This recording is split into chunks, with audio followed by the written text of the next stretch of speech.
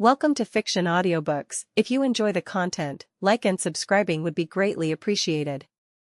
If you have any recommendations for novels, comment below. Chapter 1, Prologue.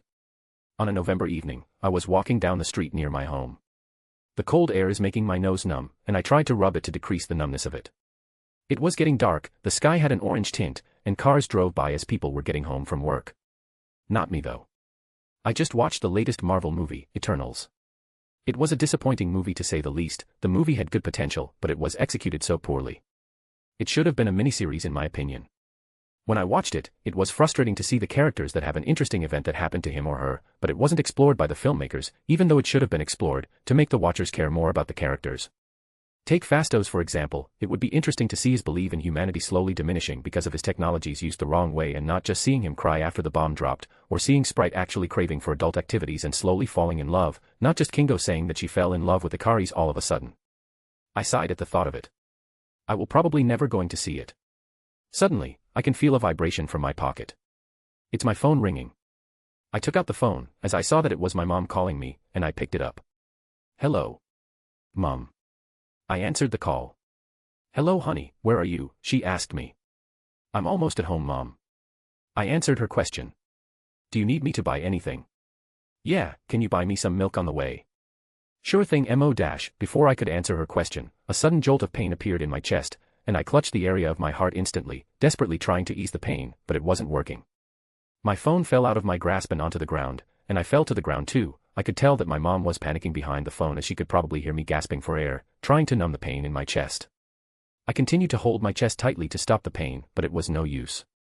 I looked around, no one was there, and at that moment I knew that I would die. I am accepting it at this point. My life was boring anyway. The only thing I'm worried about is my mom's reaction to my death. It would hurt her for sure, but I can't do anything, as I'm literally dying right now. It's painful, isn't it? Someone suddenly stated. I looked around, and saw no one. Don't worry though, it will all be over soon. Who dash? I tried to form a word to ask the voice, but the voice just repeated. It will all be over soon. My vision started to darken as the pain in my chest kept increasing, and now, I can see an outline of a man. The man had no body except black, and it was staring at me intently as I was dying. Then, as I feel my soul disappear from my body, I feel nothing. Nothing at all. No pain, only infinite nothingness. But soon, I could see again, and I looked around, and again, I only saw nothingness. My vision was covered with the color black. See? That wasn't so bad. Someone suddenly spoke, startling me. What dash? I looked around frantically trying to see the person who was talking, and there he was, the same man who looked at me while I was dying on the ground. Who are you? Me. I'm nobody. He said, then, his face suddenly cracked a smile. It just looked like a conveniently placed golden line though, as the mouth was shining brightly, unlike the surroundings, which is entirely black. I narrowed my eyes as he said that. Then how come you are here? I'm dead right. You are. The man answered with a nod, his face still showing that golden smile. Then where is this? I asked. You are in my domain. What domain? Where I live, I guess. He answered, and suddenly, the entire dimension turned to a tropical island, and now I was standing in front of a fireplace. I was surprised to say the least. This is real magic shit. And then I looked back at the man, and now he looked like a stranded man who hasn't bathed in weeks. Then, why am I here? I asked the man. He's definitely not a nobody. I chose you for something. He stated. Me. Chosen. Yes. For what? I asked. I'm so confused right now. I want to see if an unknown variable can change something drastically. He continued. Change? Unknown variable.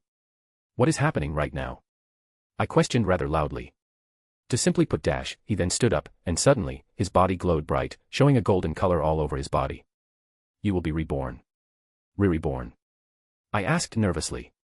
Like reincarnated? More like transmigrated. He spoke.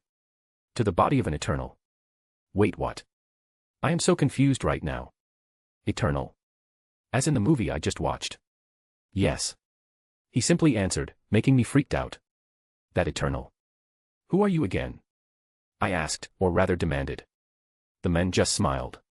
You can call me whatever you want. That doesn't answer the question. I stated.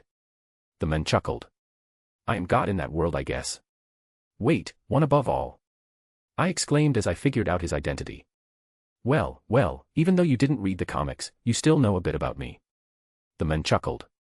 And I freaked out as he knew that I didn't read comics, which meant that he knew all about me. You don't have to worry about the comics though, you will be in the movie version.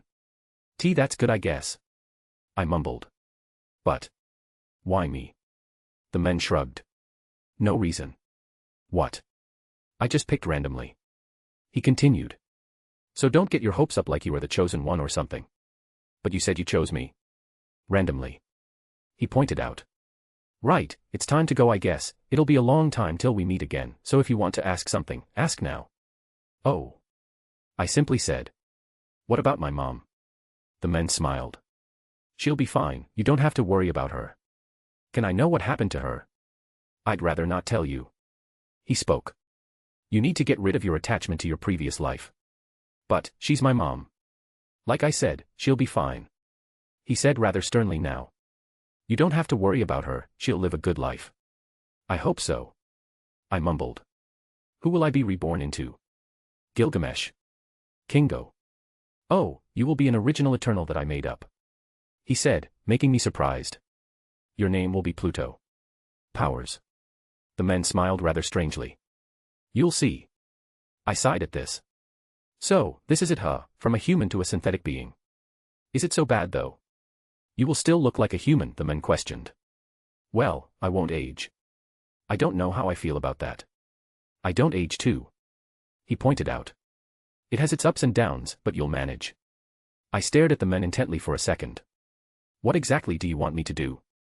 The man thought for a second, making me look at him weirdly. For now, just watch. Watch. Yes, blend in with the rest of the Eternals. He spoke. I will give you a task once I feel like it. Once you feel like it. I scoffed. What are you trying to do here, man? Think of yourself as a bug that will activate once it is the right time. So I'm an insect. In my eyes, all of you are insects. He sharply stated, which made me gulp. Can I refuse this? I asked the man. The man stared at me for a second before answering it.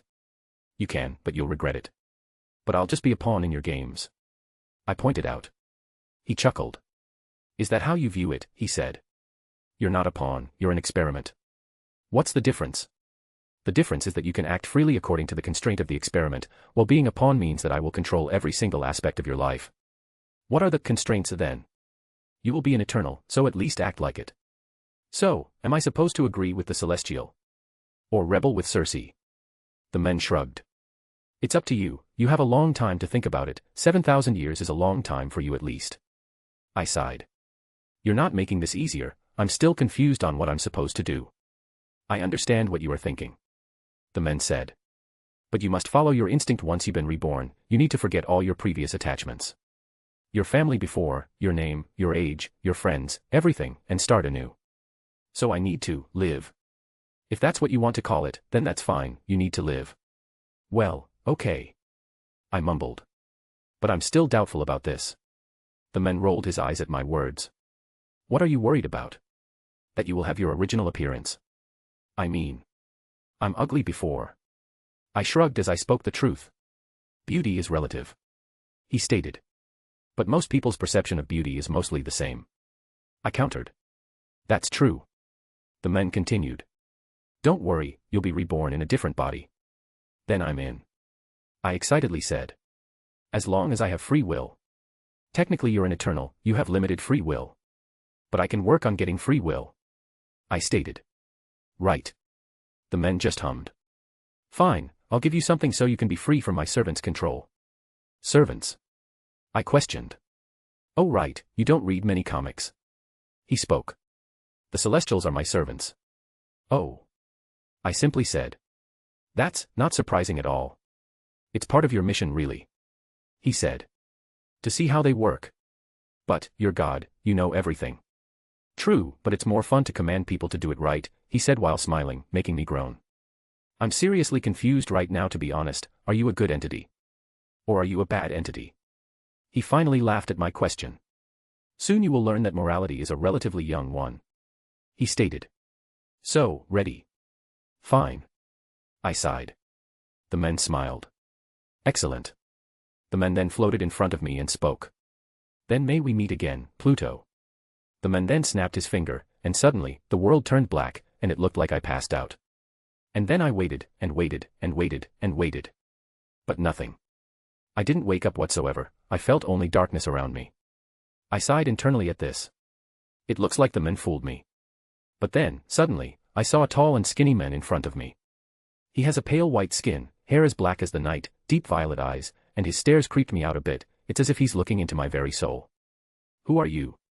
I asked nervously. The man then kept staring at me, which is really creepy, it makes my body shiver for some reason.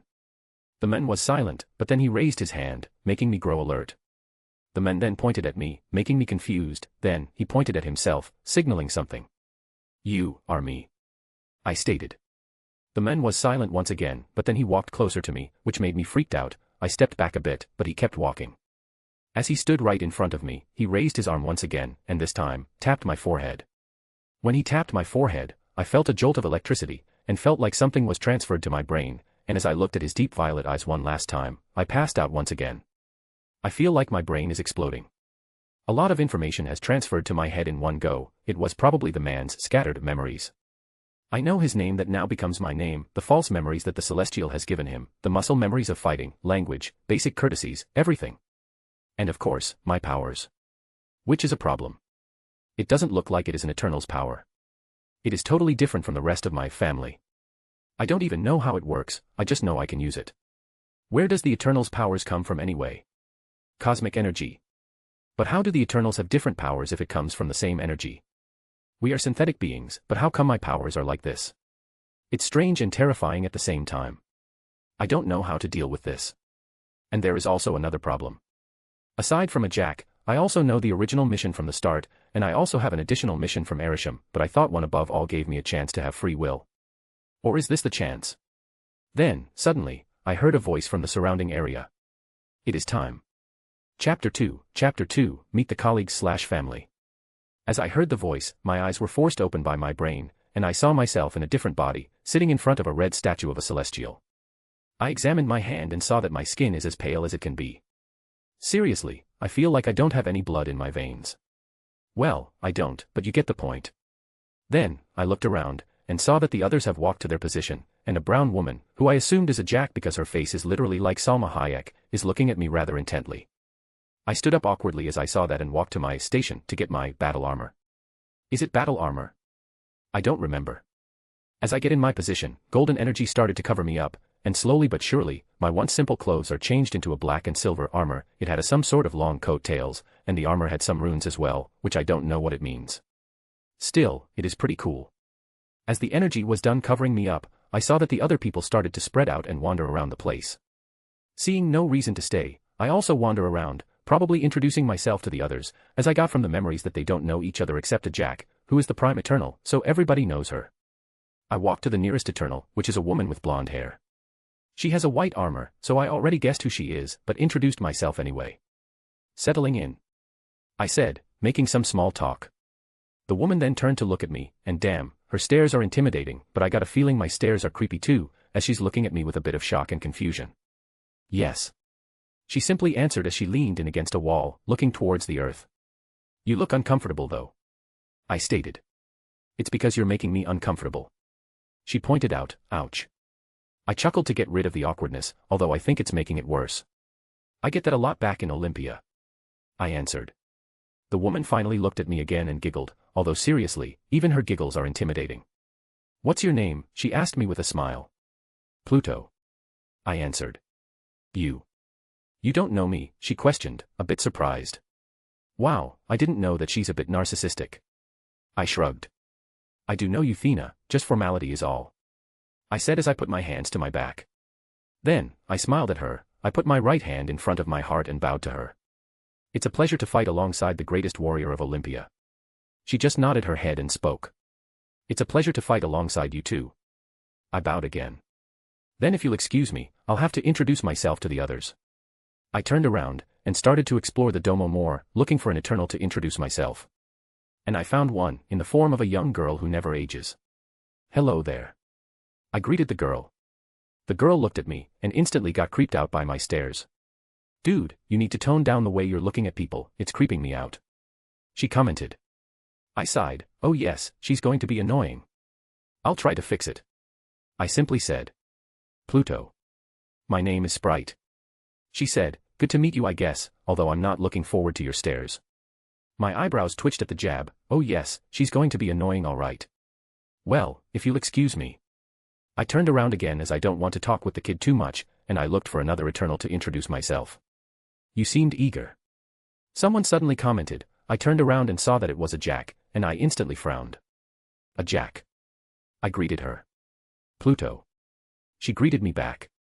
We will soon be arriving at our first destination. You know Arisham's mission for you, right? I nodded to the woman. I do. Don't fail him. I just hummed, I mean, the mission is tied to my powers, of course I need to do it, but I won't go back to Arisham, that's for sure. I bowed lightly and walked to the edge of the domo, where I could see a man and a woman staring at the earth. They were silent, and when I came in, it felt like it turned a bit awkward. Hello there. I greeted the two, and they just nodded in recognition. I'm Circe. The woman introduced herself. Icaris. The man continued to introduce himself. The name's Pluto. I spoke. Let's get along, shall we? The two nodded awkwardly, possibly uncomfortable because of my stares, but oh well, don't really care. If you'll excuse me. I excused myself and walked off to another Eternal, this time it was a big black man, he is tinkering with the domo's tech. I've got to admit, the golden circles look cooler in person. Hello there. I greeted, he turned at me and his face contorted, damn, is it that bad? You're my teammate for the mission, he questioned. You need to deal with it. I shrugged. He sighed at my comment. Fastos. Pluto. I said, nodding at the men. Well, if you ever need anything, you can talk to me. He said dismissively. Like your creepy stares, I'm not sure I could fix it, but I can try. No thanks. I hurriedly said. I can fix it myself. I hope so. He chuckled, making me chuckle as well. Well, see you around. I said goodbye to the men, and walked to another big man, this time he looked Asian. And the dude's really shredded. Hello. I greeted. He stared at me and chuckled. I bet your stare made people uncomfortable. Yes, I've been told a couple of times. I answered. Pluto. Gilgamesh. He spoke. What's your power? You're the first one to ask me that. I pointed out. Well, I can't show you now, but you'll see soon enough. Playing mysterious, huh? He commented. Fine, do whatever you want. I chuckled. I'm serious. I said. I can't show you yet. Well, I'm looking forward to seeing your powers. He said casually. I just smiled and patted his shoulder. Then, I walked to a duo of man and woman. The woman used sign language as a form of communication, and the man was conversing with her with it. Hello. I announced myself, not forgetting to also use sign language so the woman can understand me, although I think she can still hear me with the hearing vibration thing. Well, it seems someone finally has the courtesy of introducing themselves. The men commented. Yes, the rest are a bit antisocial. I started, making the woman chuckle a bit. I'm Pluto. I'm Druig. The men said. And this is Makari. Nice to meet you too. I smiled at the two. What are your powers? I already know, but just for formalities. I can control minds. Said Druig. Then, I turned to Makari, who quickly ran around the domo for about 1 millisecond. She's fast as fuck boy. What about you? The woman asked me using sign language. Me. I chuckled. It's complicated, I need to actually fight first to show you. Well, can't wait to see it. She further commented with a smile on her face. I'll see you two around, I've got one more dude to introduce myself. I excused myself, I walked back to the windows of the domo, and finally met the final Eternal in this mission. The man has brown skin, and his jawline game is strong as fuck. It's beautiful, right? I commented as the Earth is nearing. It is. The man answered. It's our home to protect. I shrugged. Can't be that hard, right? If you don't count the deviants that will probably want to eat us and the humans alive, then yeah, it can't be that hard. He said sarcastically. I chuckled. I'm sure we'll manage. The men nodded. Kingo, by the way. He stretched his hand for a handshake, and I accepted it. Pluto. I introduced myself. As soon as I said my name, a Jack suddenly called the rest of the team to the lab, and as she is the prime Eternal, we rushed to her quickly, and finally, all the Eternals gathered in one place. It was awkward to say the least. We don't know each other, or at least some of us don't know each other, and we were expected to cooperate from the start. Professionalism, I guessed. Hello to you all. A Jack started to speak with a smile on her face. Welcome to Earth. She continued as we saw in the window that we are entering the Earth's atmosphere, and slowly heading towards what looks like Mesopotamia. This is our first mission on Earth. Have you guys introduced yourselves to each other? She asked, but got no reply whatsoever, which is a bit funny. Really? No one, she questioned. I know him. Sprite pointed at me. His stares are creepy though. Charming Sprite. I commented while rolling my eyes. You don't have to comment on it repeatedly, you know. I will comment on it as long as you still have it. She answered decisively, which made me more annoyed. Okay, calm down. A Jack interfered. Anyone else really doesn't know each other. I know him. Cersei pointed at Ikaris, which made me chuckle in my mind. There we go, anyone else? I also know him. She pointed to me this time. Okay, who else? You. A Jack sighed in surrender. After this, you need to introduce yourself to each other. We're going to live together for a long time, at least have the courtesy to know each other's name. We'll know each other soon enough. Thena commented rather dismissively. Now can we get to the mission already? I didn't go to Earth for warm hugs from people. Very well. A Jack shook her head in surrender, then she turned to Fastos. If you will. Right. He stepped up and started to conjure a hologram for us to see. It was the hologram of Earth, and there were multiple red dots at it. The red dots are the deviants. Now, as you all might know by now, our mission is to defeat the deviants and protect the humans.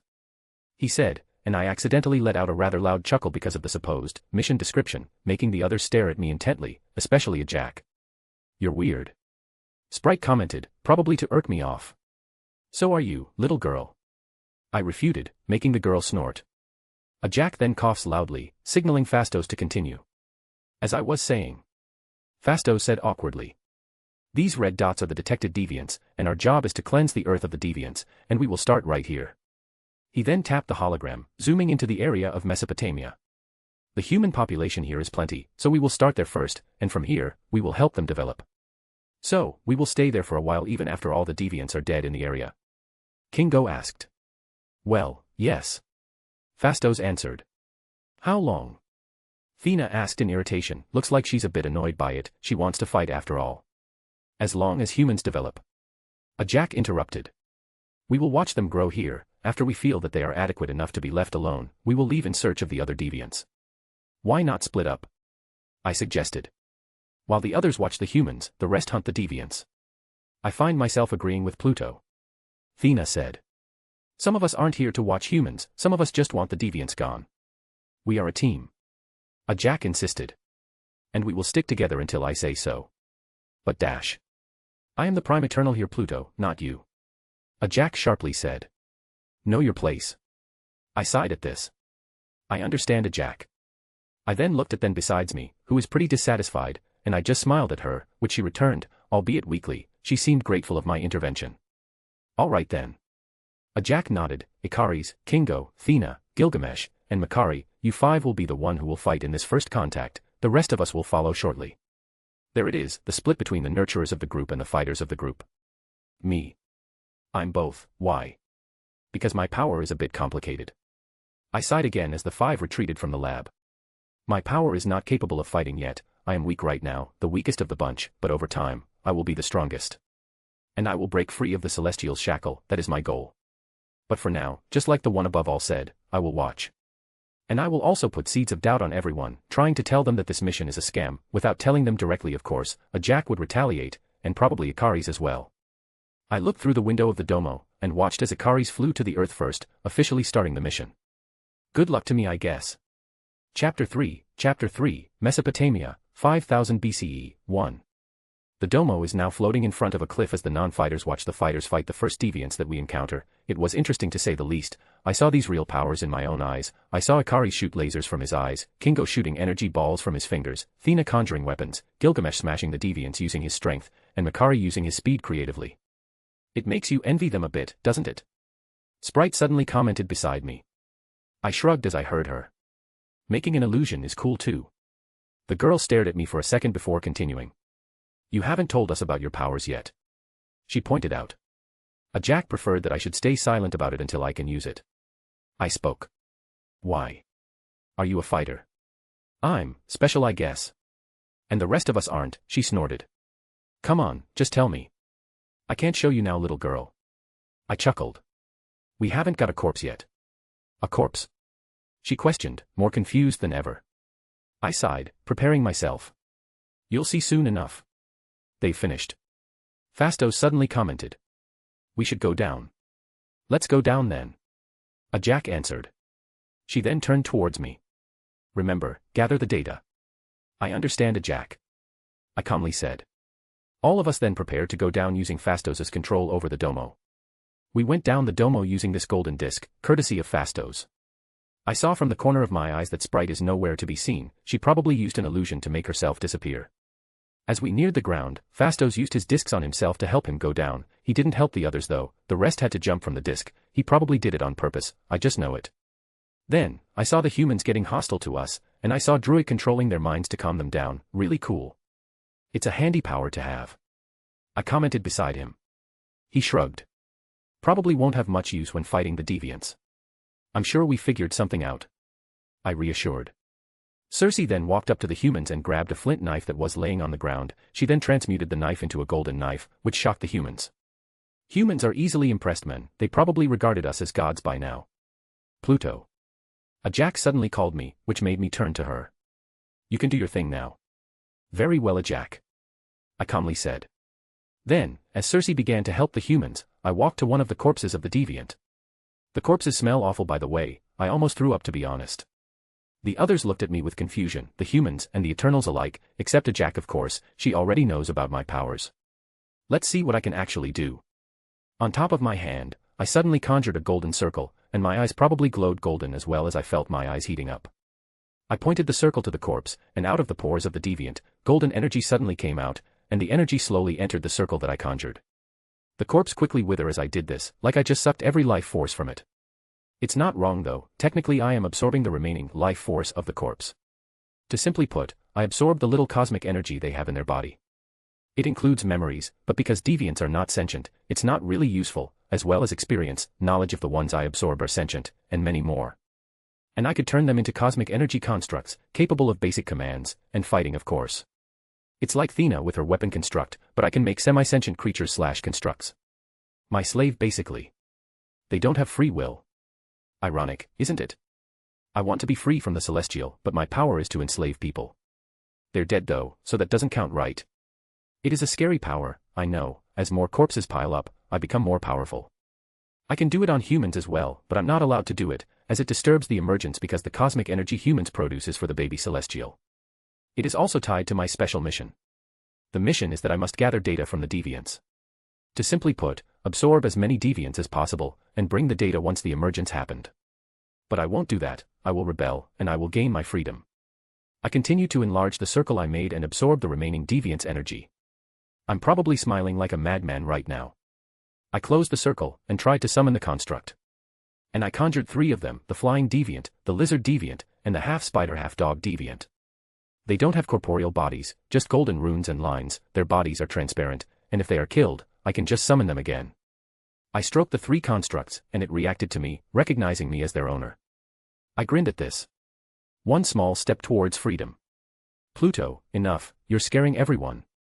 I turned around to see a Jack, who was giving me a death stare like a mother scolding her child. I apologize. I bowed to everyone and absorbed back the construct.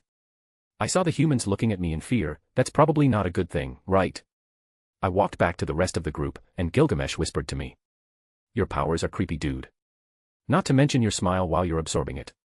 I felt Gilgamesh shiver, which made me chuckle. You have to get used to it, I guess. I commented. Not looking forward to that. He murmured, which made me roll my eyes. I then turned to Thena, who is besides Gilgamesh. Damn though, I can't seem to take my eyes off this woman. I mean, it's Angelina Jolie, what more do you expect? I saw what you did to the corpse there, my lady. I respectfully bowed to the greatest warrior of Olympia. Fine work. Thank you. She smiled weakly. Fucking hell, Gilgamesh is lucky as fuck. Should I approach her instead? Interesting power you have, perfect for our mission. She continued. I've been specifically chosen to do this mission, Thena. I answered nonchalantly. Thena and Gilgamesh raised their eyebrows. You didn't volunteer? I did not. I shook my head, although technically everyone didn't volunteer, 'cause we're engineers and all. I have another mission to fulfill in this place. And what is that mission, I may ask? Questioned Thena. Gathering the data of the deviants mostly. I spoke the truth, no one really told me to shut up about it, except the emergence part of course. Then why did you hide your powers back then? Gilgamesh questioned. I shrugged. Technically I can't show you then for obvious reasons, and it's hard to explain. A Jack told me to not tell the details about my powers also, although she doesn't tell me to shut up about the mission. Then I'm looking forward to fighting alongside you. Thena added. I thought I already said that back in the domo. I mumbled. Anyway, I'm looking forward to fighting alongside you as well. Then we spread out, the two continued to help the gathered humans, while a Jack called me to have a private chat. Good work out there, Pluto. She complimented me, that felt nice. Thank you, a Jack. I bowed. But remember, don't lose your sight. She sternly reminded me. It is true that you will be more powerful as time goes on, remember, we are here to protect the seed. I frowned at this, and a Jack noticed this. Are we really like this, a Jack? It is a suicide mission, and we're raising these humans like food. I questioned. Never doubt Arisham's grand plan, Pluto. She sharply said. I trust Arisham's plan, and you will do so as well. I sighed, it seems it's too early to put the seed of doubt to a Jack. I understand, a Jack. I bowed again to show respect. Good. She patted my shoulder, healing my fatigue, not that I'm tired or anything. For now, you should scout the area, eliminate all the deviants in the vicinity, and don't forget to absorb them. Oh, bring 1 or 2 of your family as well. Very well. I turned around and started to walk to the other Eternals. They were helping humans heal their wounded, and fixing their homes. Anybody wants to come with me? I need to search and kill the deviants in the vicinity, so these humans could prosper safely. I announced to the Eternals, and the place turned silent. The humans in the vicinity looked at me with respect and fear, a lot of them wouldn't even dare to look at me for some reason, that's a problem. I'll go. Kingo volunteered. Just in the vicinity, right? Yes. I answered. But are you sure? Are you mocking me, Pluto? He's offended apparently. What? No. I just thought you wanted to stay here. It's fine, I've got nothing to do anyway. He waved it off. Being a builder is not my thing, you know. I shrugged at his words. Fine, suit yourself. I will also go. Thena also volunteered, which made me frown. It's fine, Thena, you can rest here. Eternals don't rest. She stated. And I didn't volunteer for this mission to be idle. I sighed. Fine. I snapped my fingers, and 3 of my constructs are conjured, making the humans step back out of fear. You don't have to summon it here, you know. Kingo commented. Look at them, they're scared. From the looks of it, I am already feared, Kingo. I pointed out. Possibly because of my display of powers. He snorted. Yeah, no kidding, your grin gave chills. I think your smile is quite charming. Thena complimented, surprising the 2 of us. But it's still, strange nonetheless. I don't even know if you're mocking me or complimenting me, Thena. I chuckled as I stroked the winged construct. Choose your ride. You can ride these things. Kingo questioned excitedly. That's really cool. I'll take the one with the wings. I'll take the 6-legged deviant. Thena stated as she jumped to the back of one of the constructs. Guess I got you. I mumbled, looking at the lizard construct. I jumped to the back of the lizard and spoke again. The construct will move on its own, it'll hunt their former brethren for you. That's demented. Kingo commented. Pitting kin against kin. Getting attached to the monster now. Thena spoke with an elegant flair. We just landed. I'm not attached to these hideous things, he refuted. I'm just saying. Whatever, Kingo. I rolled my eyes. Let's go now, don't forget to bring the corpse. My 3 constructs then instantly moved through the human encampment and towards the surrounding area, splitting up. I and Thena went south, scouring the Tigris River, while Kingo went north to the Euphrates River. The rivers weren't named yet though, I just remember that the rivers near Mesopotamia are named Tigris and Euphrates in my previous world, or is it Tigris? I forgot, oh well, I didn't really pay attention during history class. My lizard construct started to move, and it looks like it already found its prey. I can't really fight, so my lizard's the one who will fight. Man, now that I think about it, without my constructs, I'm useless. I need to have a weapon on my own. A couple hours of riding the lizard, it finally found its prey, a group of deviants chilling around at the coast. Man, I felt bad disturbing their rest time. Go. I jumped from the lizard to the ground. If I wasn't an Eternal, my bones would have probably been broken after I jumped. Thank one above all I am an Eternal. The lizard then pounces on one of the chilling deviants, instantly ripping its neck. The other deviants are instantly alert and attack my construct. The lizard is struggling as it is gang-banged by the other deviants, thankfully it can't die, so all good. I walked to the recently dead deviant and started to absorb its remaining cosmic energy, and instantly summoned it. It was a big dog construct, and I commanded it to help the lizard. The dog instantly moved and attacked the other deviants, supporting the lizard. The dog jumped from the back of the lizard and pounced on a flying deviant, grounding it, and tore its wings off, effectively immobilizing it. I feel useless right now. I murmured to myself. It's boring to only watch. I walked nearer to the battlefield as the lizard and the dog continued to fight. I absorbed the recently dead, and conjured it instantly, and the tables have turned, now the deviants are the one who is overwhelmed. About a couple minutes later, all the deviants that were chilling on the coast were dead, and I absorbed them all. In total, there are 4 new constructs, that's already good. 1 winged, 2 dogs, and 1 6-legged. Overall, not a bad haul. Help the others. I commanded the construct, and they followed my command, instantly dispersing to find Thena and Kingo. I then sat on a rock, enjoying the sunset view of this coast. Damn, if I could take a picture of the sunset right now using my phone. I miss my phone already. I murmured to myself, 7,000 years.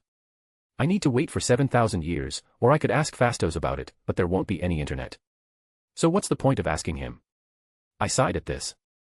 I climbed one of my construct, and left the area, planning on supporting the others. Chapter 4, Mesopotamia, 5000 BCE, 2. I soon arrived at Thena's location, and the sight was definitely brutal. I saw my construct fighting alongside her, and she is literally covered in deviant blood. She also had a wide smile on her face. I don't know if I should like this or not, to be honest. But I quickly got rid of the thought as I commanded my construct to support her. As me and my construct was getting nearer, I jumped from the construct and landed near the location of the dead deviants. I quickly absorbed their cosmic energy and memories, and conjured them to help us fight the rest of it. As I conjured them, I was hit by a sudden brute force from behind me. It was a deviant headbutting me, and I was thrown to the air, groaning in pain. Fucking hell, that hurts. I commented, even if I'm immortal, it still hurts. My eyes glowed, and I quickly commanded one of the dog constructs to attack the deviant who hurt me. The construct quickly dashed to the deviant, and attacked its neck, ripping it apart. I quickly absorbed the dead deviant, and commanded the rest of my constructs to help Thena, as I saw that she was getting occupied. Took you long enough. She commented while stabbing her spear through a deviant's head, killing it instantly. I'm new to this, okay? I'm not like you. I refuted, which made her snort. I thought you're specifically chosen for this mission. That doesn't mean I'm experienced. Thena then continued to slaughter the rest of the deviants in the vicinity, while I just watched my construct, and they fought for me. Yes, I realize that I look like a burden right now. As the last deviant is killed, Thena is standing on a corpse of the deviant, and she spoke to me. Good job for your first fight. Technically it isn't my first. I pointed out as I helped her go down the corpse, offering my hand to her. And I didn't do anything, my construct did all the work. She smiled as she took my hand and jumped down the corpse. Still, good work. Well, thank you. I appreciate the compliment. You should go back to the others. What about Kingo? She asked me. I'll help him, you can't fly anyway, better to clean up. I said as I pointed at the deviant blood on her body. I'm used to blood. She insisted. A lot of people aren't. I refuted. She sighed and relented. Very well, I will go back. Thank you for understanding. I smiled at her, to which she smiled back. It is a good first mission with you. She pointed out. I look forward to the next one. I look forward to the next one too. I repeated. Thena then jumped to one of my constructs, and quickly bolted off to the human encampment, returning early. I quickly absorbed the remaining dead deviants, and summoned one of the flying deviants. I hopped on it, and flew to where Kingo is. A couple of hours later, the sky is now getting darker and darker, and I've just arrived at where Kingo is. It was a cool sight, to be honest. I saw Kingo riding one of my flying constructs and shooting his cosmic energy ball from the sky. My construct is dodging the attacks of other flying deviants, while Kingo is shooting them down. Need any help? I asked as I flew by him. Of course, I need help.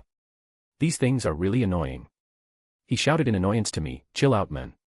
Alright, no need to shout. I commanded my other flying constructs to attack the deviants.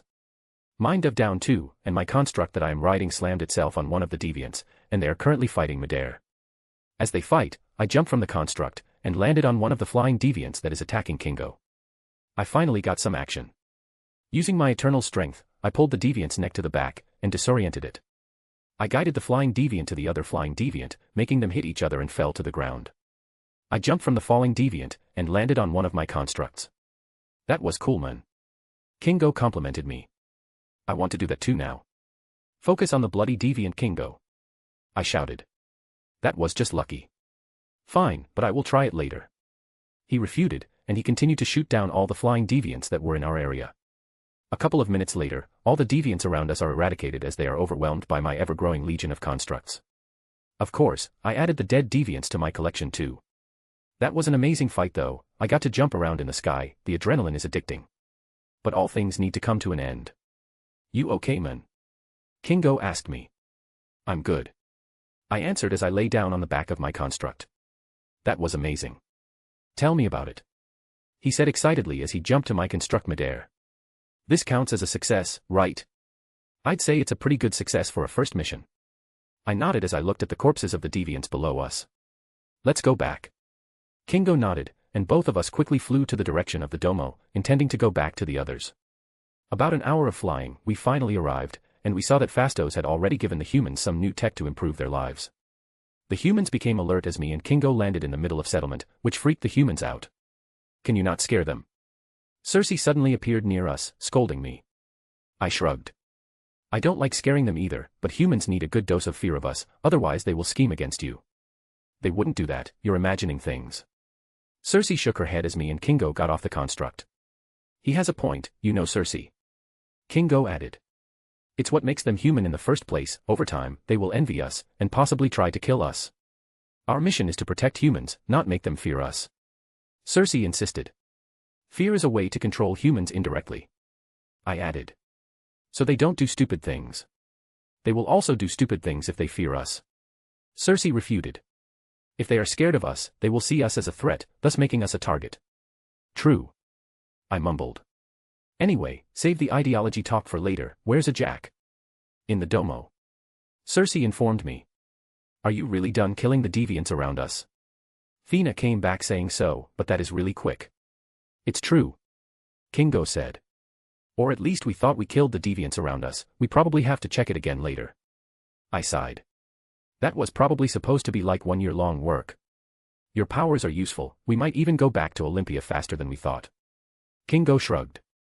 Oof, it must have hurt when they knew that Olympia didn't exist. Right, see you guys later. I need to clean myself. I smell like Olympia's sewer system.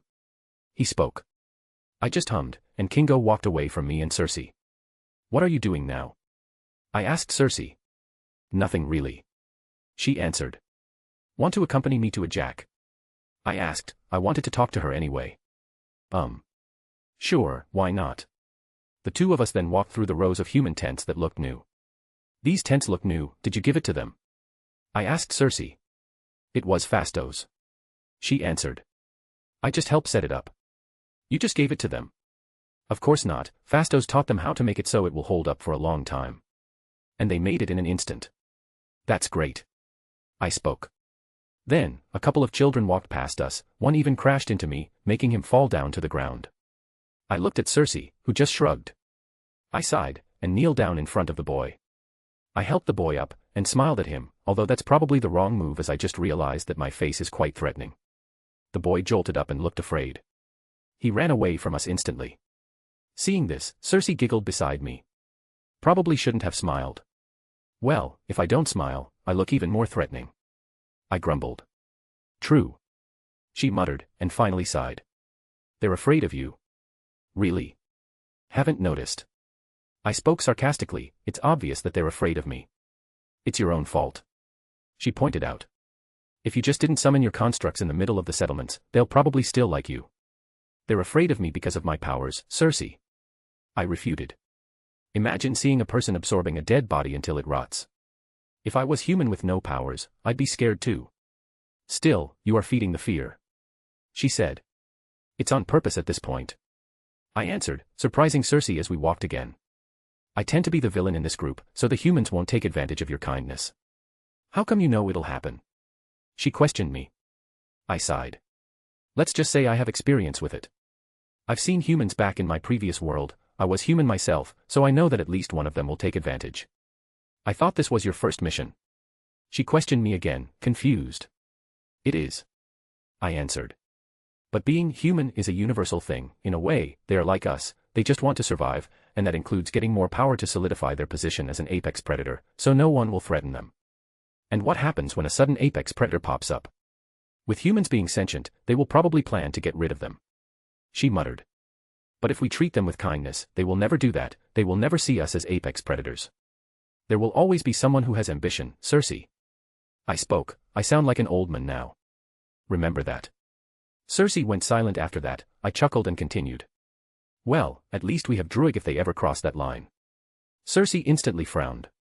Then why are you making them fear us in the first place? Prevention is better than cure, Circe. I stated as we arrived at the domo. You want to come in? Or are you going to the settlement again? I'll come in, she shrugged.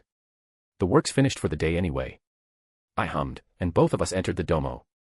We appeared in a hallway in the domo, and we continued to walk towards a Jack's location. Have you learned their language yet? I asked Circe once again. I haven't, she answered. Fastos is working on a translator first, then we can learn their language. Fastos is a handyman indeed. I murmured. After that, we arrived at the hall where a Jack is in. When we entered the hall, I also saw Thena, Icaris, Sprite, and Fastos inside, and I greeted the Prime Eternal. Circe, however, talking to Icaris, I can see the flowers blooming within the two. I've finished it. I said to a Jack. But just in case, I'll patrol again tomorrow. Good job. She nodded and smiled. That's probably 1 year's worth of work, so we can focus on developing the settlement right here for a while. I informed. I'm in the process of making a portable tracker for the deviants. Fastos added. So you don't have to check again next time. Well, thank you. I said. Say, can you make a weapon for me? You already have your powers, Pluto. What more do you want? I heard Sprite grumble. It's boring if I just look at my constructs fighting, I want to get in the action. I flatly replied. Jealous, Sprite. I teased her, that's it, I will tease her with this for the next 7,000 years, along with her small body of course. The young girl frowned, she raised her hand, and cast an illusion on me, and I saw the group laughed at me, especially Thena. What did you do to me? I raised my eyebrows to the grinning Sprite. She didn't answer it, but Thena's the one who answered it. You have dog ears and a tail. Thena giggled, answering me. Oh, haha Sprite, cancel your illusion. I rolled my eyes. You have to say please first. She added, still grinning. Please. I grumbled, and the girl canceled the illusion, I'm going to torture her for the next 7,000 years. Anyway, can you Fastos? I don't know man, I have to test how well your cosmic energy manipulation is first. He answered. In case you didn't notice, I can make a semi-sentient construct, I'd say that's good enough. I pointed out to Fastos. Still, I need to see what weapon would suit you the most. He answered. But I'm a bit preoccupied right now, so see me around. 10 years. Are you serious? I raised my eyebrow, not believing his words. I am. He said in an innocent look. Are you sure that you're not delaying it because you're a pacifist and afraid of me hurting the humans? I am sure. He said with an innocent look, again. I sighed. Fine, whatever. No wonder Druid and the others didn't have weapons on their own. Chapter 5, Mesopotamia, 4999 BCE. It has been a year since we landed on Mesopotamia, and since then, it has been boring to say the least. On most days, I just stay at a beach, training myself to the brim. What training do you ask? In preparation for my weapon of course. After a couple of days, Fastos finally relented on checking me up, and from the test, he concluded that I am suited to use a spear-like weapon, so I chose the bident. I also asked him to give the bident some sort of long-range attack, he just hummed and walked away. Yes, it's quite annoying to deal with Fastos, but alas, I've got no choice. Anyway, since then, I started to train on how to use the bident, and yesterday, I just asked Thena to train me on using the bident proficiently. I know the muscle memories of fighting using bare hands, but not a bident. Thena agrees, and right now, I'm starting to regret it to be honest. As I have a monologue in my head, Thena kicked me in the stomach so hard that I was thrown a couple of meters away from where I was standing. Is this really your strength?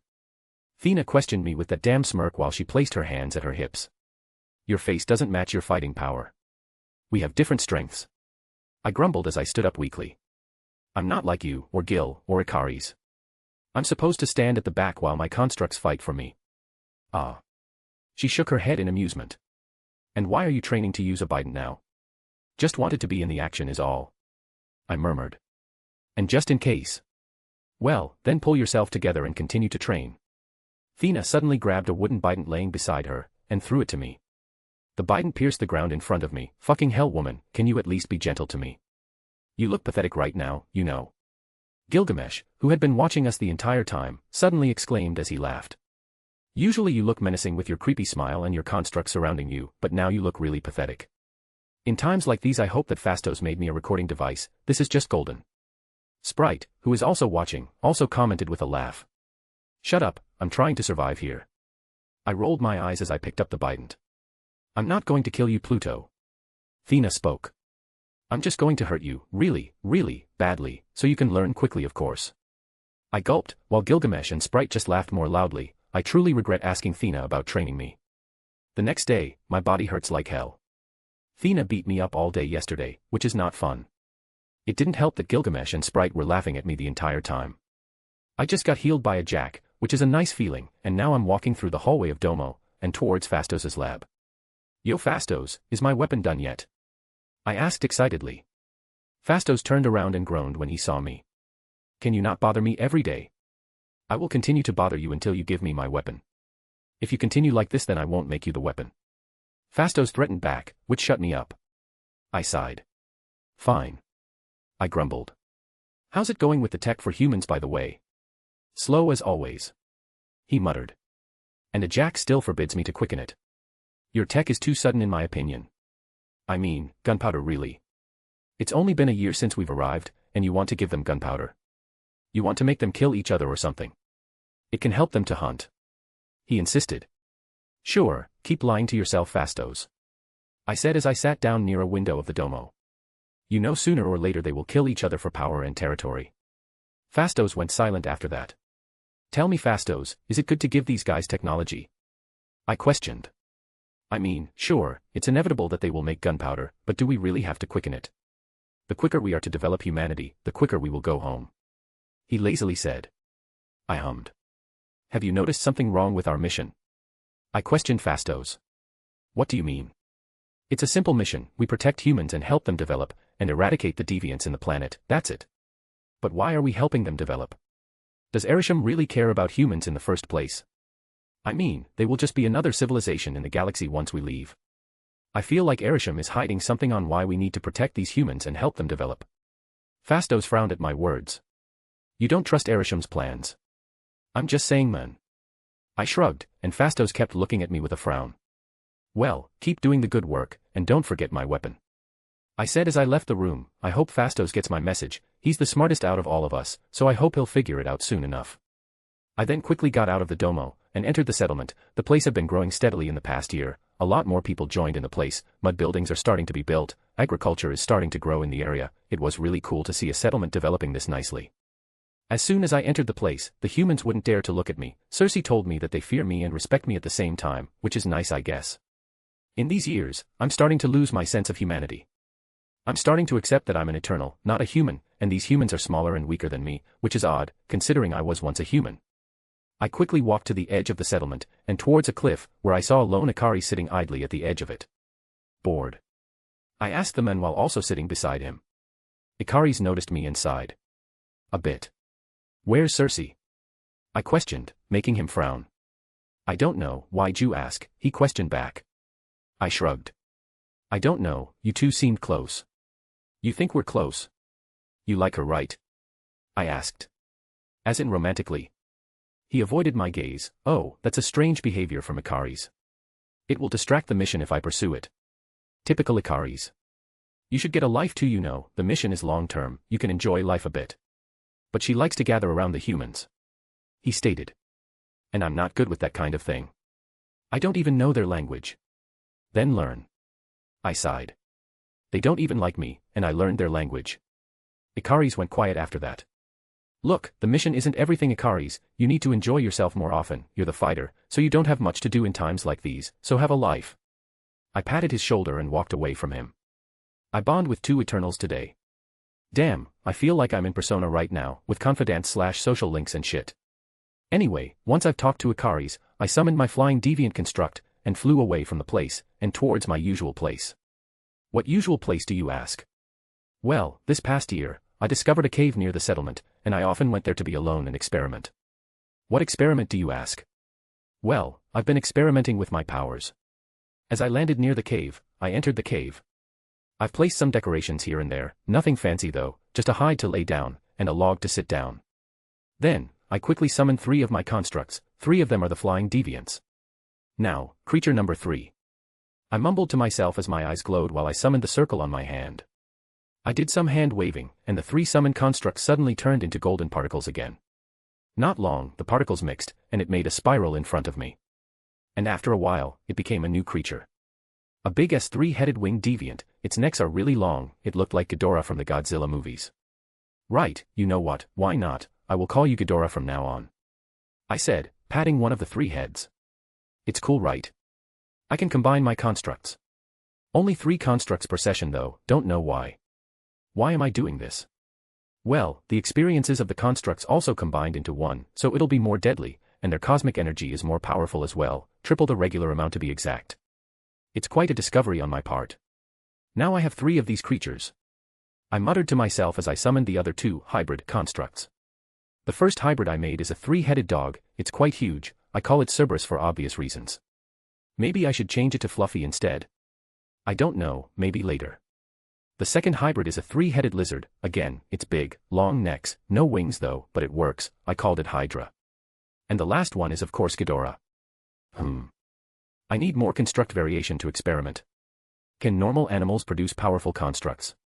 Well, I have a lot of time, for now I'll just stick with the deviants. Now, I summoned 3 spider-like deviants, I turned them into pure cosmic particles, and combined it, and after a while, it finally formed.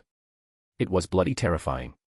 It's a humongous 12-legged spider, thank one above all I don't have arachnophobia, otherwise I'd probably pass out seeing this, even if it's just a construct, it's scary. Right. I hesitantly pet it, God it feels weird. I'll name you Arachne. Yeah, let's do that. Suddenly, I heard a sonic boom right at the entrance of the cave, and my ears are ringing right now from the sound. Seriously. I covered my ears to at least ease the ringing, but it doesn't work. I turned around, and saw Makari, leaning against a rock, smirking at me. Why are you here? I asked Makari using sign language, no wonder she's created deaf, to prevent her from hurting herself while doing one of the sonic booms. And why the grand entrance? Hello to you too. Said Makari using sign language. This is your cave, huh? You didn't answer my question, Makari. I'm just exploring. She shrugged. What's up with the giant spider behind you?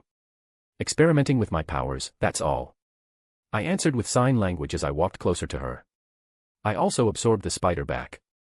Do you need anything from me? Not really, just bored. She answered. Can't say I don't know the feeling. I said. Where's Druig? She raised her eyebrow in amusement. Why are you asking me that?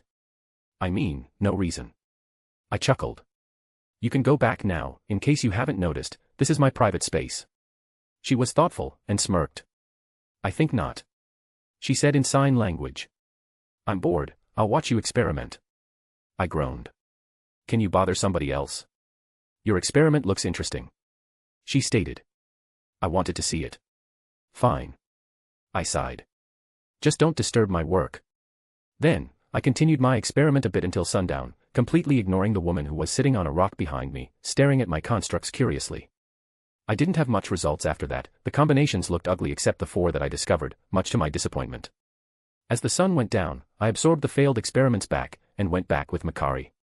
I am not letting you run near me again. I said in protest. My ears will bleed if this continues. Well, I can't hear, so. She shrugged. No offense or anything. I murmured, is that offensive? I don't know. We'll take my construct. Let's ride that 3-headed lizard thing. She excitedly said to me. That thing looks cool. To you? Yes. To the humans, they'll shit themselves if they see it. Since when did it stop you? She raised her eyebrows in amusement. Never. I grinned and summoned Ghidorah in front of us, the 3-headed construct sits tall in front of us, the 3 heads are looking at me, waiting for a command. After you, my lady. I smirked, letting Makari climb up the big construct first. Makari played along and bowed in amusement, and she climbed up the back of Ghidorah, and after that, I also climbed. Ghidorah then took off with a strong gust of wind because of its wings, shaking the area. This construct is a bit too much for battle, don't you think? She asked using sign language in curiosity as she inspects the lines and runes of the body of Ghidorah. Nothing is too much in my eyes, Makari, I stated. Maybe we'll encounter a big deviant one day, and we'll use these kinds of constructs to defeat it. Fair enough, she dismissively said. About an hour later, we finally saw the settlement from the back of Ghidorah, and I saw that the humans were terrified when they saw my constructs. I'm starting to like seeing them, afraid, to be honest. I intentionally landed in the middle of settlement, scaring many humans that lived there, which made me chuckle a bit. Now you're intentionally scaring them, Makari stated, a smile could be seen on her face. Hey, it's not my fault they're afraid of everything. I shrugged as I helped her go down Ghidorah's back. Well, there she is, someone suddenly said. I looked around and saw that it is Druig. He used his mind control to calm the humans down, and making them get out of the way. Makari also saw him, and smiled widely. Hello. Hello to you too, he said. Then, he turned to me. You know Cersei's going to complain to a Jack again, right? I shrugged. It's worth it. You are a sadist. He shook his head in amusement. Well, I'm going to take this pleasant lady over here on a walk, see you around, he said as he walked to Makari's side. Makari smiled at this and said goodbye to me as he dragged her from me and my construct. This has been a not-so-boring day, I mused as I absorbed Ghidorah. I hope we leave this settlement soon. I walked to the Domo, planning on ending the day. Chapter 6, Mesopotamia, 4500 to 4250 BCE. 4500 BCE. It has been almost 500 years since we landed. 500 years. And yet, no progress whatsoever. A Jack still wouldn't allow us to move to the next area, which is just fucking annoying. That's 500 years. Doing nothing. If I was a normal human, I would probably be insane right now.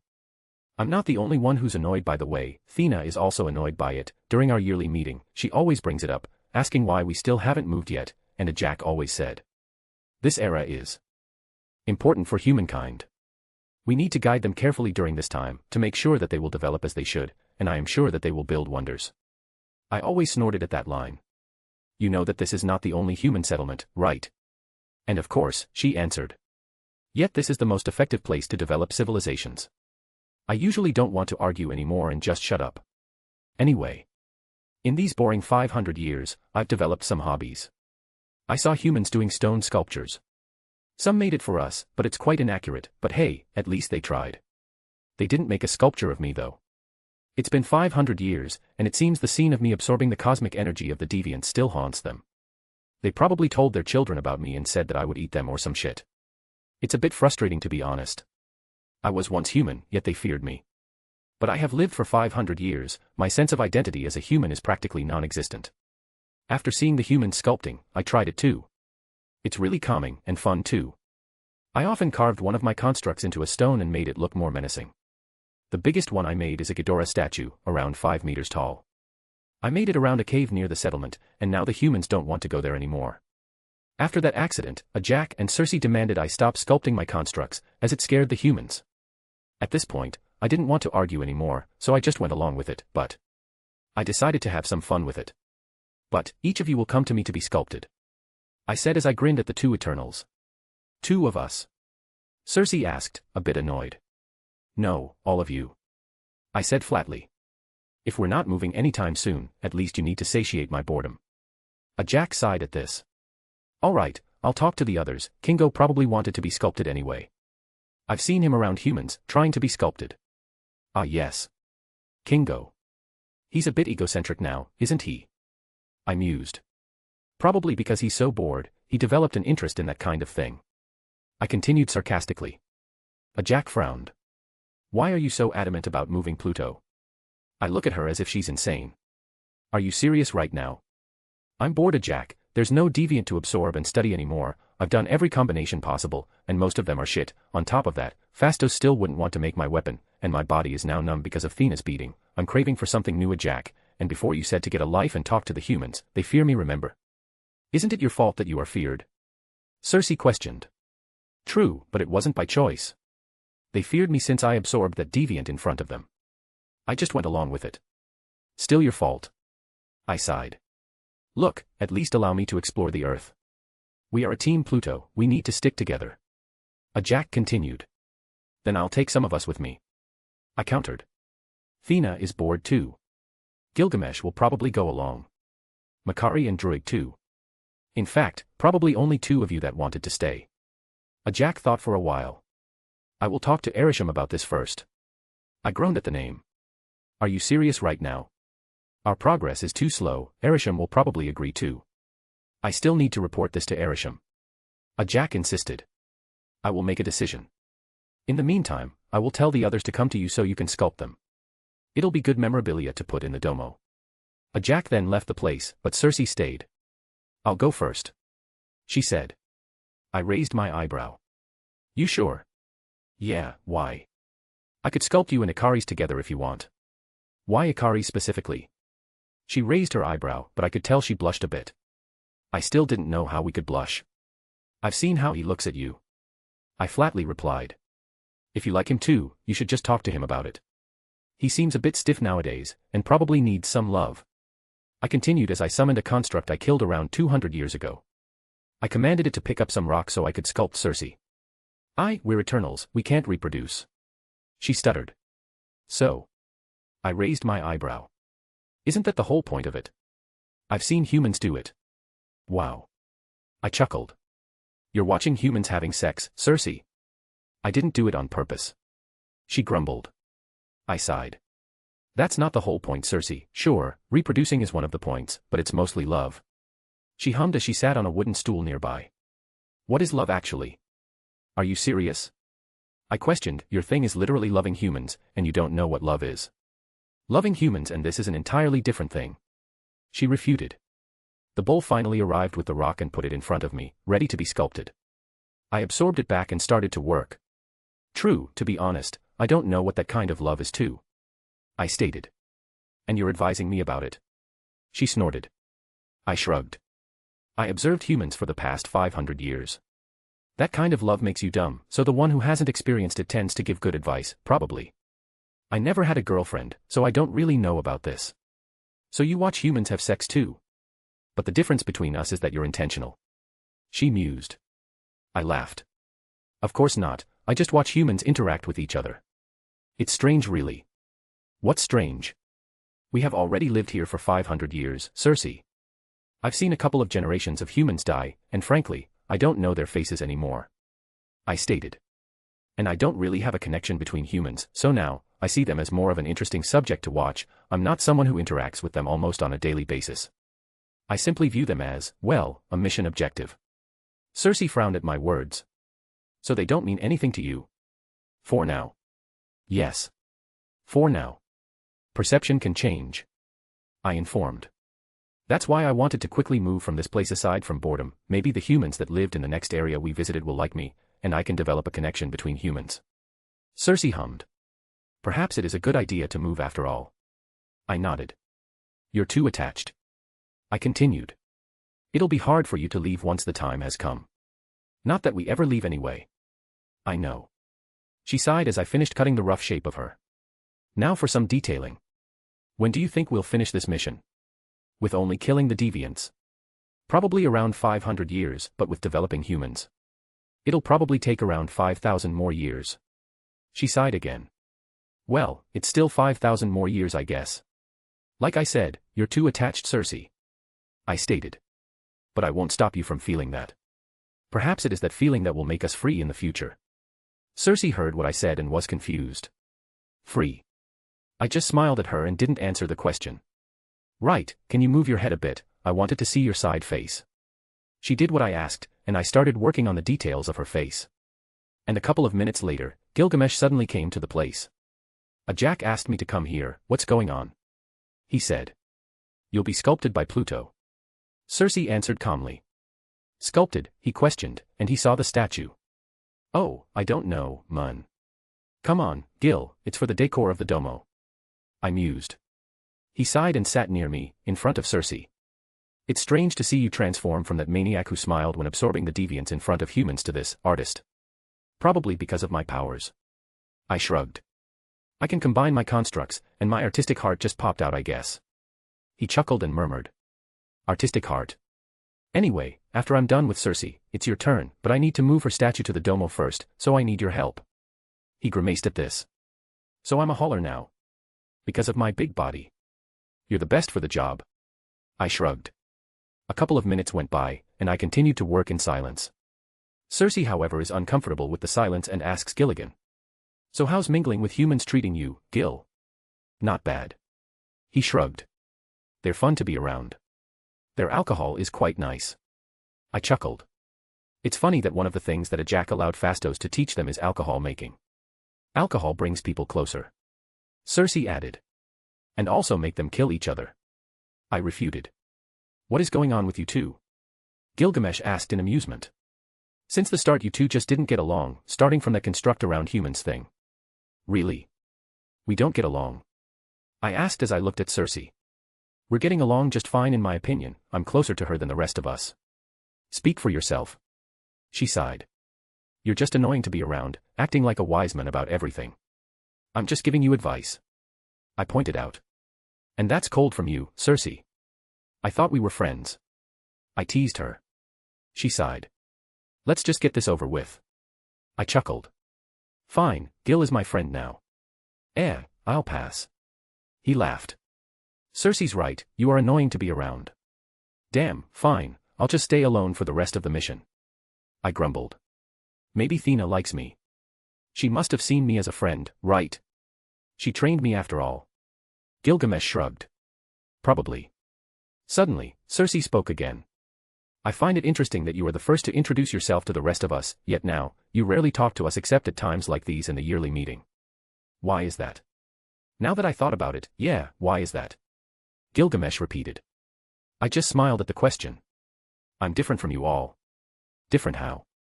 Circe raised her eyebrows. With all of us, aside from a Jack who's the Prime Eternal, I'm the only one who has a special mission.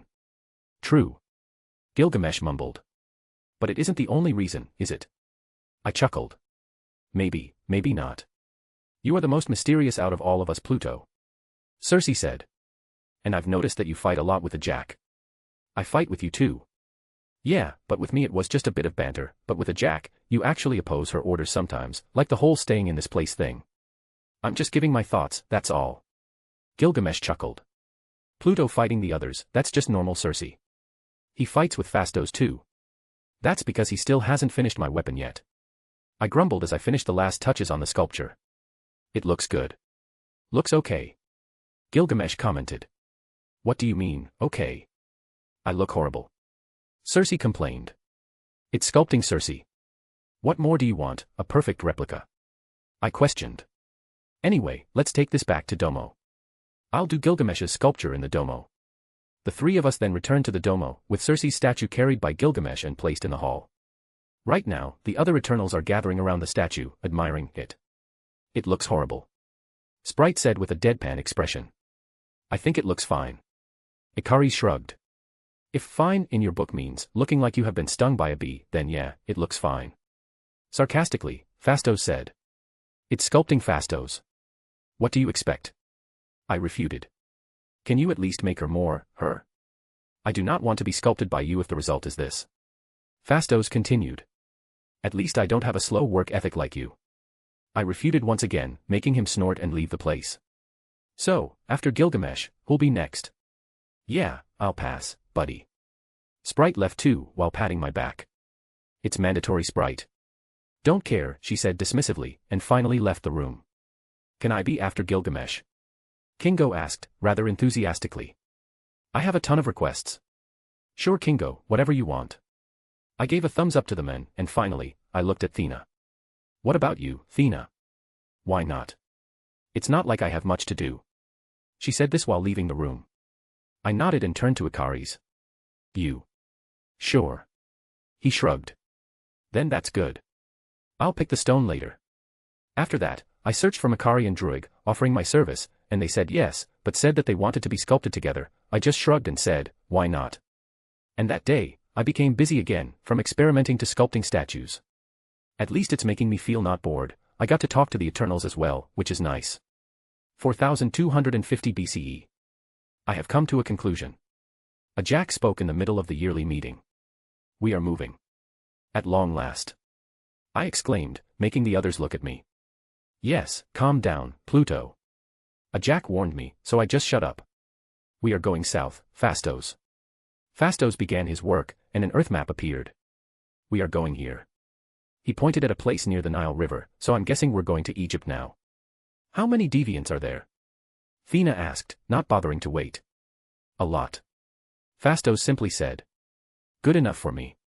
She continued. Fastos then zoomed in on the place. There is a rather big settlement here, so we could stay there as our next base.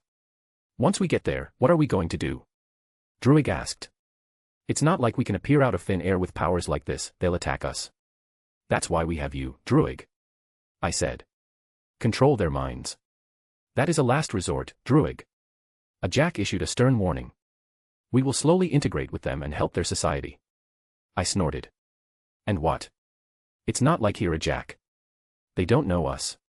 For all we know, they will attack us on sight, especially when they see a giant triangle rock floating above their settlement. We will do it slowly, Pluto. A Jack calmly said. For once, I agree with Pluto. Sprite added, surprising me a bit. Even if we do it slowly, they will still not trust us. It's different from here. We will use your skill, Sprite. A Jack smiled. Attract the people of that settlement with your stories and illusions. We don't know their language, remember. She added. Then we'll learn, we have time. She nodded. She sighed. Fine. Any other questions? What about the deviants? Ikaris asked. We eliminate them, of course. A Jack said. You, Pluto, Thena, and Kingo will scour the area for any deviants, while Gilgamesh stays with the rest of us in case they've become aggressive. Fair enough. I spoke. Fastos, what about my weapon? It's about time, don't you think? He groaned. Find me some good material, then we'll talk. Are you kidding? I yelled. It's been 750 years, Fastos. And you only tell me now. I haven't got time to think about it. He shrugged. Fucking piece of shit. I murmured. Quiet down, you two. A Jack warned. Fastos, let's go now. Now. Cersei questioned. We won't say goodbye to the humans here. We don't have to, Cersei. A Jack shook her head. We will leave now. But dash. You are too attached, Cersei. A Jack cut her off. That's the same line that Pluto told me. She mumbled. Fine. Good. She nodded. Fastos. Fastos once again nodded, and he began to control the ship. After 750 years, the ship finally moved again, surprising the human population nearby. Cersei just looked at them at the window, and waved her hand, even though they couldn't see it. And after a couple of seconds of preparation, the Domo finally flew off to Egypt, to the Nile River. After a couple of minutes of flying, we finally arrived near the Nile River. Once, I could see the landscape of Africa, and I was baffled at the scene. What the fuck? Where is the desert? Why is the Sahara green? Chapter 7, The Green Sahara, 4250 BCE. What the fuck is happening right now? Am I in an alternate universe? The Sahara is green. You alright, men? Kingo asked me. Why, yeah. I'm good. I quickly recollected myself and turned to a Jack. A Jack, this place seems abundant in life, I want to request some time alone. A Jack frowned at my words. What do you mean, Pluto? I want to explore this vast land. I simply told the truth. This place is flourishing, I wanted to study the ecosystem and the animals inside those green pastures and grasslands. Maybe I could discover a good combination of constructs. Your thirst for power is alarming, Pluto. And you're ruining the plan we just discussed. A Jack said in a low, threatening tone. I'm just curious is all. I said in defense. Don't worry, I'll do my job, I'll kill the deviants on this continent. A Jack pondered for a while. How long? Not sure. I murmured. Fastos, can I ask you something? Fastos groaned once he heard me call him. I swear, men, if dash. Can you check if these pastures and forests will dry out? I continued. I have a feeling it will. At these words, Fastos turned serious, and he quickly tinkered with the computer of the Domo. A minute later, he discovered something. As a matter of fact, it is drying. He murmured. Probably in a couple of 100 years, these pastures and grasslands will be a desert. How did you know that? Sprite asked me with narrowed eyes. Like I said, just a feeling. I muttered, so it will still be the Sahara Desert. I must have slept during history class or something when they talked about how the Sahara was once green. You are clearly lying right now. Sprite rolled her eyes. I sighed. I am not lying. I am lying. Anyway. Do I have permission to separate from the team? Do you really hate us that much? Thena stepped in, snorting at my words. What? No, of course not. I quickly said. Especially you, Thena, I would never hate you. I tried flattery to get into her good graces, but it seems she is annoyed that I am requesting to leave and get all the action while she's staying here with the rest of us. Flattery will not make you go anywhere. She rolled her eyes. She then turned to a Jack and said, if he's allowed, I'm coming with him. Thena. A Jack slowly said. You know, I don't like idling around like this, a Jack. Thena added. If he's allowed, then I will come with him. You don't have to. I said to her, I do not want her to follow me. She'll just disturb my experiment. I didn't ask for your opinion, Pluto. She said flatly, fuck me. A Jack just sighed. Tell me the true reason why you are going to separate from us, then I might consider it. She said to me. Honestly, I want to absorb as many specimens as possible, and by that I mean deviants and animals. I answered truthfully. And you've been restricting me for the past 750 years, I wanted to stretch my legs a bit. Is that truly all? She questioned, with a raised eyebrow. Yes. No, I wanted to go to Wakanda to get some vibranium too, for my weapon, of course. A Jack narrowed her eyes and sighed. Very well, both of you can go. What about the rest of us? Ikaris questioned. Can I suggest something? I offered, and a Jack nodded. While me and Thena scour the rest of the continent, the rest of you will only scour the river. I pointed at the Nile River on the map. That makes sense. Fastos nodded. Deviants mostly gather around the populated areas, so the number of deviants around the river is quite high. I nodded. And you have to deal with the humans too, me and Thena don't, so it's quite fair in my opinion. I agree with Pluto. Cersei said. Fine enough for me. Sprite shrugged. Very well. Ikaris solemnly said. Well, I have no choice, so, okay. Druig said, while Makari just nodded. Thena turned to Gilgamesh. Do you want to come with us? Nah, you two have fun. He smiled at the woman. I'll be here protecting the rest. She just nodded, and suddenly, Kingo said. Wait, can I come with you too? Kingo, I thought you liked the idea of being popular. I raised my eyebrow. You'll be more famous if you fight near the settlement rather than come with us. You know what, that's a great point, actually. He nodded wisely. I'm staying. Then that's settled. A Jack interrupted. I suggest that you two prepare and head down first, while the rest of us approach the settlement. I hummed, and me and Thena left the room for the armory to wear our armor. Why are you coming with me? I asked the woman beside me while walking towards the armory. I have a feeling it would be more fun coming with you. She simply said, damn, that sentence can be interpreted the wrong way if I'm not careful. I sighed. I've noticed that you're a bit distant from the humans. I pointed out. Aren't you too? She raised her eyebrows. But they sort of fear me, remember? I stated. While you can still mingle with them. I'm not volunteering. Yes, we know that you didn't volunteer because you wanted hugs from humans. I rolled my eyes as I cut her off. But can you at least try? You said it yourself, you're bored because you have nothing to do. Well, you can ease that boredom by talking to the humans.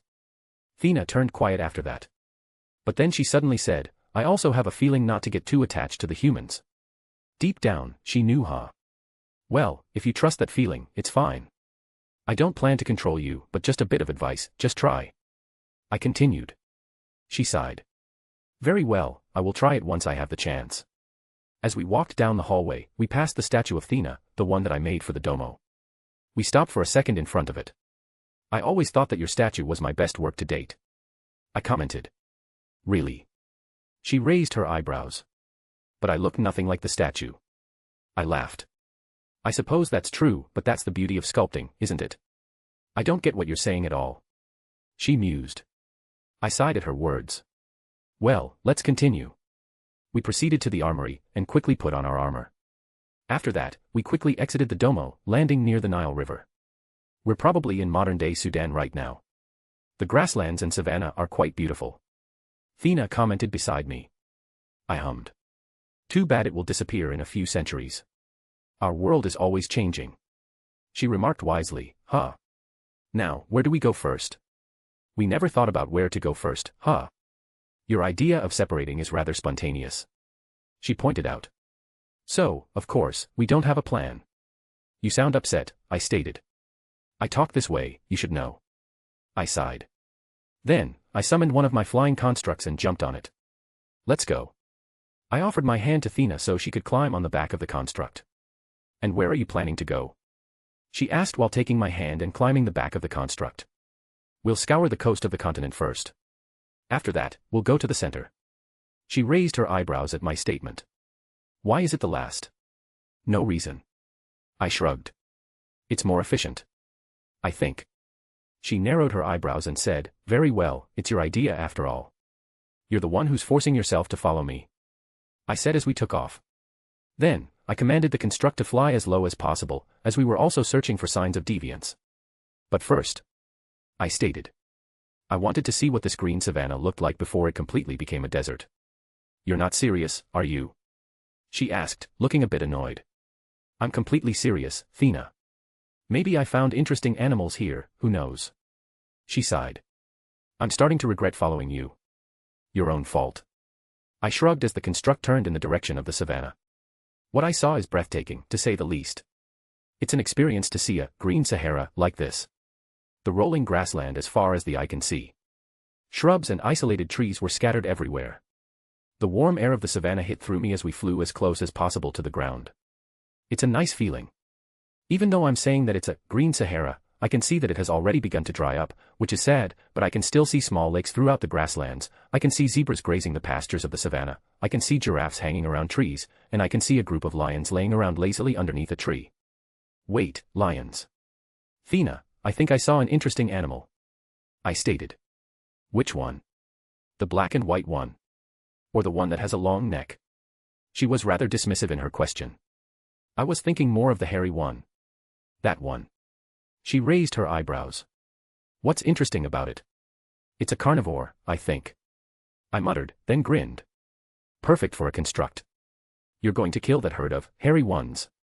Now that I think about it, I don't want to kill them. Let's just play the waiting game. What do you mean, waiting game?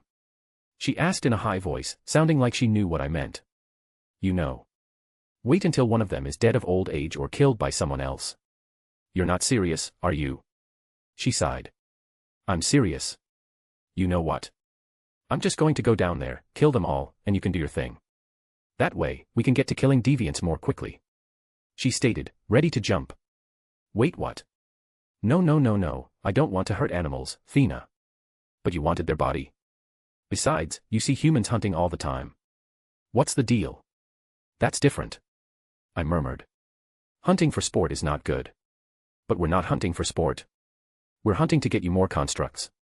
Now that I think about it, the lions are not endangered yet. But still. No, Thena, we'll wait. I stated it seriously, making Thena confused. Why? They'll be extinct if we hunt them too much. Are you serious? You fear that they will be extinct? She asked, annoyed at my logic. From the looks of it, they are the apex predators around here. Pluto, they won't be extinct for a long time. And besides, you're just going to kill a herd of them, not the whole population. Still, look at it. I pointed at a lion cub playing with his mother's tail. When she looks at what I'm pointing at, her gaze softens a bit. What? What is happening right now? Thena's weakness is children. She sighed in surrender. Very well, we'll wait. You know what? I won't even question it anymore, I'll know it sooner or later. Thank you for understanding, Thena. Maybe I can search around the savanna for deadly, hairy ones or something. You have a name for this animal? She asked as we flew down near the savanna. I was thinking. Lions. Lions, huh, do what you want. She said as she hopped down the construct. I'm going to gather some materials to build a shelter. We're going to stay here for a couple of years after all, make sure to not just gather lions, gather other animals too. I smiled at Thena. Will do, Thena, will do. After that, I flew again, wandering around the savanna, searching for dead animals to absorb. Chapter 8, The Adventures of Pluto and Thena, 4250 to 3900 BCE, 1. Sudan, 4200 BCE. It's been 50 years since we decided to stay in the savanna for a while. Yes, I realize that it's not really productive, but hey, I need some experiment materials. Speaking of experiments, I've made a breakthrough.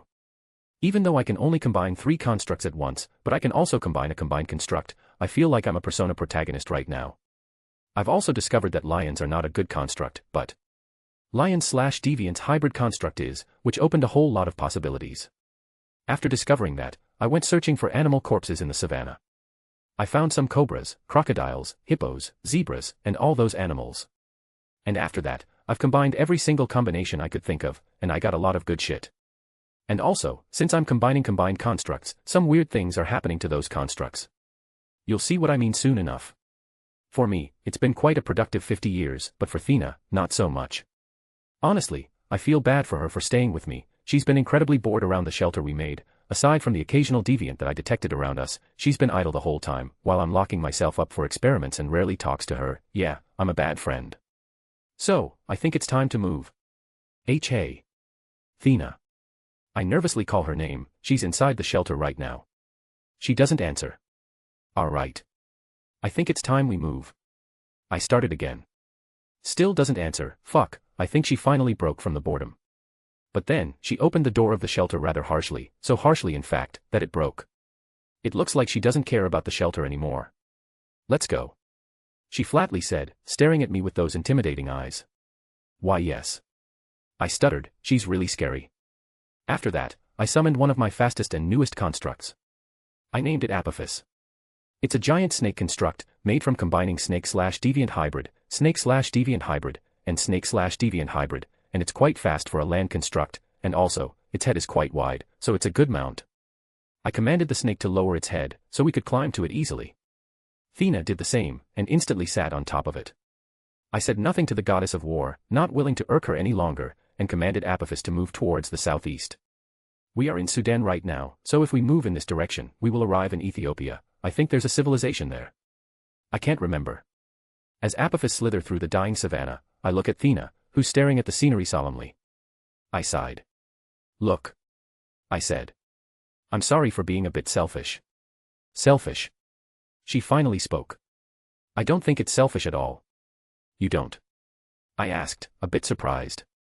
I signed up for it when I asked Jack to follow you. She stated. Though I wish you could talk to me more in these 50 years. Yes, that's my fault. I'm always consumed by experiments. I muttered. Still, I'm sorry for making you sit idly for the past 50 years. Just don't do it again. She answered. I'll try not to. I nodded. I hope I can find a cure once the mod wiry kicked in. After that, she looked in the direction of Egypt. I'm curious about the others, to be honest. Did they succeed in entering the settlement? I chuckled. Miss them. A bit. She hummed. Almost 750 years we've been together, and now, we're separated. It's a bit of a weird feeling. Who did you miss the most? Gil. I asked curiously. Yes. She answered weakly. He's good company. Good company, huh? I teased, trying to see what's going on with those two. She raised her eyebrow, confused at my words. What are you saying? I sighed, perhaps I misunderstood something. Never mind. A couple of hours later, we arrived in modern-day Ethiopia, and we discovered a herd of deviants. Thena prepared herself for a battle, as am I, but I don't really have a weapon right now, so I can only watch. Can you make me a weapon construct or something? I asked Thena, hoping that she could do that. I'm not like you. She snorted. I can't conjure a weapon construct for you, only for myself. I sighed in disappointment. Well, I tried. We're nearing the nest of the deviants, and Apophis started to slow down, sneaking through the rather humid highland.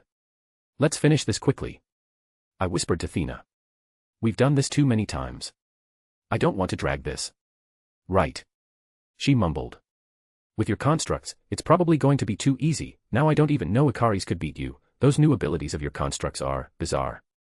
I chuckled as we arrived at the nest, around 7 deviants, 3 winged, 2 hound deviants, and... Is that a horned deviant?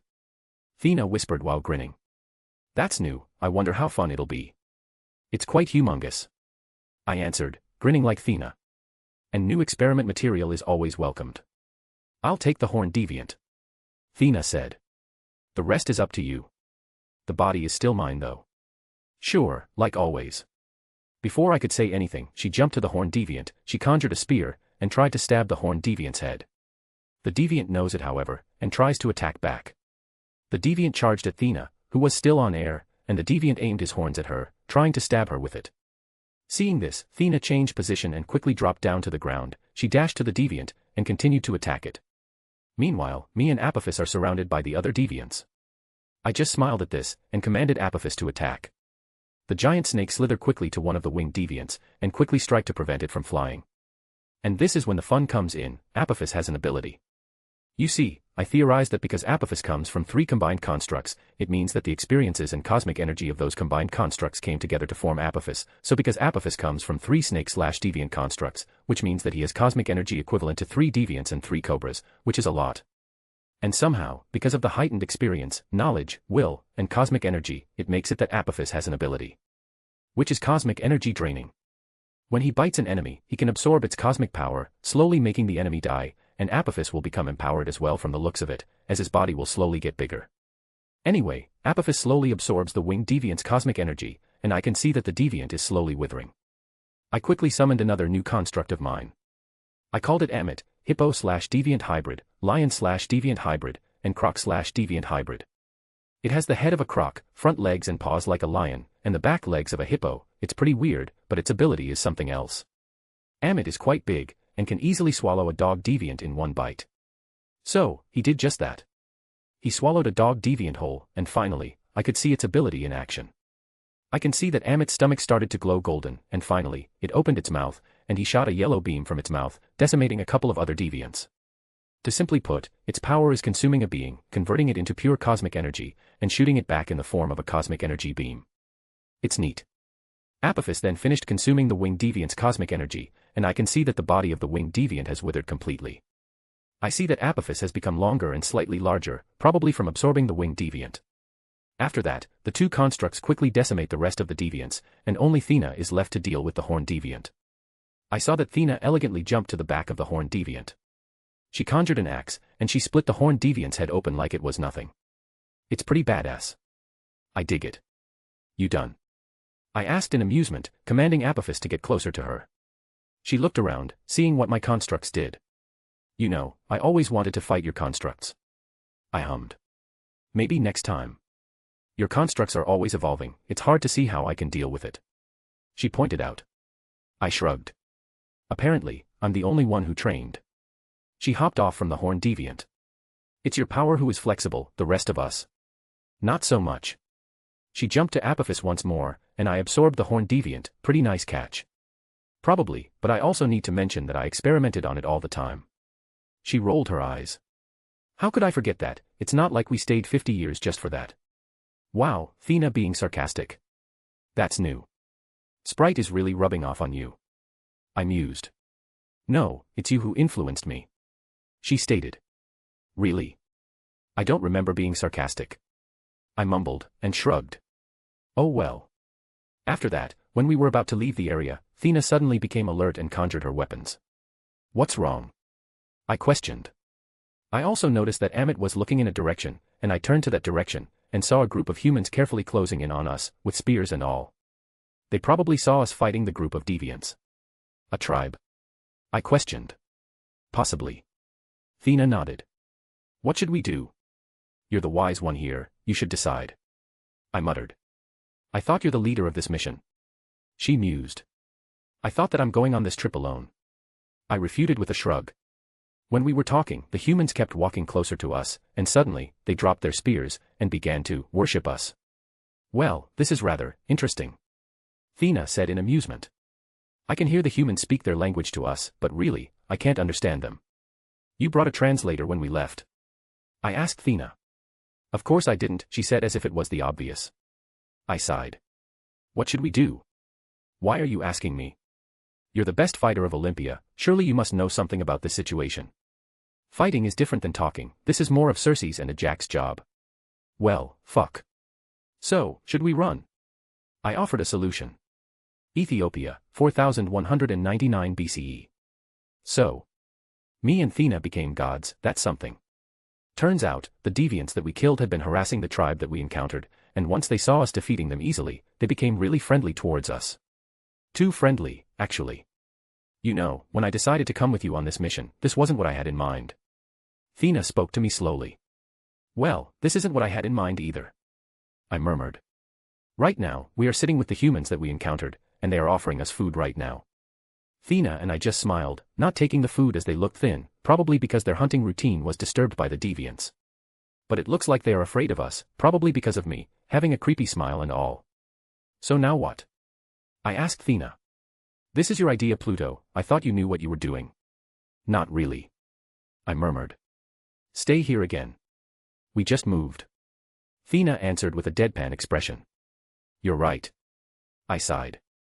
Let's give them some food and be done with it. And how are you going to give them food? Thena asked, with an amused face. Hunting. I said rhetorically. I thought you didn't like killing animals. For sport. I pointed out. In this scenario, the animal gets eaten by humans, so it's okay. She sighed. Do whatever you want. Well. I snapped my fingers, and summoned a bunch of dog constructs, frightening the humans around us. I commanded them to spread out, and find food for the tribe.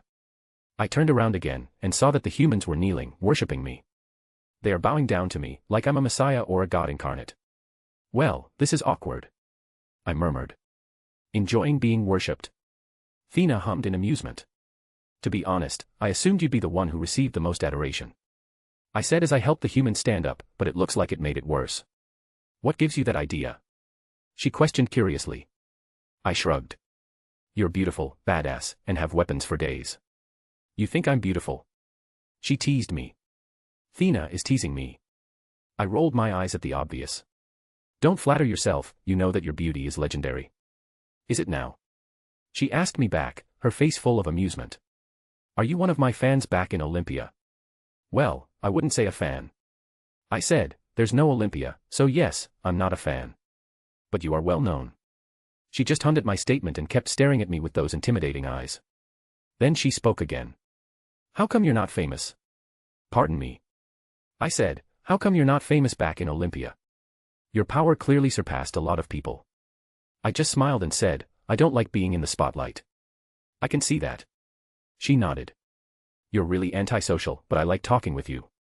Really? I raised my eyebrow. Yes, it's fun teaching you how to fight back then. She continued. Well, I'm honored to be taught by Thena herself. Sincerely, I stated. Then, the dogs that I commanded quickly came back, scaring the humans who had been worshipping us while we were talking, and they put the carcasses of the animals down. I spot a few zebras as well as some wild buffalo. Nice catch. I absorbed back the dog constructs, and looked at the humans. For you. I said, pointing at the carcasses. They don't understand what I'm saying, but my gesture made them understand. They instantly cheered, and continued to worship us. Well, it's time to go. I said to Thena, helping her stand up. After that, the humans gathered around the carcasses, carrying them to be skinned, and while they were doing that, me and Thena sneaked out of the tribe encampment, leaving the place once and for all. But what they don't know, is that the tribe will probably worship them from afar, making them god and goddess in the tribe's eyes. Pluto's action will be echoed in that tribe, and they will focus their skill in hunting, as they impersonated Pluto's hunting, who gave them food easily. Chapter 9, The Adventures of Pluto and Thena, 4250 to 3900 BCE, 2. Tanzania, 4150 BCE. It has been 50 years since the tribe incident, and we are going strong on the mission. Thena and I figured out a template to deal with the deviants. The plan is to stay in a region for 50 years, hunt every single deviant in that area, and watch if there's a hidden deviant in those 50 years. Right now, it's our first try at that template, and we are now in Tanzania, and we have set up a camp in this grassland. I am now sitting in front of a campfire, minding my own business, but then Thena walked up to me, and she handed me a rather roughly crafted bowl with soup inside it. Food. She simply said. I raised my eyebrow at her. I didn't know you could cook. I said while grabbing the bowl. I drank the soup, and my God, it tasted horrible. I changed my mind. You can't cook. I groaned as I tried to swallow the soup. Please, let me do the cooking duty as usual. Is it that bad? She asked as she slurped her own soup. She tasted it, and shrugged. It's not bad. What do you mean, it's not bad? It tastes horrible. I murmured. Just leave the cooking to me, please. Very well. She answered. I was just trying it. Well, nice try. I said, but don't do it again. After that, we wanted to end the day there, but then, we heard a scream in the distance. A human scream. Athena noted as she stood up. You think we should help him or her? I asked the goddess of war. She nodded weakly. Let's go. Before I could say anything, she dashed forward, leaving me behind. You've got to be kidding me. I sighed as I summoned Apophis. I jumped on his head and commanded him to move. Apophis then quickly slithered to the source of the scream, and I saw that Athena was fighting. Deviants. There are still more deviants here. I thought we'd already eradicated it. I murmured. I commanded Apophis to support Athena. I jumped off of Apophis, and the giant cobra quickly slithered to the deviants. It first strikes a rather small deviant, instantly absorbing its cosmic energy and making it wither away. Don't absorb. I commanded Apophis, I'm interested in these deviants that can't be detected by us in these 50 years. Apophis continued to attack, and now, he wrapped a deviant around and crushed it using its muscles. Athena, on the other hand, is acting quite weird. She's fighting passively right now, not moving at all. What are you doing, Athena? I asked from afar, confused at her movement. It's the humans. She shouted.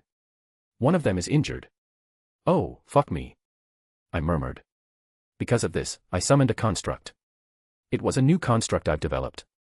I called it Anansi, Arachne, spider/deviant hybrid. It's my most powerful yet, because it's made of 8 constructs, unlike Amit and Apophis, who are created using 6 constructs. It is not a big construct, rather, its size is the same as a normal lion, but its ability is quite useful. Its ability is to make cosmic energy strings, like a spider web, but probably more durable. And it's permanent until I say so. I commanded Anansi to wrap the rest of the deviants using its webs with the support of Apophis, who is still fighting them. After that, I ran to Athena, who was still guarding the humans, holding her usual spear and shield combination. Is that human all right? I asked Athena that question. Why are we helping them any dash? Before I could continue the question, I saw that behind her was a group of humans, 2 men, 2 women, and 6 children. There are children, Pluto.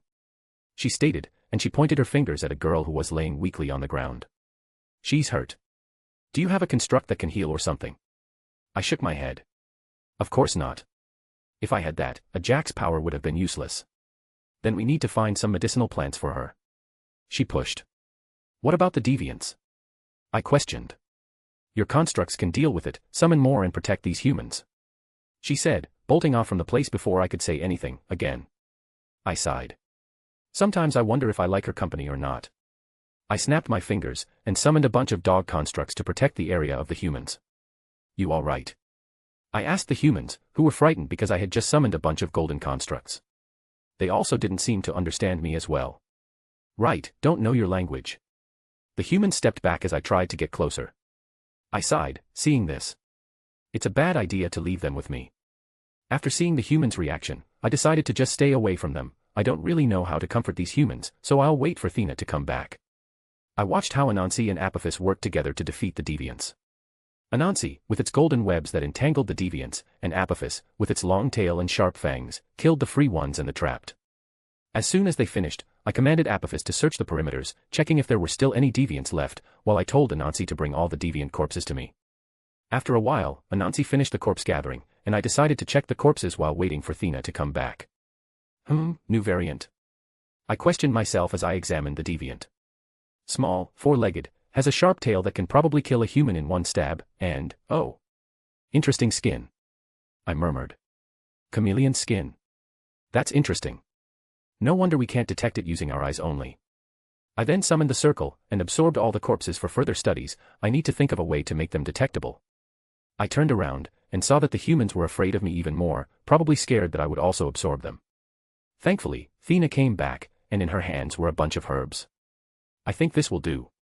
She said. You know about medicinal herbs? I questioned. Just in case. She answered. Well, that's good. Athena quickly walked over to the girl and started to treat her, while I watched them from afar. Afraid of scaring them even more, I absorbed all my constructs and let Athena do her thing. Around 30 minutes later, she's finally done, and I could see that she's helping the human girl to sit. I could see that the others were thankful about it, and they're thanking Athena rather excessively. Seeing that Athena is finally done, I walked up to her. Is she all right? I questioned, looking at the girl who was sitting weakly. She will be. She nodded. After that, we went into a comfortable silence, but after a couple of minutes, I decided to break it. What's with you and children? She raised her eyebrow. I don't understand what you're saying. I've noticed that when it includes children, you seem to soften a bit. She just hummed at my statement and spoke. Children are innocents. It's already a cruel world. We don't have to make it crueler for them. After she said that, she walked to the group of humans again. She began to try to converse with them. Although it's not really working, I can see that she's pointing at the direction of our encampment.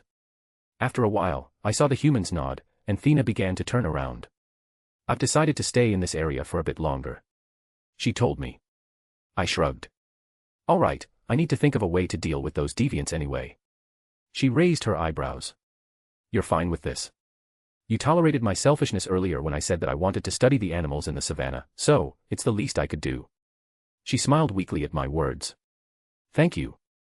I just need to watch these children grow up so they can take care of themselves. The 2 men and women aren't enough. I hummed. Should we give them a ride? She shook her head. No, they're scared of your constructs. I'll carry the girl. The rest of them seem to be capable of walking. Very well. I nodded. After that, we walked back to our encampment nearby, giving further treatment to the girl and making the other humans some temporary shelter. The next day, I woke up to hear a rather loud sound outside my place. I stood up from my bed and looked outside. I noticed that the adults are building their own semi-permanent houses, or tents.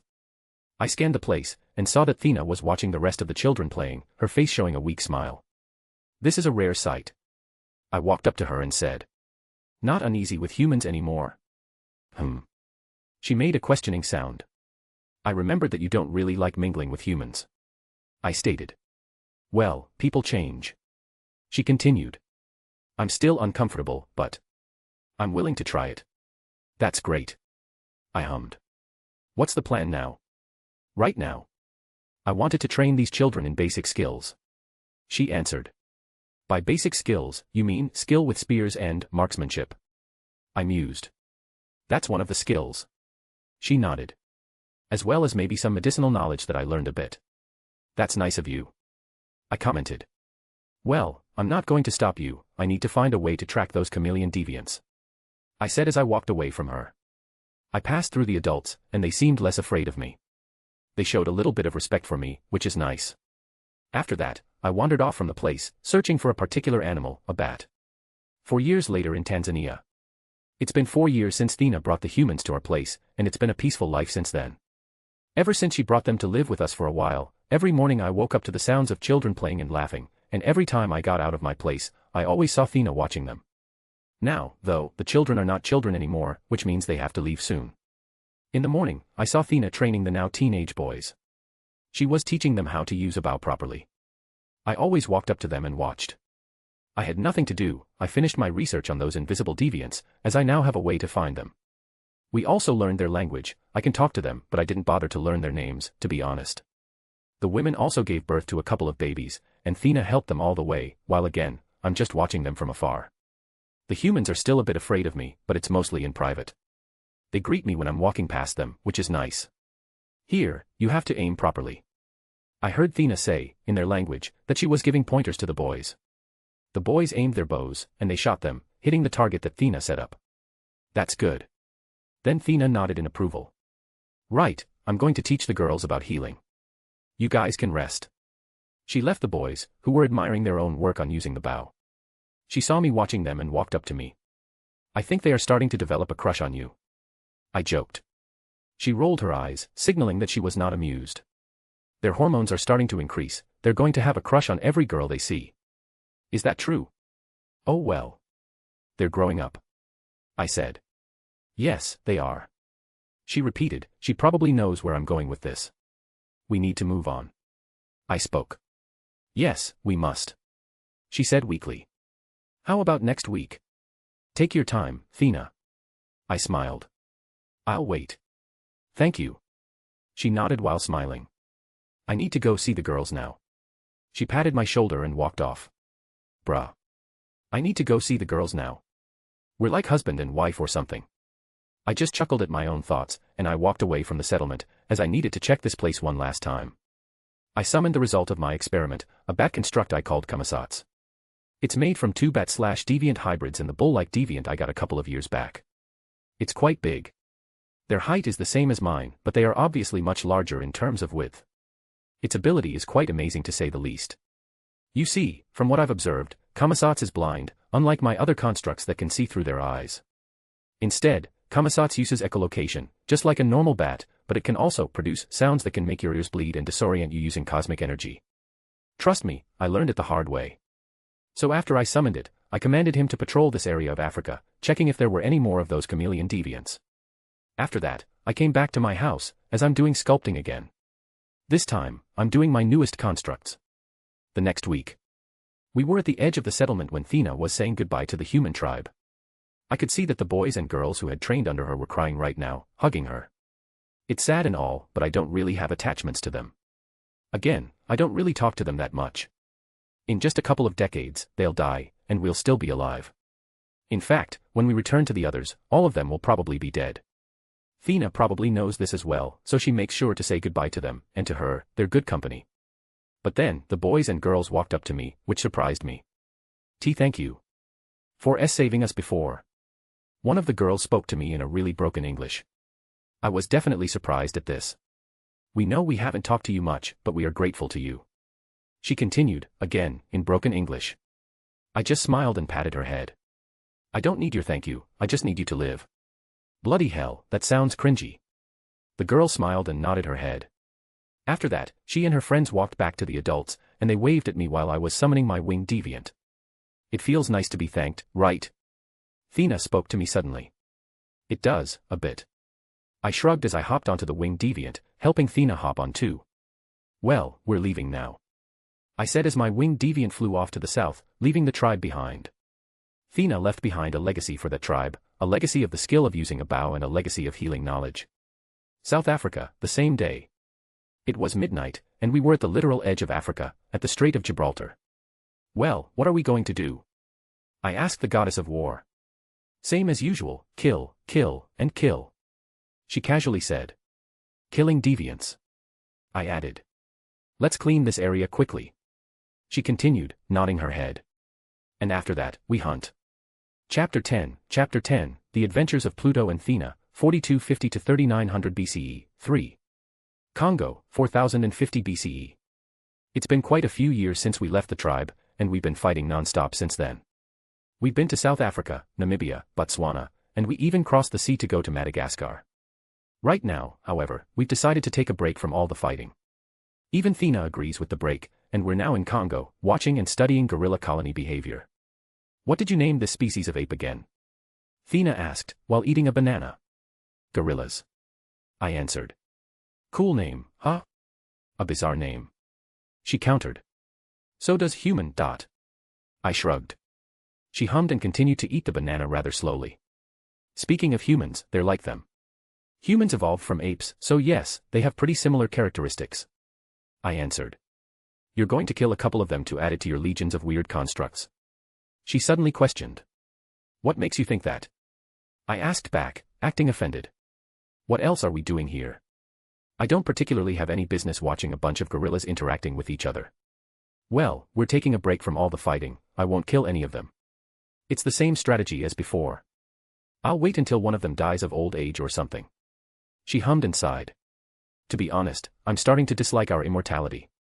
A lot of waiting. I shrugged. I don't particularly have any offense to my immortality. It makes me do things that normal people can't do in their lifetime, but yes, a lot of waiting. She looked at me for a second before saying. I'm thinking about those children I taught a couple of decades ago. Yes, they've probably died of old age long ago. It's a sad life we're living in, don't you think? She stated. I try not to think about it. I hummed. I try not to get attached to humans, and that's going well so far. Why are we immortal anyway?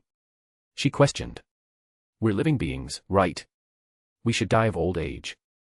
I don't know, Thena. I hummed, I know, but I'd rather not tell right now. But yes, we should. While everyone dies, we live to bury them. She murmured sadly. I coughed a bit. Well, we should stop the depressing talk. Do you want to get closer? What? She asked, and she looked weirdly at me. I noticed what I had just said and added hurriedly. Closer to the gorillas. You're kidding. I'm not. She sighed. What are you doing? I kind of want to teach them sign language. Can they even understand? We've got a lot of time. Surely we can teach them. She sighed. Fine. After that, we got closer to the gorillas, and started to slowly mingle with them. They didn't seem to be scared of me, just cautious, but when we gave them a lot of bananas, they accepted us easily. I guess it's just plain old bribery. And after that, we've spent around 50 years staying there, mingling with the gorillas, teaching them how to communicate using sign language. Thena even taught them how to use weapons, which I think it's a bad idea, but hey, it's probably safe, right? The knowledge will probably die down after a couple of centuries. 4001 BCE, still in Congo. We've started preparations to leave the place. The gorillas have been treating us like deities, but it's probably fine. Are you leaving, Your Majesty? A big-ass gorilla suddenly tapped my shoulder and said to me in sign language. Yup, I succeeded in teaching them sign language. Yes, we still have a duty to take care of. I answered back in sign language. Your name's Harambe, right? Yes, Your Majesty. He said excitedly, jumping around. Okay, calm down. I said, and Harambe calmed down. I appoint you as the leader of this gorilla society. Take care of your PEOP, gorillas, from now on. I patted his shoulder. It's an honor, Your Majesty. He said excitedly again, but this time, no jumping up and down. Use our knowledge that we have given you properly. I will know if you use it to harass other animals in this region. I warned sternly. We will abide by your orders. He saluted me. Damn, Thena must have trained them harder than I thought. Good. I nodded. Take care, Harambe, and don't tell the others we're leaving. We don't want to make a ruckus. Harambe is crying right now. We will make sure that our children and their children will remember you, Your Majesty. Please don't. I pleaded. Well, this is goodbye, Harambe. I said as I left the colony discreetly, as Thena was waiting for me in the edge of Congo.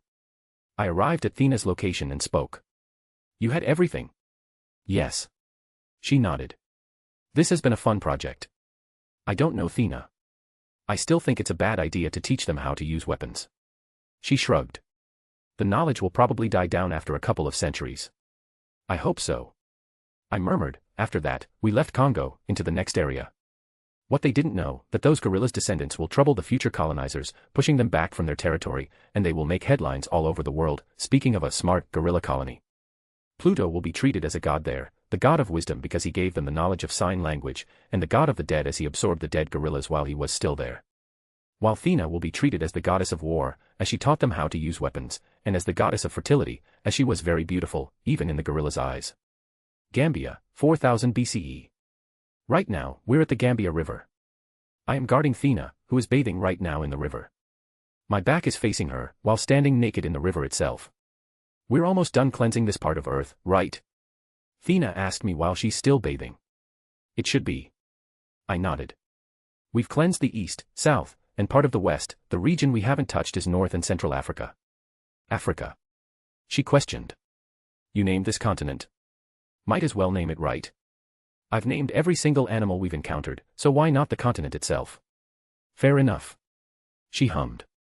I wonder what the others are doing. Probably laying around lazily. I shrugged. It's been quite a few years since we saw them. After all, they should already integrate with the society there. Thankfully, I joined you instead of staying. She stated. Really? I raised my eyebrows. Well, I'm glad you joined me as well. After I said that, suddenly, I heard a loud sound from the river. It was a loud boom, and I could feel water splash to me. Thena. You okay in there? I shouted, still not turning to the river, afraid if Thena would get mad at me for seeing her naked. I'm fine now. But can you help? She shouted back. What's going on? Look at it yourself. Turn around. I turned around, and saw a naked Thena on the edge of the river. She was holding a deviant's mouth open, preventing it from swallowing her whole. What the fuck? I shouted as I summoned Apophis. I commanded it to attack the deviant. The shape of the deviant is weird. It has a long neck, its head is like a horse, it has horns, it has a body of a crocodile, and has a long tail. Apophis then quickly slithered to the deviant, and bit its neck.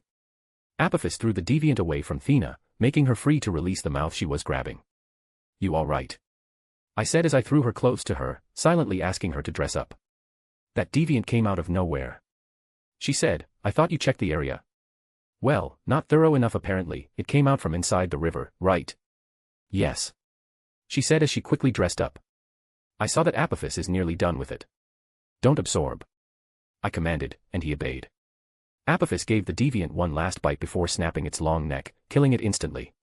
I walked closer to the deviant, inspecting it. This deviant is like my construct. I murmured as I saw the body. What? The now dressed Thena asked. It's like my construct, it has all the parts of the surrounding animals. I said. A head of a horse or a zebra, a crocodile's body, a ram's horns, a giraffe's long neck. But, how? She questioned. Deviants can absorb Eternal's power, which means they can absorb Eternal's cosmic energy, which means that they can absorb other animals' tiny cosmic energy as well. And they evolved because of it. I don't know. I said to Thena, lying through my teeth.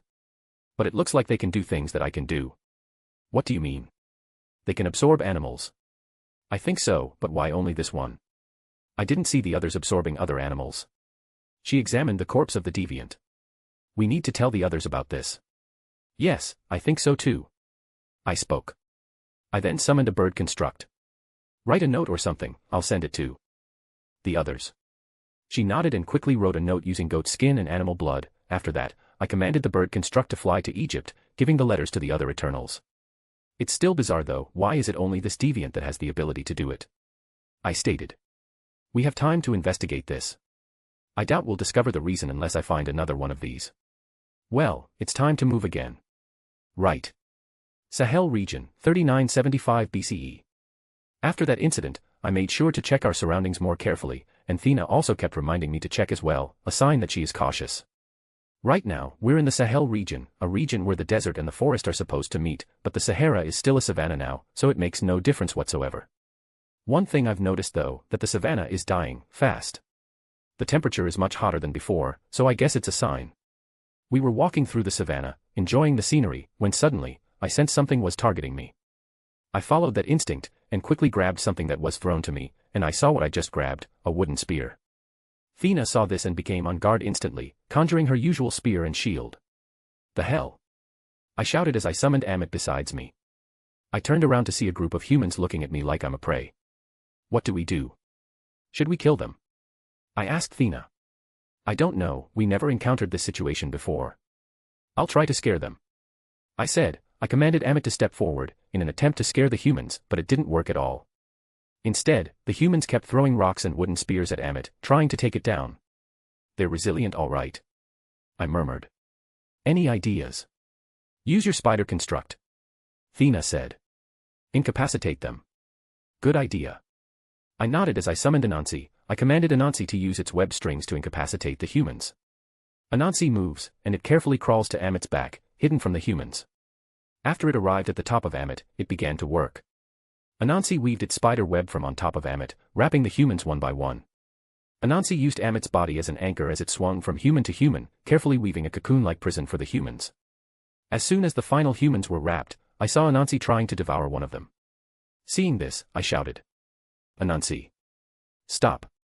Anansi froze in place, and I absorbed it, along with Amit. What do we do now? I asked Thena once again. Leave them here. She said, these yellow energy webs are going to disappear right? Only if I told Anansi to get rid of it. Then let's walk away first, then tell your construct to make it disappear. I nodded, and we walked away from the screaming humans that were trapped in the cocoons. Needless to say, after the humans had been freed, they told everyone in their tribe about the incident, and a particular myth about a spider trickster began to bloom in their culture. But Pluto didn't know that. Chapter 11, The Drying of Sahara and the Journey to Central Africa, 3900 BCE. Algeria, 3900 BCE. It's getting hot. Like, literally. We're in the Sahara right now, and the grasslands are starting to dry up. There are trees starting to lose leaves, dead animals, and we also noticed that there are a lot of wildfires. Thena is now sitting below a tree with a makeshift fan to cool herself down. While I'm out here burning in front of a fire, as I'm cooking a meal right now. I've noticed that we barely see animals anymore. Thena suddenly commented. Starting to miss them now. I said sarcastically. Thena ignored my remarks and continued. It's strange to witness it. This place was teeming with wildlife a few centuries ago, but now. Empty. It's the cycle of life, I guess. I said as I finished my SOSO cooking. Here is food. She walked over to me and grabbed her portion of food. Turn off the fire, it's hot. She added. Oh, I didn't notice that it was hot. I remarked sarcastically again. I turned off the fire and sat with Thina. We're almost done killing the deviants, she informed me. Yes. I nodded. So it's time to go back to the others. Well. Thina narrowed her eyes. What do you want to do now? Just one last stop after we finished. And where would that be? She questioned. I pulled out a map that we drew along the way, and pointed to a place near Uganda. We're going here. I pointed to an area on the northeastern side of Uganda. And what is in there? She questioned. My weapon material. I casually said as I rolled back the map. Though I don't know if there'll be a tribe guarding it yet. What do you mean? She asked once again, confused at my words. Well, you'll see. I spoke. But we still have a lot to do here. She sighed. Fine. The next day, we were getting ready for another expedition to Central Africa, the only place we hadn't visited yet. It's morning, but I can feel the radiating heat of the sun hitting my pale skin. It's not pleasant at all. I hate hot weather. Thina got out of her tent and said, let's go. Constructs or walking? I offered. Definitely a construct. She answered, looking at the scorching sun. Good choice. I snapped my finger, and 2 winged deviants appeared before us. Knock yourself out. I let Thina ride my construct, and we both flew to the sky, but fucking hell, it's hot. We flew for a couple of hours under the scorching sun, when Thina finally said, let's rest a bit.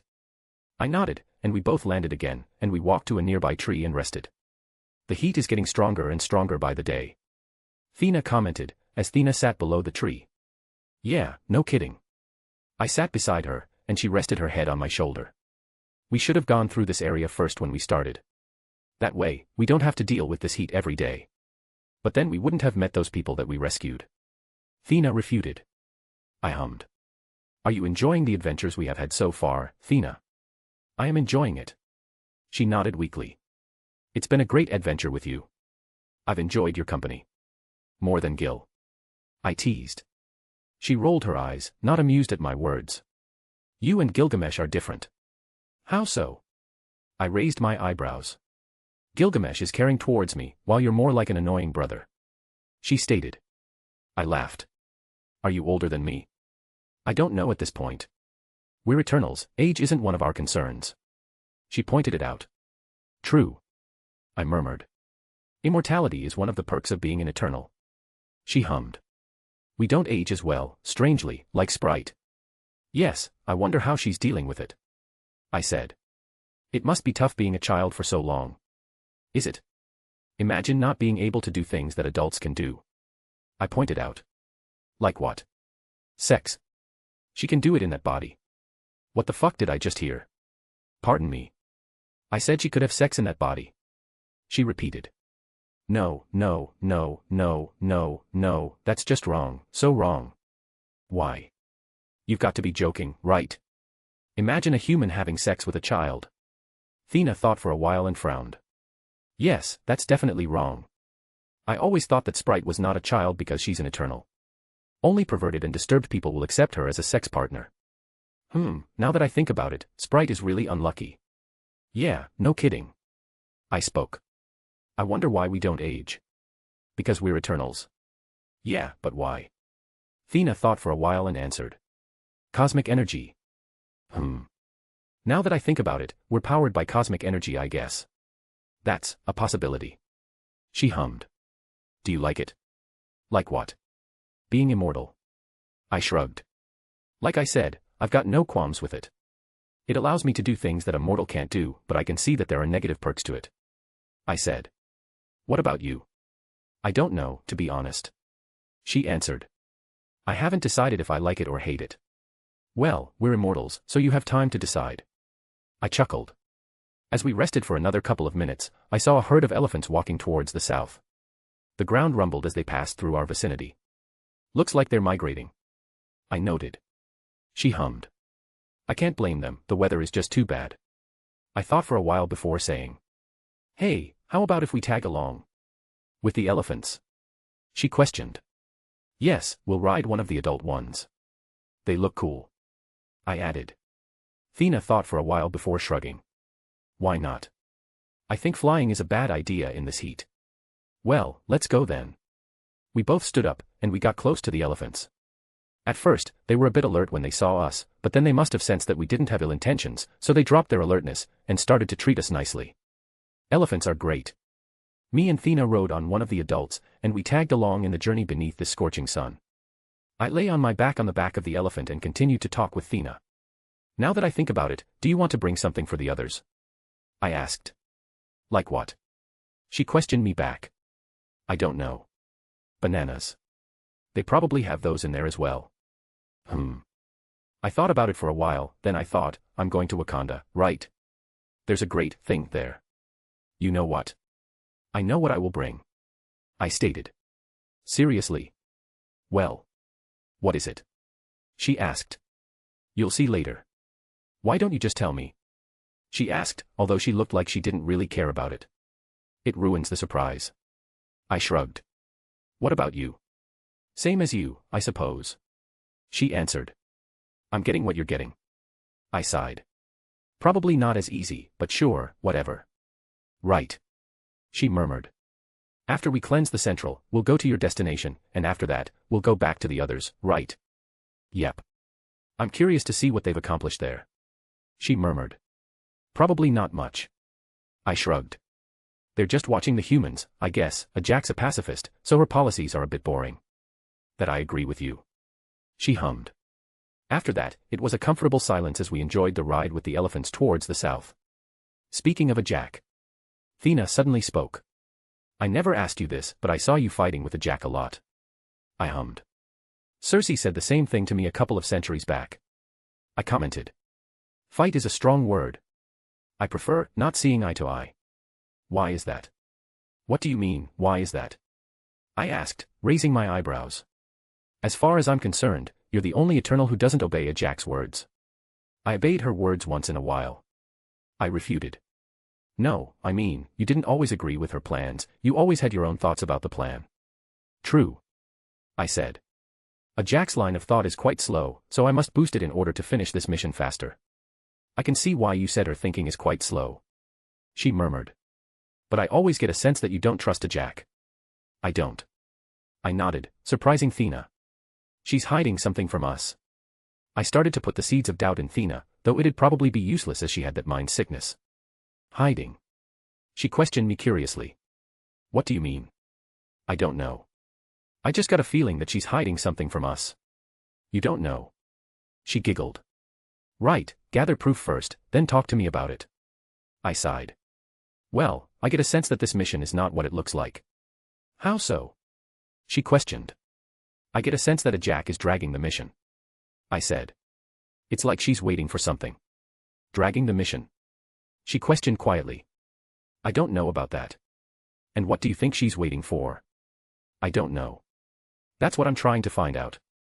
I know it, I just don't want to make Erisham hate me for the time being. I'm not powerful enough. She hummed. Well, if you find anything, tell me. Sure. I said dismissively as I closed my eyes, enjoying the ride with the elephants. Chapter 12, Wakanda, 3600 BCE. Uganda, 3600 BCE. We have finished. Done. Central Africa is cleansed of deviants. I don't know how I feel about this, to be honest. I've spent almost half a millennium killing these deviants, and Africa is now free of deviants. Well, I'm not going to talk about what I did in Central Africa, it's boring really, just killing deviants, and a lot of jungles, like a lot, so it's harder to traverse the terrain a bit. Right now, though, we're in Uganda, and we're flying above the ground. Where are we going again? Questioned Thena. You'll see, it's an interesting place to be honest. I informed. And there's a peculiar metal there. Metal. Yep. I nodded. What kind of metal? The good kind. I answered, making her snort. Stop being mysterious, Pluto. It'll ruin the surprise if I tell you now. It's annoying. She added. I sighed. Just be patient, we're almost there. We flew towards the northeastern part of Uganda. This part of Africa has grasslands and jungles once again, so it's hard to see what's below the leaves in the jungle part. We entered the vicinity, and Thena noticed that something is wrong. It's strange. She murmured. What's strange? I questioned dismissively. I feel like the plants around here are different than any other place around here. I hummed. Probably because of the metal. Is it that unique that it's able to influence the plant life around it? Yes, it's that unique. She looked at me curiously. I'm more interested now. Well, this'll be a nice closing trip before going back to the others then. We flew to the ground where Wakanda is supposed to be. It looks empty, so the tribes haven't found the vibranium yet. Good, no guardians. I murmured, but Thena heard it. What guardians? I shook his head. It's nothing, don't worry about it. In front of us stood a mountain that will be later known as Mount Bashenga, the source of Wakanda's vibranium. I smiled at the sight. A mountain of vibranium is in front of me right now. So? Thena asked me. Where is it? There. I pointed at the mountain. In that mountain? She asked again. Yep. I nodded. So we have to dig it? She asked again. Yep. She sighed, and she walked away from me. You do it yourself then. She waved her hand dismissively as she sat below a tree nearby, resting. Oh, come on, would you help me? I whined to Thena. No, you do it yourself. She insisted. This time, I'm the one who sighed. Fine. Now that I think about it, how do I dig the vibranium? Shit. Let's see, what animals can dig underground. I snapped my fingers, and a bunch of constructs appeared. Mole rats. Meerkats, that's it. I sighed. Can I combine these two animals? I murmured. I summoned those two animals, and a construct of a meerkat and a mole rat appeared. They looked really small. Can you dig a hole in this side of the mountain? I asked the two constructs. The two small constructs looked at the mountain, then shook their heads. How about with friends? I added. They thought a bit, before nodding. Then let's do that. I snapped my fingers, and a bunch of mole rats and meerkats constructs appeared in front of me. It's almost like a sea of golden dolls. All right, boys and girls, and non-binary constructs.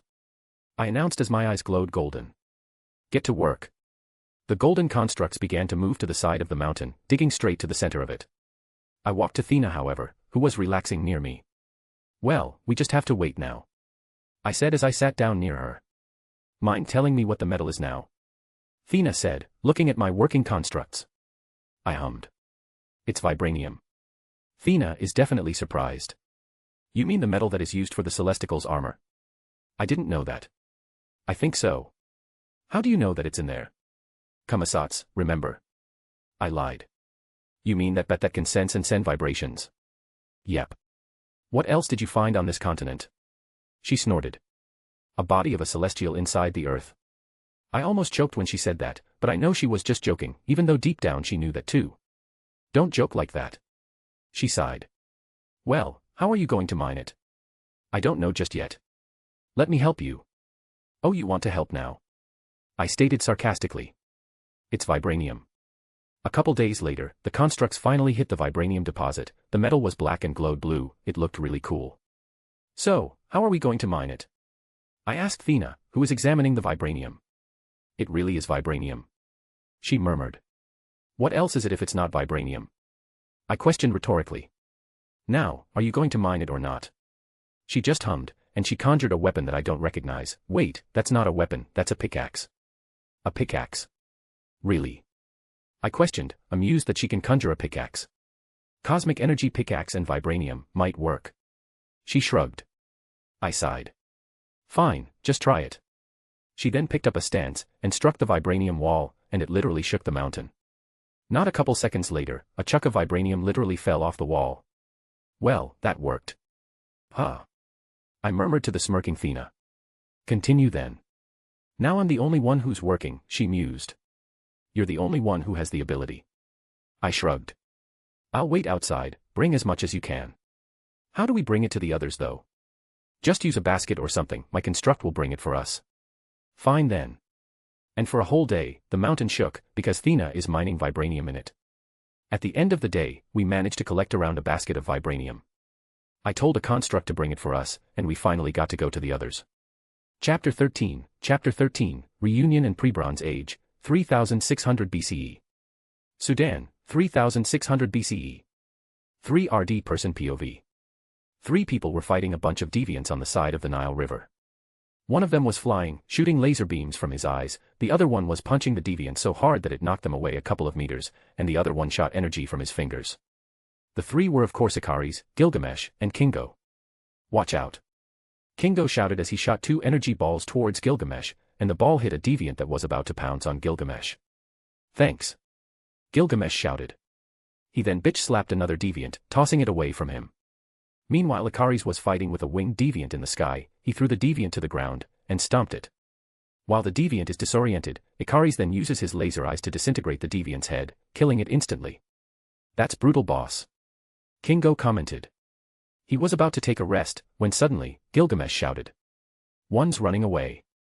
All of them turned to the deviant who was running away. Your turn, Kingo, said Icaris with a small smirk. Oh, come on. Kingo groaned. He then dashed towards the deviant, chasing it. Kingo was running beside the Nile River, chasing a deviant that got away from the other Eternals. Hey! Icaris. You should be the one who's chasing this. Kingo shouted in annoyance. Don't whine, Kingo, it's your turn to be the one who's chasing. Gilgamesh is the one who shouted back. Kingo just clicked his tongue. He ran as fast as an Eternal could while shooting his finger guns to the deviants, but it missed. Kingo then saw that the deviants ran into a cave, making Kingo groan in annoyance. Guys, come on, it's inside the cave. Help me a bit, will you? Kingo said to the others. The hero Kingo can't kill a single deviant. Gilligan commented in amusement as he approached Kingo. Kingo snorted and looked at Icaris. Boss. Icaris just laughed calmly and patted Kingo's shoulder. Let's go inside. The three began to enter the not-so-small cave. It has a bunch of caveman drawings on its walls, and it's dark, really dark. Can you see in this darkness, boss? Kingo asked Icaris about this. I don't have night vision, Kingo. Icaris informed. Gilgamesh. Kingo asked Gilgamesh again. He's a bit nervous. I can punch hard, not see in the dark. Gilgamesh refuted.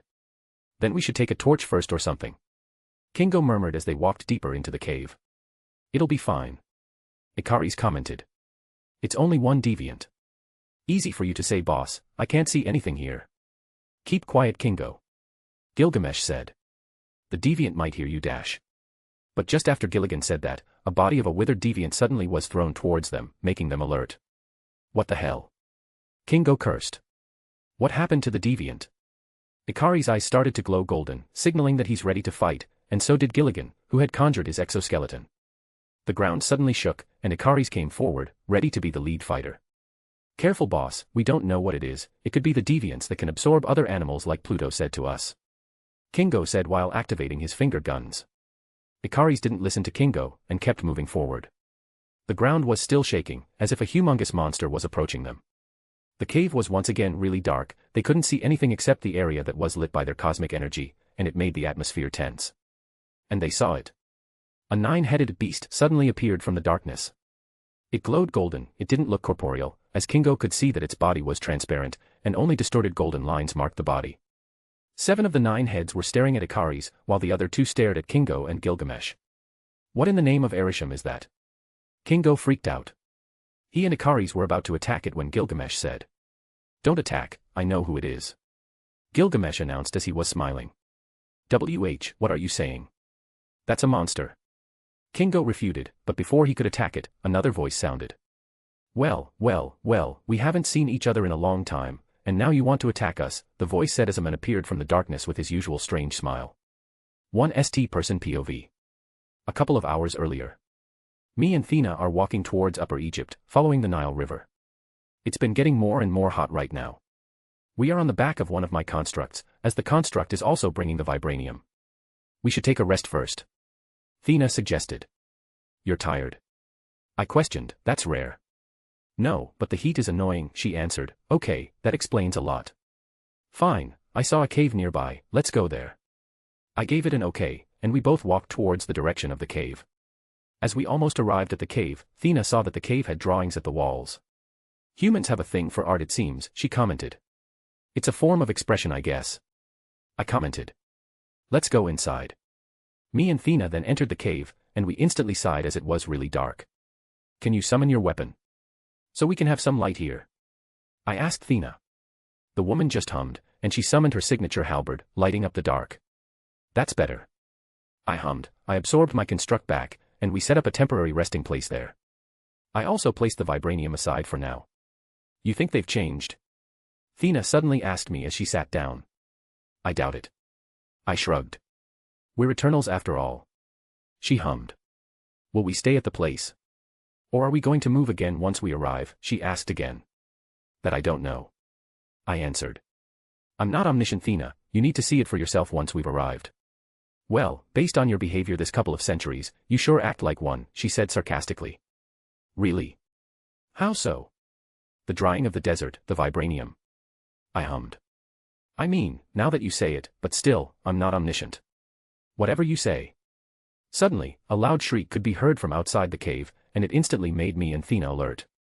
A deviant? She questioned with a narrowed gaze. Well, be ready. I said, I summoned one of my newest additions. Let me introduce you to Hydra 2.0, Hydra 1.0 x Hydra 1.0 x Hydra 1.0, my most powerful construct yet. The cosmic energy is so unstable that its body became distorted, making this sort of semi-corporeal body. It has 9 heads, and its powers are similar to Apophis, but, when it's absorbing the cosmic energy from something, it can also transform it into poison at its mouth, so its mouth will be extremely deadly and toxic.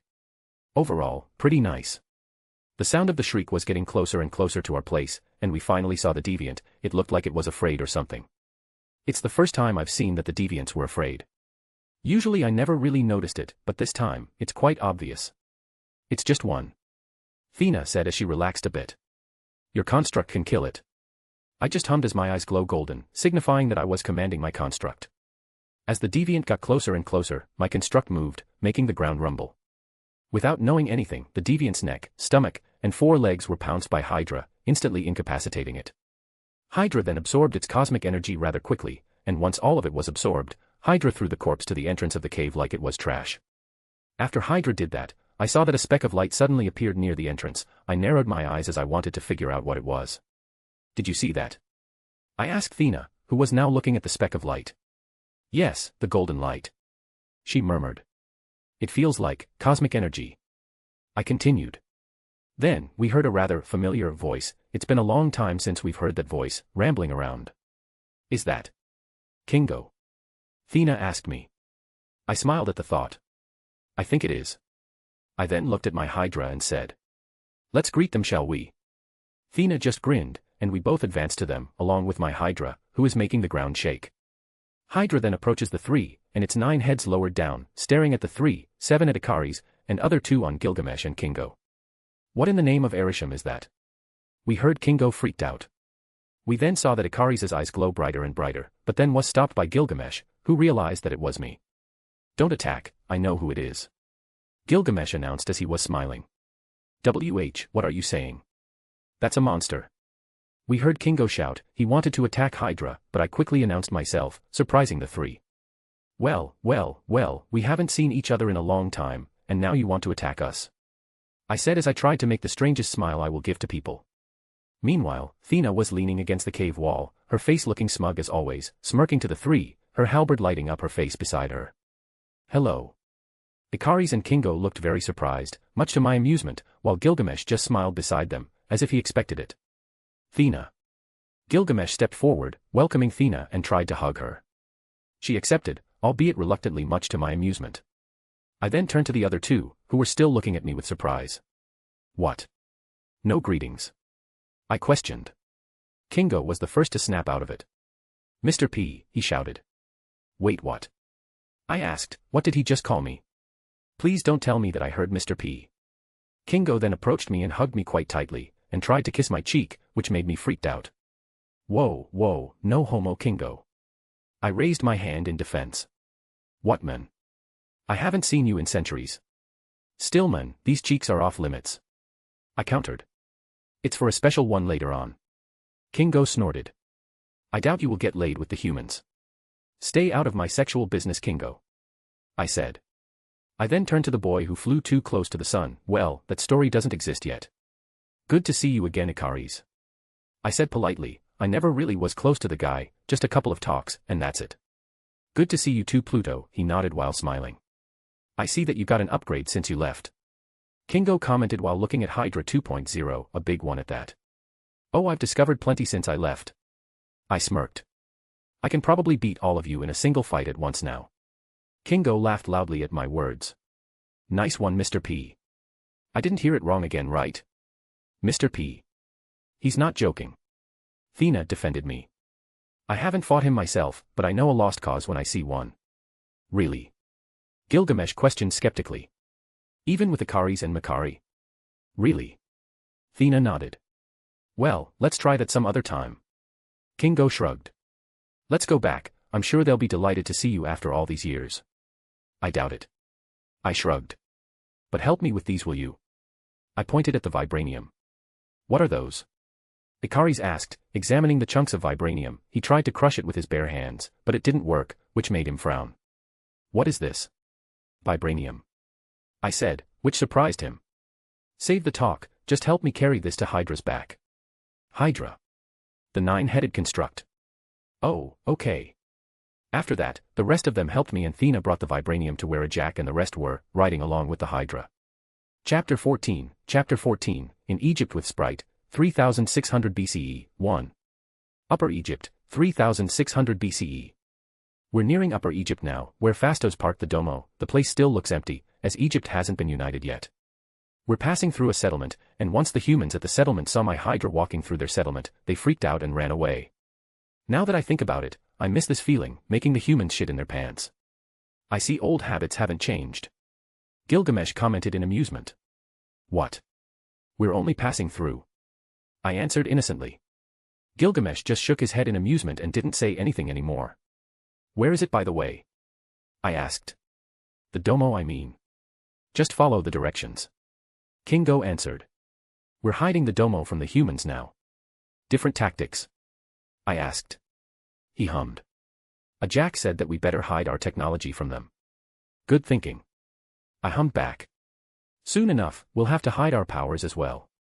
But that would not be a case for a long time. Gilgamesh added. Our group then continued to travel to where the domo was parked.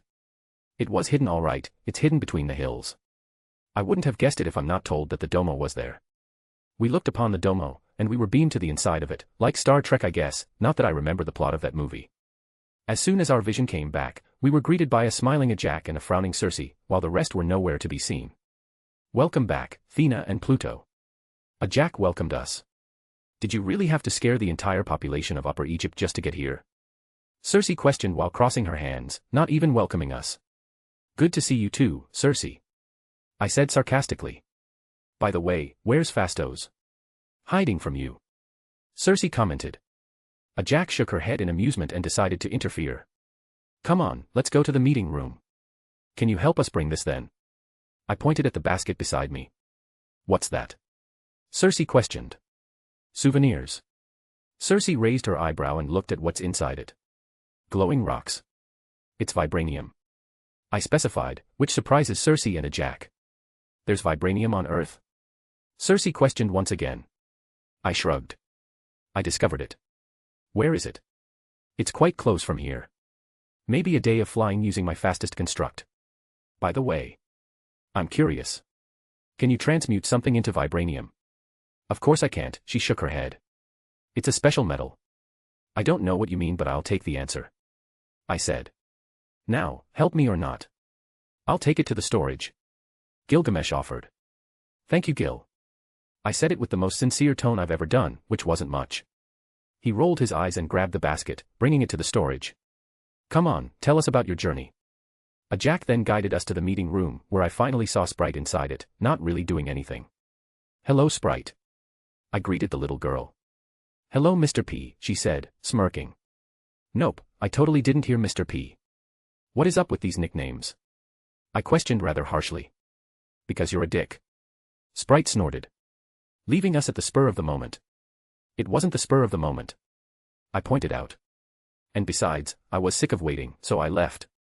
Still, you left us. Jack agreed with it. I didn't. You said you were fine with it. I said in a deadpan look. I changed my mind, this fucking kid is annoying. Fine, whatever. Calm down all of you. Jack said in a motherly tone. Now, would you tell me how your journey went? Athena. Pluto.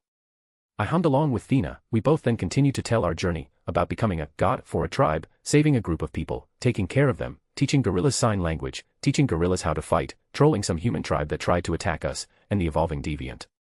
Jack frowned more and more when she listened to our story. You taught humans, Athena. It's to protect them, they were kids. Thina argued. The problem here is that Pluto taught this gorilla's sign language. Sprite said. That didn't raise any flags to you all. I mean, it was just an experiment. I countered. The knowledge will probably die down after a couple of 100 years. It was still wrong, Pluto. A Jack said sternly. But what's done is done, don't do it again. I just hummed, she can't control me, I'll do it whenever I want again. Now, what about the evolving deviant you talked about? You warned us about it, but we never see them.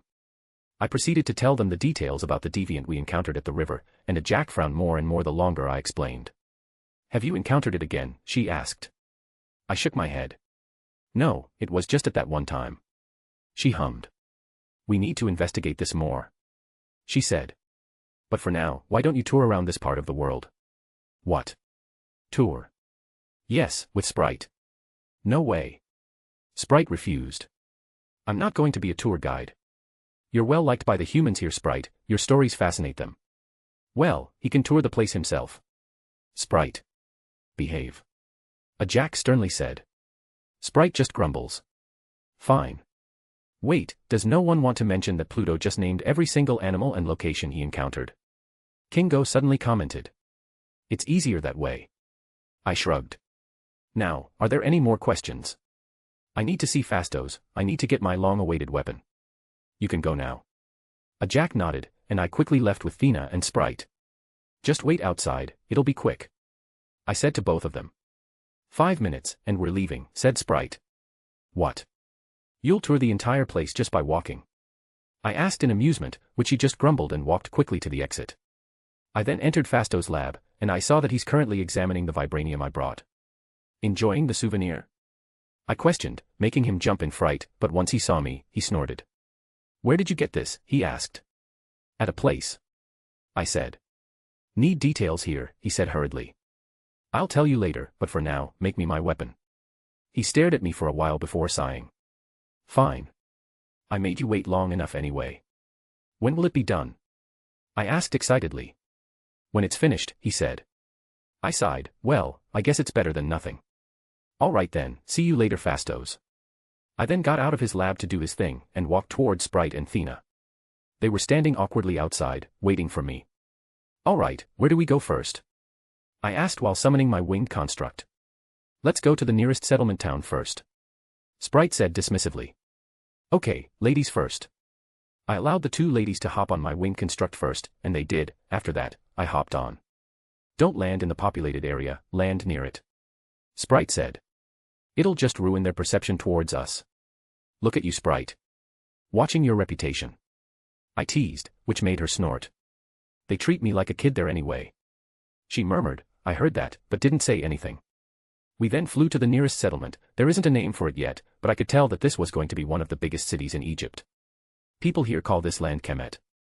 Sprite informed. They worship a lot of gods, but one of the dominant ones is Hathor, the goddess of fertility. It's basically Circe. I raised my eyebrow. Circe? How come that's the case? Well, Circe did her thing like usual, and slowly but surely, people started worshipping her, so, I made a story about her being a cow goddess and all. Cow? Circe's not mad. Thina questioned in amusement. Not really, she's flattered that the humans worshipped her, to be honest. Sprite shrugged. There's also Horus, that's Ikaris. I don't even want to know. How did you think about these stories, Sprite? I shook my head in amusement. Right, let's land. We then landed beside a hill near the settlement so they didn't panic when they saw us. The land was quite wet considering that the Sahara is getting more and more hotter. I guess that's the Nile's effect. We're now on top of the hill, overlooking the small settlement on the foot of it. They're just moving in. Sprite said. They used to be nomadic. I can tell. I said, looking at the temporary tents that they build. Probably because of the drying. Who knows? She shrugged. Let's go. The 3 of us then walked down the hill, walking towards the settlement. Once we arrived, we saw a lot of people building mud houses, planting seeds in the farmlands near the Nile, tending to livestock, making pottery, and many more. It's soon going to be a busy settlement. What do they call this place? I asked. They don't have a name for it yet. Sprite said. But probably not for long till they got one. I hummed, and we continued to walk through the crowd, amidst the busy street of the settlement. What are we doing here now? Thina, who had been quiet, asked. I'm just going to give you a tour. Sprite murmured. Nothing else.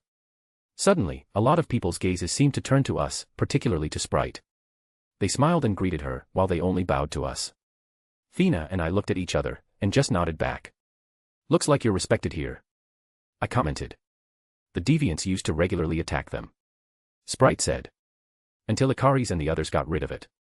Interesting, I murmured. They see you as gods. No, she said. At least not me. I'm like the god's messenger to them, I guess. Really? That's amusing. I chuckled. Like a kid messenger.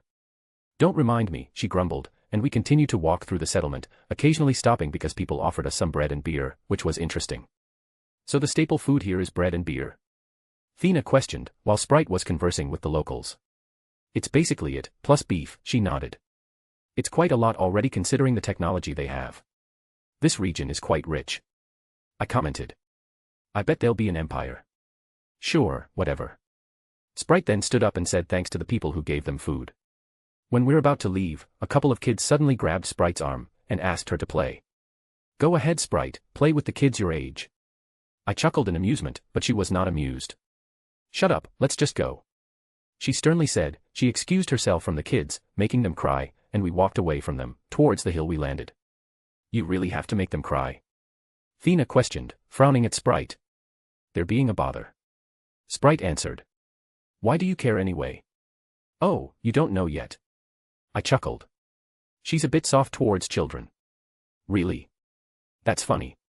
Sprite smirked. So you're going soft on me too? You're no child, Sprite. Thena coldly said, making Sprite shiver. Alright, of course, who am I kidding? It's not like every human calls me a kid. After that, I summoned my construct again, and we flew north, to Lower Egypt. Chapter 15, in Egypt with Sprite, 3600 BCE, 2. Lower Egypt, 3600 BCE. We flew around modern-day Memphis, and we saw a relatively developing settlement. It has farmlands, fields that livestock can graze in, and a bustling town. This time, we shouldn't land, Sprite surprisingly said. What? Why? Thena questioned. We made a mistake during the first encounter, Sprite said. They're a bit hostile and fearful of us. What did you do? I questioned. Nothing, she said. It's just that they attacked us first for some reason, probably because they saw Icaris fly. What about the deviants here? We hunted them, of course, Sprite answered. It's just that we need to be a bit silent about it. Any information on the culture? Yeah, some of them decided to make the deviants gods, Sprite said. Because they hoped that if they worship them, the deviants wouldn't attack them. That's just sad, I murmured. But are the deviants all dead now? It should be. Let's see. I then summoned Kamsats, and commanded it to search for deviants. It used its echolocation ability, and flew away from us. Follow Kamsats, I told the winged deviant that we're riding. Where are we going? Sprite asked, frowning while looking at me. Looks like there's still some deviants left. Are you sure Fastos was right about the numbers? I mean, he said he's 70% sure. Then you got those 30%. We flew away from Memphis, following the Kamsats. Looks like it's those invisible deviants, Thena commented as we arrived at the scene, looking at the barely visible deviants. I'll go. You sure? I asked. She nodded, and she gracefully jumped from the winged deviant, conjuring her usual halberd. She then landed in the middle of the herd, and the invisible deviants tried to attack her using their stingers, but she quickly used her shield to protect herself, blocking the sharp needles of the deviants. She then thrust her halberd to the nearest deviant, revealing and killing it instantly. She threw the corpse to the herd, and revealed all of them. There were around 6 of them, including the ones who's dead. She summoned her shield and halberd, making a stance in front of the deviants. The deviants ran towards her, and used their stingers to attack her. Once the stingers are close, she uses her shield to push the stingers to the ground, nailing it to it, and using her halberd, she cuts all of them, making the deviants stingerless. She then changed her weapons into a great axe, and she jumped to one of the deviants and slammed the axe to it, splitting them in half. At this point, she was soaking in deviant blood, and her face had a wide smile. Sprite was looking at the fight rather excitedly, as she forgot how Thena fought. There were 4 of them left, 4 stingerless deviant. Because they don't have their stingers anymore, they tried to pounce Thena using their sharp fangs, but that didn't work either. Thena summoned a spear in her left hand, and once a deviant tried to pounce her, she impaled the deviant using her spear, instantly killing it. As soon as the other deviants saw this, they became afraid, and they turned away from Thena, running for their lives. Let me get that. I said. I jumped from the winged deviant, and before I landed, I summoned Amit, landing on top of its head. I commanded Amit to eat one of the corpses, and it did, feeling its stomach full of cosmic energy.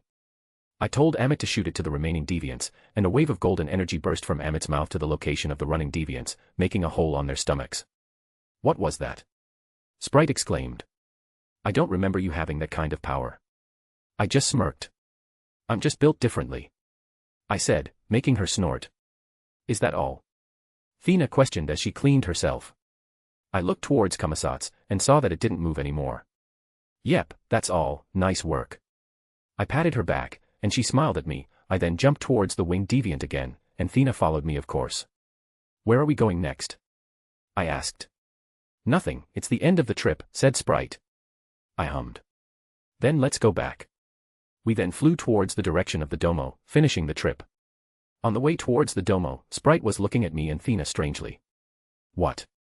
I questioned. Are you two a thing? She questioned, making me and Thena looked at each other. A couple of seconds later, I burst out laughed in front of Sprite, while Thena just chuckled. Me and her? No no no no no. I shook my head laughing. I'd die of strangulation before I could get into her pants. Look at him. Thena continued while chuckling. She's grabbing my thin arms, showing it to Sprite. He's so thin and frail, it's just sad. Wait, what? Sprite was confused. I thought you two were a thing. No. We shook our heads in unison. There's no way. Huh, then you like someone else? She questioned us. No one in particular at the moment. We both answered. Why? Nothing, she murmured. I just want to ask how it feels to like someone. Well, you asked the wrong group of people. I chuckled. Is this about Ikaris? What? Sprite was surprised. What does Ikaris have to do with this? No reason. I shrugged. Thena also was looking at me curiously. I thought you have a crush on Ikaris. A crush? Sprite asked again. Her annoying personality is broken right now, replaced by a slightly shy one. What I mean is that you like him romantically. I murmured. I'm not. She mumbled, but soon she didn't say anything. Thinking thoughtfully, she was quiet for the rest of the ride, making me and Thena shrug. Once we've arrived at the domo, Sprite left us without saying anything, still in her thoughtful look, whilst me and Thena went to a jack, to report our discovery. There's still deviants? She questioned. Fastos, have you made a mistake? Like I said, I'm 70% sure. Fastos said. That means that we got the 30% chance. Then we need to check again. A jack frowned. Can you do it, Pluto? Look, I'd rather rest right now. I said, surprising her.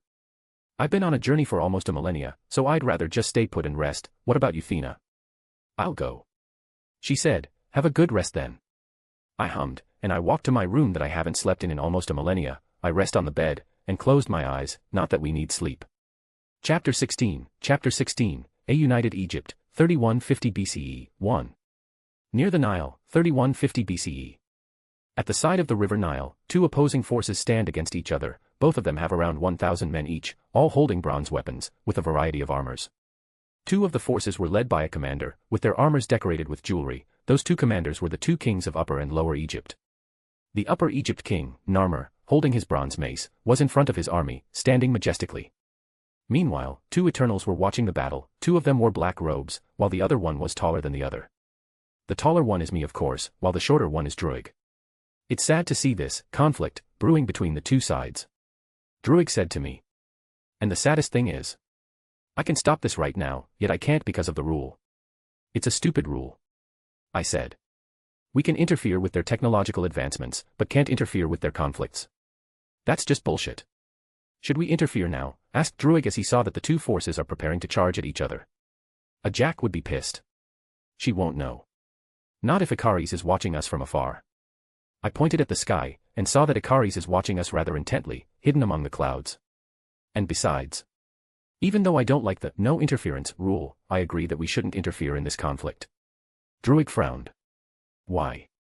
If one side won this, the entire area would be united, and hopefully, establishing a peaceful era after this.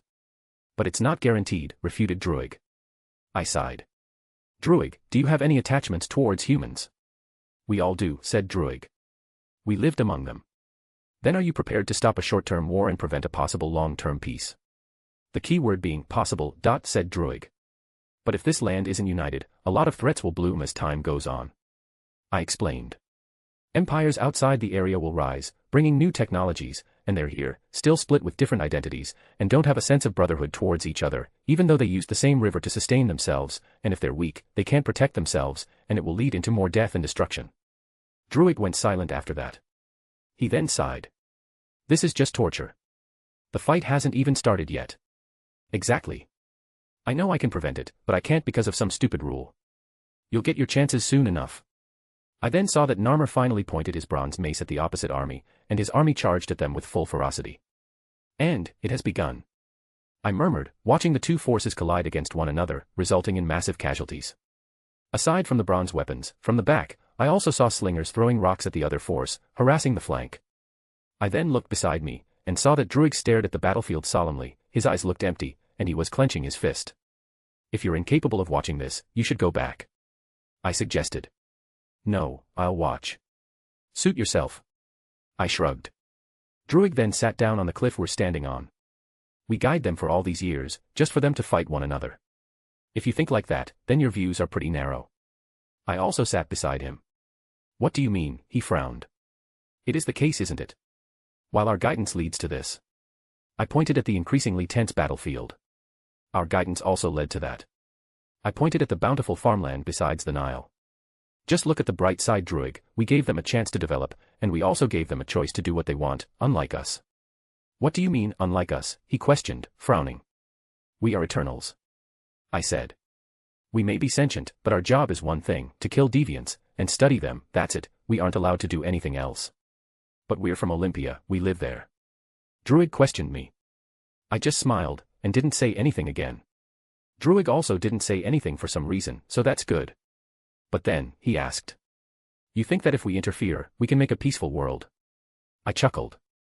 Sure, if you want to sacrifice their freedom of choice, then we can. Druig frowned. Is that such a bad trade-off? The entire point of living is to make choices. I said.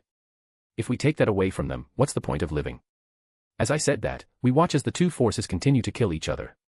Sword against sword, dagger against dagger, mace against mace, shield against shield. The sand below them slowly but surely started to turn red, painting the battlefield. I know that man, said Druig, pointing at a soldier on the Upper Egypt side. He was fighting furiously under the command of Narmer. He just had a child 2 weeks ago. Really? You remember every single person you've encountered? I questioned. Not everyone, he murmured. Me and Makari used to spend our time near his home. He usually gave us some bread and beer. Then, we saw him getting decapitated by his enemy. And now he's dead. I stated. That makes the world have another widow, and another fatherless child. Druig frowned, and his palm is clenching tightly. This war better be worth it. I just hummed at his words, then, I looked at Ikari's, who was still staring at us intently. I waved my hand to him, signaling him to come. He saw me do that, and he slowly hovered towards us, and finally landed beside us. You two should go back. He said. We were instructed not to dash. Interfere with human conflicts, yes, we know Ikari's, we're just watching. I cut him off. He frowned because of me cutting him off. Just sit down, Ikari's. I patted a space beside me. Don't worry, we won't act. Ikari's was reluctant, but eventually, he gave in. He sat beside me, watching as the humans mercilessly slaughtered each other. What do you think, Ikari's? I asked the men. Do you think it's worth it? Leaving them like this? I trust Arisham's plan, he said. As we all should. Ah. Classic Ikari's. Oh, I trust him all right. Druig hummed. It's just sad to see that our guidance leads to this. Maybe it's intentional. Ikari said. This conflict may lead to a longer peace. That's what I said. I chuckled. But seriously though, what do you think of this? Personally. He stared at me, before saying. I've got no comment on that. Like you, I've never been really too attached to them, I'm just doing my part of the mission, kill the deviants. But I saw you trying to spend more time with humans. I chuckled. To try to get close to Cersei. He just hummed at my words, and didn't say anything again. If we decided to interfere right now. Druig suddenly said as the sky slowly turned orange. Would you attack us, Ikari's? If I have to, he nodded. Then I will. You'll attack your family in order to do a task? I questioned. Now he was reluctant. I dash. Before he could answer it, I patted him in the back.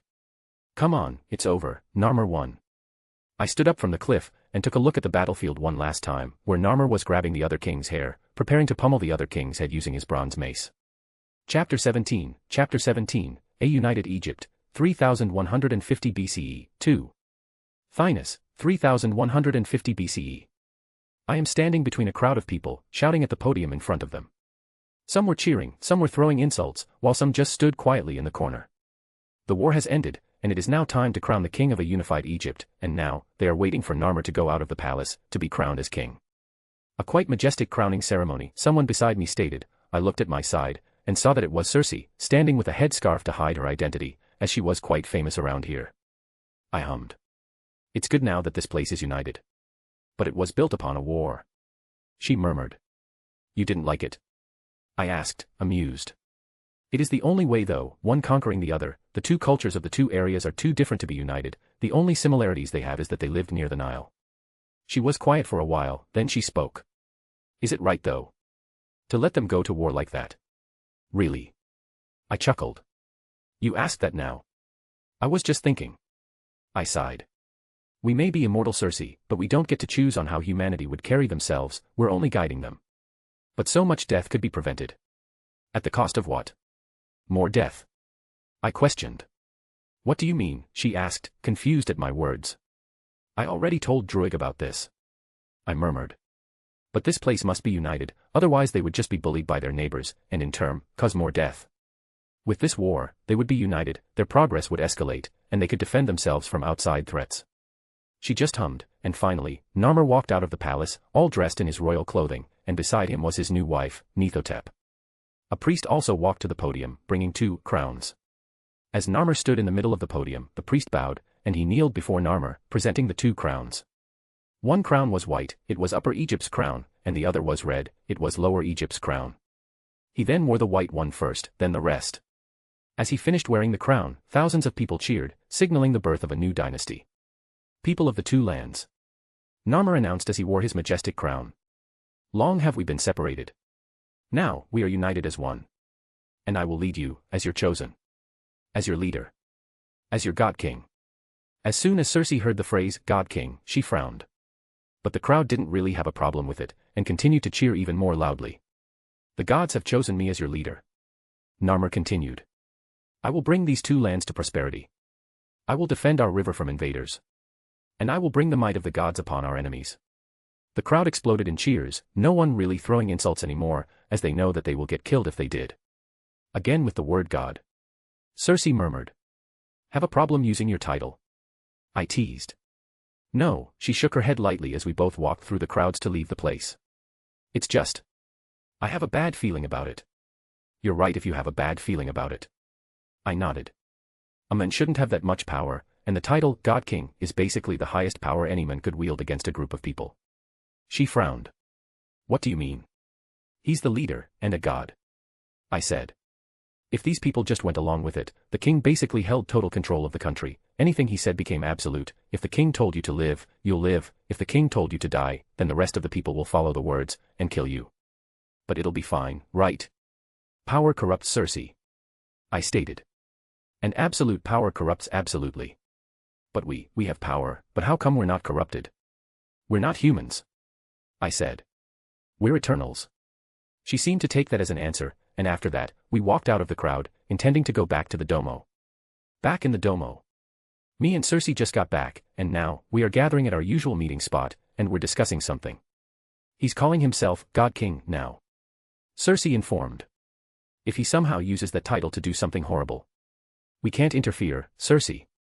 Ikaris said. Our work is finished here, we need to leave and move on. We can't just leave them if the king is corrupt. Circe shouted, making the others surprised. Circe realized this and apologized. Boss is right, Circe, said Kingo.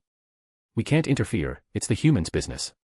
Isn't it our mission to protect these humans, she questioned. We protect them from deviants, not from themselves, said Ikaris.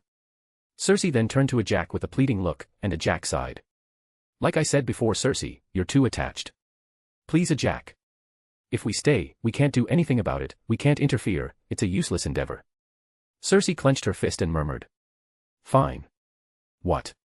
It's fine. I'll stay. I won't interfere. I'll just observe and watch. You can't be serious, Circe. Ikari said weakly. You're wasting our time here. You don't have to stay, I will stay here for a couple hundred years, while you can go to the next place. Are you sure? Ajak questioned. I'm sure. She nodded. Then okay, but you need to have someone with you. I'll be with her, said Ikaris hurriedly. No Ikaris, you're going with us, said Ajak. We need you for scouting. You have Pluto for that, protested Ikaris. His power is a bit flashy, said Ajak. You can fly among the clouds, we now can't really show ourselves too much, so we need to be hidden. But Ajak dash. It's final Ikaris, said Ajak in a motherly way. How about Pluto will stay here, and the rest of us will go to the next location? Me. Him, questioned Circe. Yes, him. Ajak said. Circe sighed. Fine. No, I didn't agree with this. I protested. If you follow us, you'll just bring trouble, Pluto. Ajak said. We need to be careful on first contact, and you're not exactly the type to be good at that. I sighed. Fuck me. Fine. Ajak nodded. Then it's settled, we're going to the next location, and you two will stay here for a while as per Circe's request. All of them nodded, albeit reluctantly. After that, we separated, with the main group crossing the Mediterranean, and me and Circe staying in Egypt for a little while. Chapter 18, Prelude to Greece, 3000 BCE. Abydos, 3000 BCE. It's been quite a few years, and I was stuck with Circe, observing the development of ancient Egypt, and it was not fine. I had to deal with a disappointed Circe. Why is she disappointed? Well, Narmer became a bit corrupted. He's not like a dictator or anything, but in his reign, he further solidifies the position of a god king. He commanded his subjects to build the image of the king as the embodiment of a divine being on earth, which in itself sounds like a normal idea as the royal family will have control over the subjects, but they are human, and sometimes, humans have dumb ideas. Even though he was a bit off in the head, Narmer brought peace and prosperity to the two lands. He defended invasions from the south and the north, and the tension between the Upper Egypt culture and Lower Egypt culture lessened as time went by. The next king is Horaha. He's a bit normal unlike Narmer. He focused on the development of craftsmanship in the two lands, skyrocketing the skill of his people in terms of that kind of thing. Horaha also led a counter-invasion towards the Nubians, much to Circe's ire. She doesn't like conflict at all if it isn't obvious by now. Before he died, he issued a decree that would echo throughout the entire First Dynasty. He ordered 36 retainers to be buried with him. Men, women, dogs, and even dwarfs were also killed and buried alongside Horaha, which made Circe really disappointed, as he liked the king while he reigned. After that, Horaha was succeeded by Jur, and Jur was no good king. Firstly, he invaded the region of Sinai, who had no qualms with the two lands whatsoever unlike the Nubians, which made Circe really mad. Secondly, he was obsessed with death. He often dissected his slaves alive, intrigued by the human body. He studied human anatomy in his free time, even making an essay about it. And now, we're gathering in Jur's burial in Abydos, and me and Circe was standing in front, seeing what could Circe described as madness. There were almost 318 slaves standing in rows in front of his tomb, and one by one, a priest will stab their hearts, and through their bodies to the tomb, willing or unwilling alike. What have we done? Circe murmured. Nothing. I said. It's all the humans' fault. Still, if we haven't Haven't what? Mingle with them. They will still find a way to do these kinds of things. We then saw that Jur's first wife, along with her riches, was slowly brought inside of the tomb. The wife looked at least willing, so there's that. Let's leave. Circe murmured. We can't do anything here anyway. Caught on, have you? I smirked. You finally snap out of it. You don't have to tell me twice, Pluto. I know it was a mistake to stay, she said. I sighed. We'll leave tomorrow morning. I said as I left her to herself, as she still stayed to watch the burial ceremony for some reason. I feel pity for her, she's too attached. As time goes on, it'll be much worse. Alexandria, 3000 BCE. I'm now at modern-day Alexandria. Right now it's still empty though as it hasn't been founded yet. I'm waiting for Circe to gather her belongings, and she said she wanted to walk around the land for the last time before we flew to Greece. So I waited for her. After a couple of days of waiting, she finally arrived at Alexandria with a tired expression, not tired physically, but mentally. Ready to go back to the others? I questioned. She just hummed at my words. I snapped my fingers, and two of my winged deviants appeared before us. I hopped on one, while Cersei on the other, and we both took off to the north, where the rest of our family is. Aegean Sea, a couple of hours later. We were flying above the Aegean Sea as we approached Greece. It was quiet, me and Cersei didn't talk at all, probably she still finds it hard to believe that humans are not as innocent as she might think. She's in deep frown the whole time. I finally sighed, and spoke to her. Don't be discouraged. She looked at me, confused at my words, so I continued. Even though humans are easily corrupted by power, some have the ability to resist the corruption as well. Not all of humanity is like Jur, you can't stigmatize them. She hummed. True, but it's hard to think that a single man can cause so much suffering. It's always been like that. I said. The strong rules over the weak, and the strong can do anything to them. It's a brutal world we live in. I chuckled. Don't be too disappointed in them, or you'll be more disappointed in the future. There's no way of ending it, huh? I smiled at her. Don't think about it, we're Eternals, our job is to watch, not to interfere, although that's still bullshit in my opinion. She chuckled at my words, but then, from the sea, a deviant suddenly launched itself at us, appearing from under the water. What the hell, man? I shouted as we dodged the deviant's attack. I looked at the deviant, and saw that it was a new type of variant. It's a mix between a shark, a crab, and it has wings as well, which was really strange. It's one of them. I murmured. One of what? Cersei questioned, almost thrown off. The one that can absorb animals. I shouted as I summoned Ghidorah 2.0, Ghidorah 1.0, Ghidorah 1.0, Ghidorah 1.0, I hopped on its barely corporeal back, and commanded it to attack the deviant. Ghidorah hovered in the air for a moment. Its ability was to absorb the surrounding cosmic energy, making it cloudy and dark. And from that cosmic energy, it can shoot cosmic beams from its mouth, and it did just that. It charged up the beam, and the three heads aimed it at the deviant, who was now flying towards me. The golden beam then lit up the sky, as if lightning repeatedly struck on the same place. But the deviant was so fast that it dodged it. So I resorted to a more close-up method. I jumped from Ghidorah, and successfully, albeit barely, landed on the back of that deviant's back. What are you doing? I heard Cersei shout from afar, but I paid no heed. The deviant was struggling to make me fall off, and I quickly used my newly made weapon. Introducing the vibranium bident that Phastos made for me, it can transform into a bracelet, so it's quite hidden. Aside from melee attacks, Phastos also added some shit. It can absorb a construct of mine, and turn it into a cosmic energy beam, so it's quite cool. I transformed the bident from its previous bracelet form, and I stabbed it to the deviant's back. Yet it still lives. Fucking deviant. I murmured. I then summoned a small ret construct, and it was absorbed into the bident. The space between the two spear tips suddenly glowed golden, and a small but precise golden beam appeared from the top of my bident. I aimed it so that it cuts the deviant's body in half, and it did just that. The deviant was dead for sure this time. And I'm falling quickly to the sea. I quickly absorbed the deviant, and Ghidorah caught me before I fell off to the sea, which made Cersei sigh in relief. That was stupid. Cersei apprehended me as we stabilized. Stupid, but fun. I chuckled as I lay on the back of Ghidorah. Damn. I want to do that again. Cersei just shook her head in amusement, and finally, we saw land in front of us. It was of course, Greece. Chapter 19, Chapter 18, Athens, 3000 BCE. 3000 BCE, Athens. As we neared the coast of Athens, we saw that there was a developing city on that coast. We flew low near the ground, and we saw humans were looking at us rather curiously. I didn't know what Sprite said about us, but it's interesting to say the least how they weren't afraid of my constructs. They're not afraid of you, commented Cersei. That's definitely something new. I hummed. Perhaps they're used to seeing these kinds of things. Meaning. Deviants, Cersei. I murmured. It probably means that deviants are a part of their lives. Really? She questioned curiously. Well, we'd better ask the others about that. I hummed, and we continued to fly to the place where the modern-day Acropolis would be built, but right now, the place wasn't much, a couple of houses, some smoke from fireplaces, and that's basically it. We landed in the middle of it, where I could already see a couple of Eternals waiting for us, probably to welcome us. Heh, who am I kidding? They don't care about us arriving. Maybe Ikari's because of Cersei, but the rest? Not so much. Hello.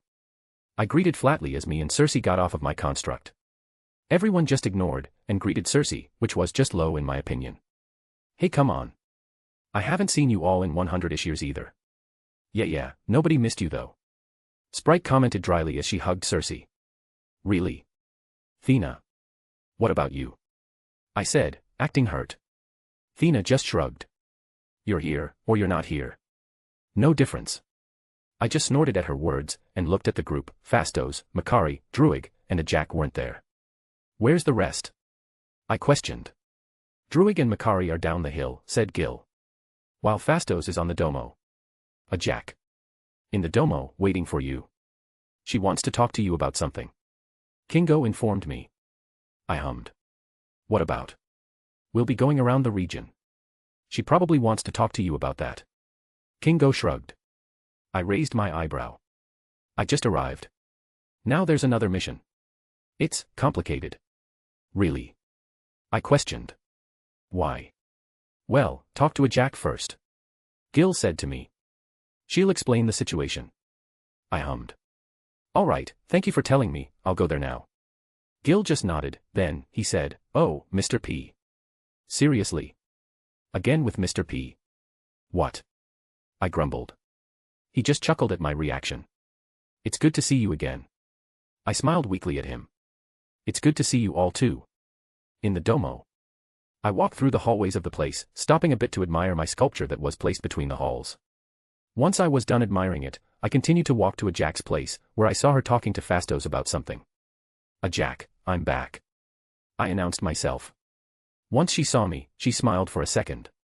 How's your stay? Boring. I shrugged. Gil and the others said that you wanted to see me.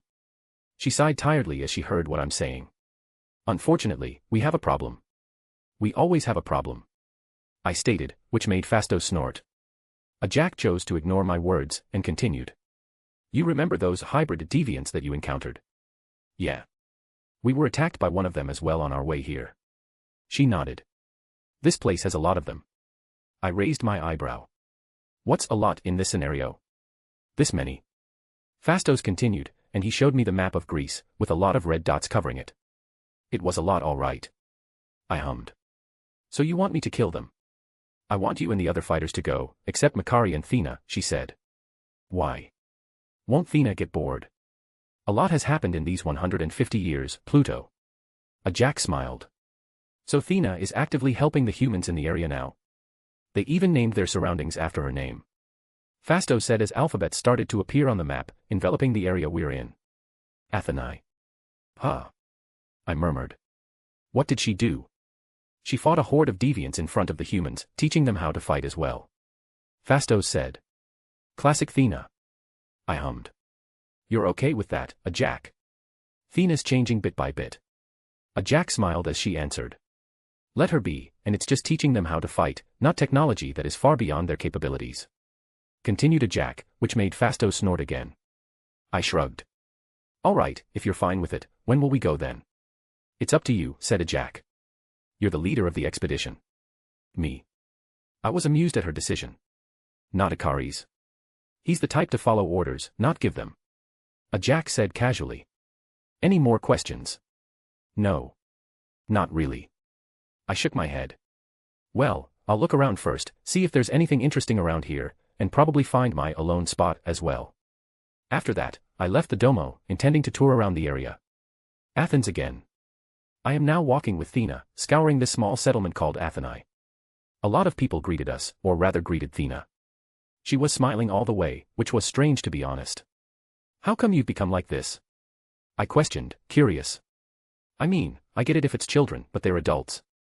Thena rolled her eyes because of my statement. You said to me that I should mingle more with humans. Well. I did, but I didn't expect that you would adapt this easily. She chuckled at my observation. Will it make more sense if the first generations of the humans living here are children? Oh yeah, that makes a lot of sense. I hummed. How'd you meet them? When we found them, they were attacked by the deviants, said Thena. I simply killed them. You killed the children. I teased, I'm gathering my courage here to tease her. She rolled her eyes in amusement. The deviants, of course. I chuckled. So, where are they now? She sighed at my question. Most of them have already died of old age. Most. She hummed weakly. Only one remains. We then approached a rather small house. It was pretty well taken care of, but you could tell that it belonged to an old man/woman. Thena then knocked on the door, and after a while, the door opened, revealing an old woman. When the old woman saw Thena, she smiled rather brightly. Mater. The old woman slowly approached Thena and hugged her. Thina murmured, Sophia. After that, those two conversed in the language of the area, which I haven't learned. So I just waited for them to finish. I saw Thina helping to clean this Sophia's house, so I helped her a bit, which made her smile. After that, they talked again. I still don't know what those two were talking about, but I swear that they were talking about me for a bit, which I don't really mind. Once they've finished, Thina bade farewell to Sophia, and we both continued our tour. Sophia was her name, right? I asked. She just hummed. She calls me mother, even though she already looks older than me. That's sad. I mumbled. The woes of being immortal. Thina smiled weakly. Anyway. I think you should prepare for your expedition. I shouldn't disturb you any longer. I chuckled. No, I was the one who asked you to give me a tour, but okay, I think I'll prepare. Right, see you when you're back. I just hummed, and parted ways with Thina, who continued to explore the rest of the settlement, greeting the humans. Chapter 20, Chapter 19, Pluto and the Boys Hunting Deviants in the Bronze Age, 3000 to 1300 BCE, 1. A/N, third in collection ranking in just 3 days, you guys are assholes. I have another fanfic to finish too. 3000 BCE, Athens. We were on the coast of Athens. Jack, Circe, and the other people who stayed in Athens were saying goodbye to each other. My winged constructs were waiting for us on the beach, and now it's my turn to say goodbye. I looked over at Jack and bowed. She just smiled, typical. I hugged Makari and Druid casually, gave a middle finger to Sprite and Fastos, which they gave back, hugged Circe as well, and finally, Thina. Well, I guess I'll see you in the next century or so. I said. She hummed and patted my shoulder. Don't hurt yourself. I probably won't die, you know, being an eternal and all. I shrugged. She just smiled, and pushed me away to the others much to my amusement. Right lads, we're going east first. I said to the others. Icaris, you don't need the construct, right? You can fly, after all. Yeah, I'll just fly. East. That's like the farthest thing from the map. Kingo commented as he looked at the map that Fastos gave us about the deviants. Exactly, we're going to the farthest place first. Where exactly? Gil said, looking at the map that was in Kingo's hand. That island over there. I pointed to a small island near modern-day Turkey. Gil then shrugged. All right, let's go. All of us then hopped onto the constructs and took off, starting the journey. 3000 BCE, Lesbos. After about half a day of flying, we finally arrived on the island of Lesbos. It is raining heavily right now. There is no sunlight whatsoever. We landed near the coast of the island, and quickly searched for a place to stay for the night. After a couple of minutes of searching, we found a cave that is filled with food and clothing for some reason. What do you think this place is? Kingo asked us as he lit up the cave using his finger gun. Perhaps an offering to their gods. Gil hypothesized. That may be true. I murmured. Let's stay here for the night. Tomorrow, we'll search the entire island, and we'll move further east after that. Everyone just hummed, and quickly set up a campsite inside the cave. You all sleep first. I'll watch. Icaris offers. Nah man, I'll watch. I insisted. You sure? I just hummed. Icaris just shrugged and prepared to sleep. We don't really need sleep, but hey, sleeping is nice. A couple of hours later, when everyone except me was sleeping, Gil suddenly woke up from his sleep and sat beside me, in front of the fire. Can't sleep? I questioned. Yeah, man, just strange is all. What's strange? Being away from the others. Gil admitted. First time for me. It's only been a day. I chuckled. Miss Thina already. I teased. He just chuckled in amusement. We're not like that. I saw her as a sister. Really? I asked curiously. That's rather interesting. What? You want to get in her pants? He mused. I just laughed quietly in that cave. I'd be stabbed by her before I stabbed her. Gil just groaned. Fuck man, don't make me imagine that. I just chuckled. But I don't know man, we're immortals. Our choice is quite limited in terms of love. You could do one-night stands with the humans. Gil shrugged. You do one-night stands with humans? I questioned Gil, really curious about the answer. He just scoffed. Of course not. I chuckled again. Anyways, I'm rather curious about what we would encounter on the expedition. I've got a feeling it'd be more interesting than the one I've been to before. Gil just hummed uneasily. It'd be interesting all right, especially when deviants can absorb the animals around them. After that, the place went quiet. We stared at the fireplace for a while, before Gil asked again. You think they could absorb humans? Possible. I hummed. Can they be sentient? Possible. I repeated. But they probably need to absorb a lot of humans for that, or one of us. Wait, what? Gil asked, a bit surprised. If they can absorb humans, they can probably absorb us also. That's a rather scary thought. A deviant with our power. Well, just be careful not to be absorbed. When I said that, we suddenly heard a slithering sound, which made us alert. You hear that? Gil questioned me. I heard that all right. I murmured. Should we wake the others? I think not. I said. Let's check it. Gil just nodded and activated his exoskeleton gauntlet, while I summoned around 6 hound deviants, ready to alert me at all times. We then delved deeper into the cave, with the constructs and Gil's gauntlet acting as lighting for us. As we delve deeper, the sounds of hissing snakes can be heard, which makes us more alert. You think it's a deviant? Gil whispered to me. Probably. Then, we arrived at the end of the cave, and we saw a big room, filled with the skeletons of human beings. Definitely deviants. I murmured, frowning. You want to know if they can be sentient if they eat humans? We're about to find out. Gil nodded cautiously as we neared the source of the sound, and when we arrived, we saw 3 deviants, in the shape of women, and their hairs were slithering, as if they were snakes. Gorgons. They looked human. Gil frowned. Still a deviant though. Can't have human skin. I pointed out. I looked at my hounds and my eyes glowed golden. I commanded my hounds to attack the deviants, and the 6 hounds obeyed my command. I turned my bracelet into my bident, and prepared to attack. But as soon as my hound strikes, something really unexpected happens. The 3 deviants turned around, and they just used their tails to slam away the hounds. Fuck. I cursed. I summoned more deviants. I don't want to summon the bigger ones. As the cave is quite small for constructs like Apophis, Ghidorah, or Hydra. So I summoned a bunch of lizard deviants, waiting for my command. Gil then rushed to the 3 deviants and used his fist to jab the nearest deviant. A loud boom echoed as Gil's fist punched the face of the deviant, throwing it away. Then, we heard hissing sounds from the other deviants. All of them then quickly attacked Gil, but my lizard deviant stepped up and defended him. My lizard construct bit the deviant's tail, and threw the deviant away from Gil, slamming the deviant against the wall. I rushed to the deviant that was just thrown away, and I stabbed my bident through its chest, impaling it. The deviant groaned in pain as it slowly died from my spear, and I heard that the other deviant was slithering to attack me. Gil, however, stepped in as well as my constructs, annihilating the other 2 constructs. But when Gil was busy, the dying deviant in front of me suddenly did something. My cosmic energy was slowly absorbed by it, with just a stare. And I panicked.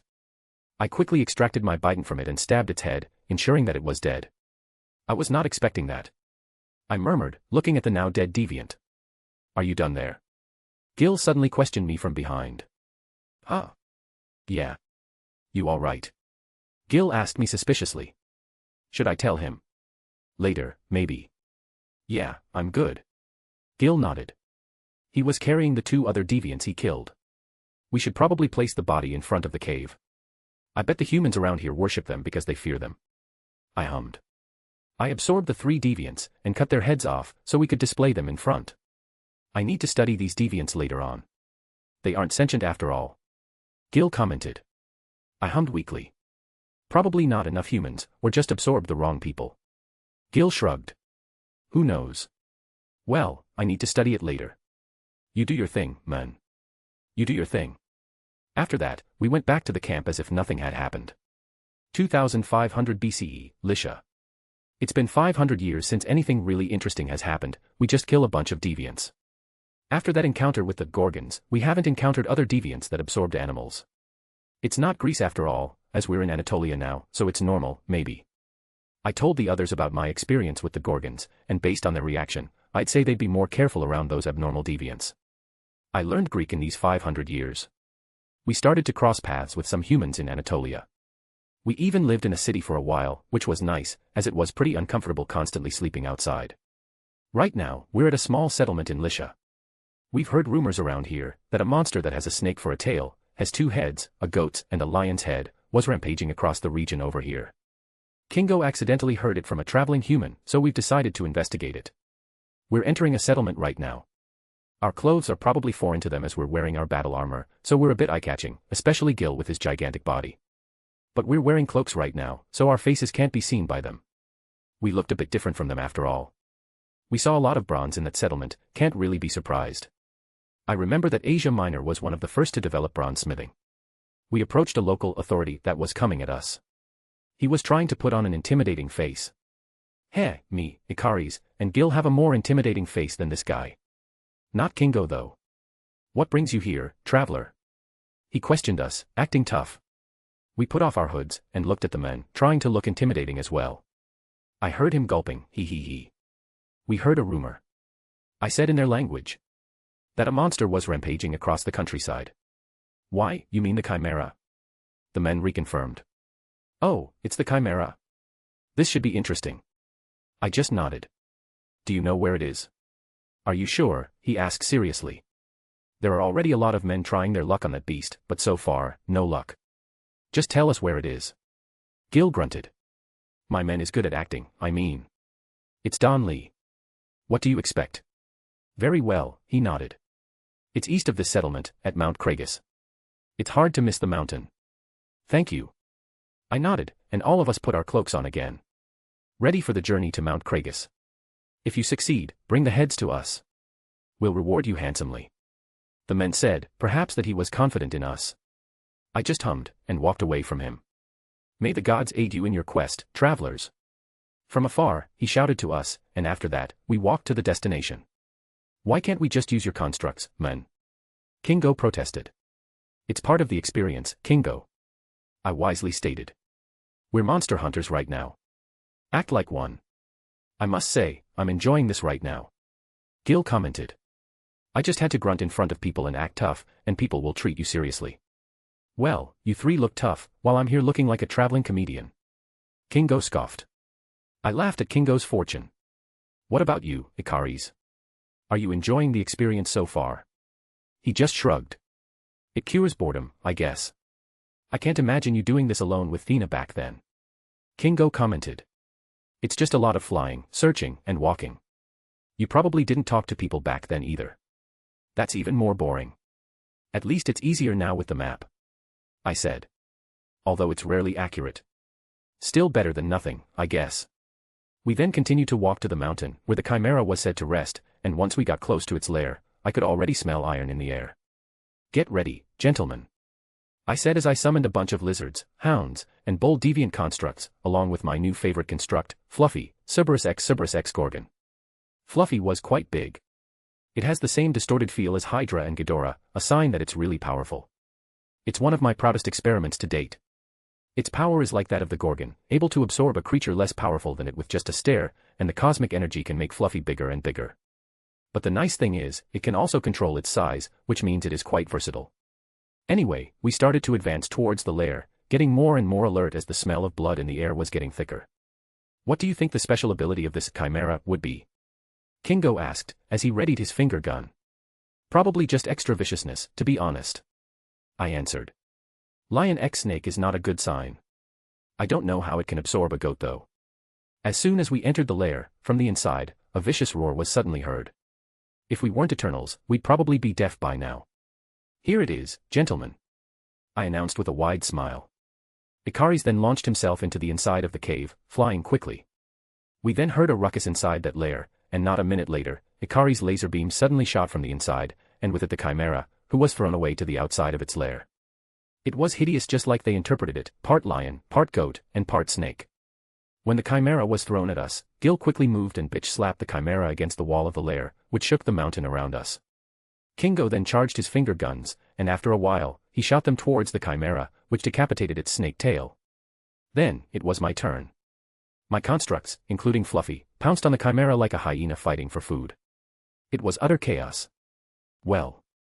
I guess that's done. I said. That's easier than I thought. Icaris commented as he approached us. You want to get that reward? Kingo asked the group. Gil shrugged. Sure, why not?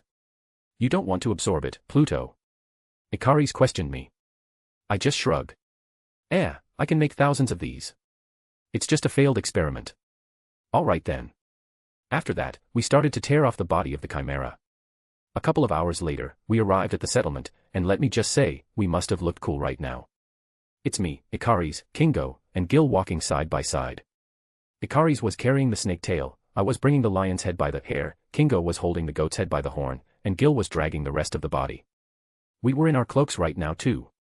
The humans looked baffled at the scene, and once we arrived at the authority, he's baffled as well. By the gods, you really did it. He looked really excited. He quickly grabbed a pouch of gold, and gave it to us. Thank you. May the gods bless you all. Gil just grunted, and he took the pouch. So long. Gil grunted once again. After that, we left the settlement, feeling like total badasses. Chapter 21, Chapter 20, Pluto and the Boys Hunting Deviants in the Bronze Age, 3000 to 1300 BCE, 2000 BCE, Thrace. We are now in Greece again. Around this time, the previously wandering people started to slowly settle, forming small settlements around Greece. We arrived at what would eventually become Thrace, and we're visiting a small settlement that has just been built. We have our cloaks, and we're scouring the place to find some clues about our next target. Then, we saw something quite interesting in the middle of that settlement. What the hell are we seeing right now? Kingo murmured with a deadpan expression.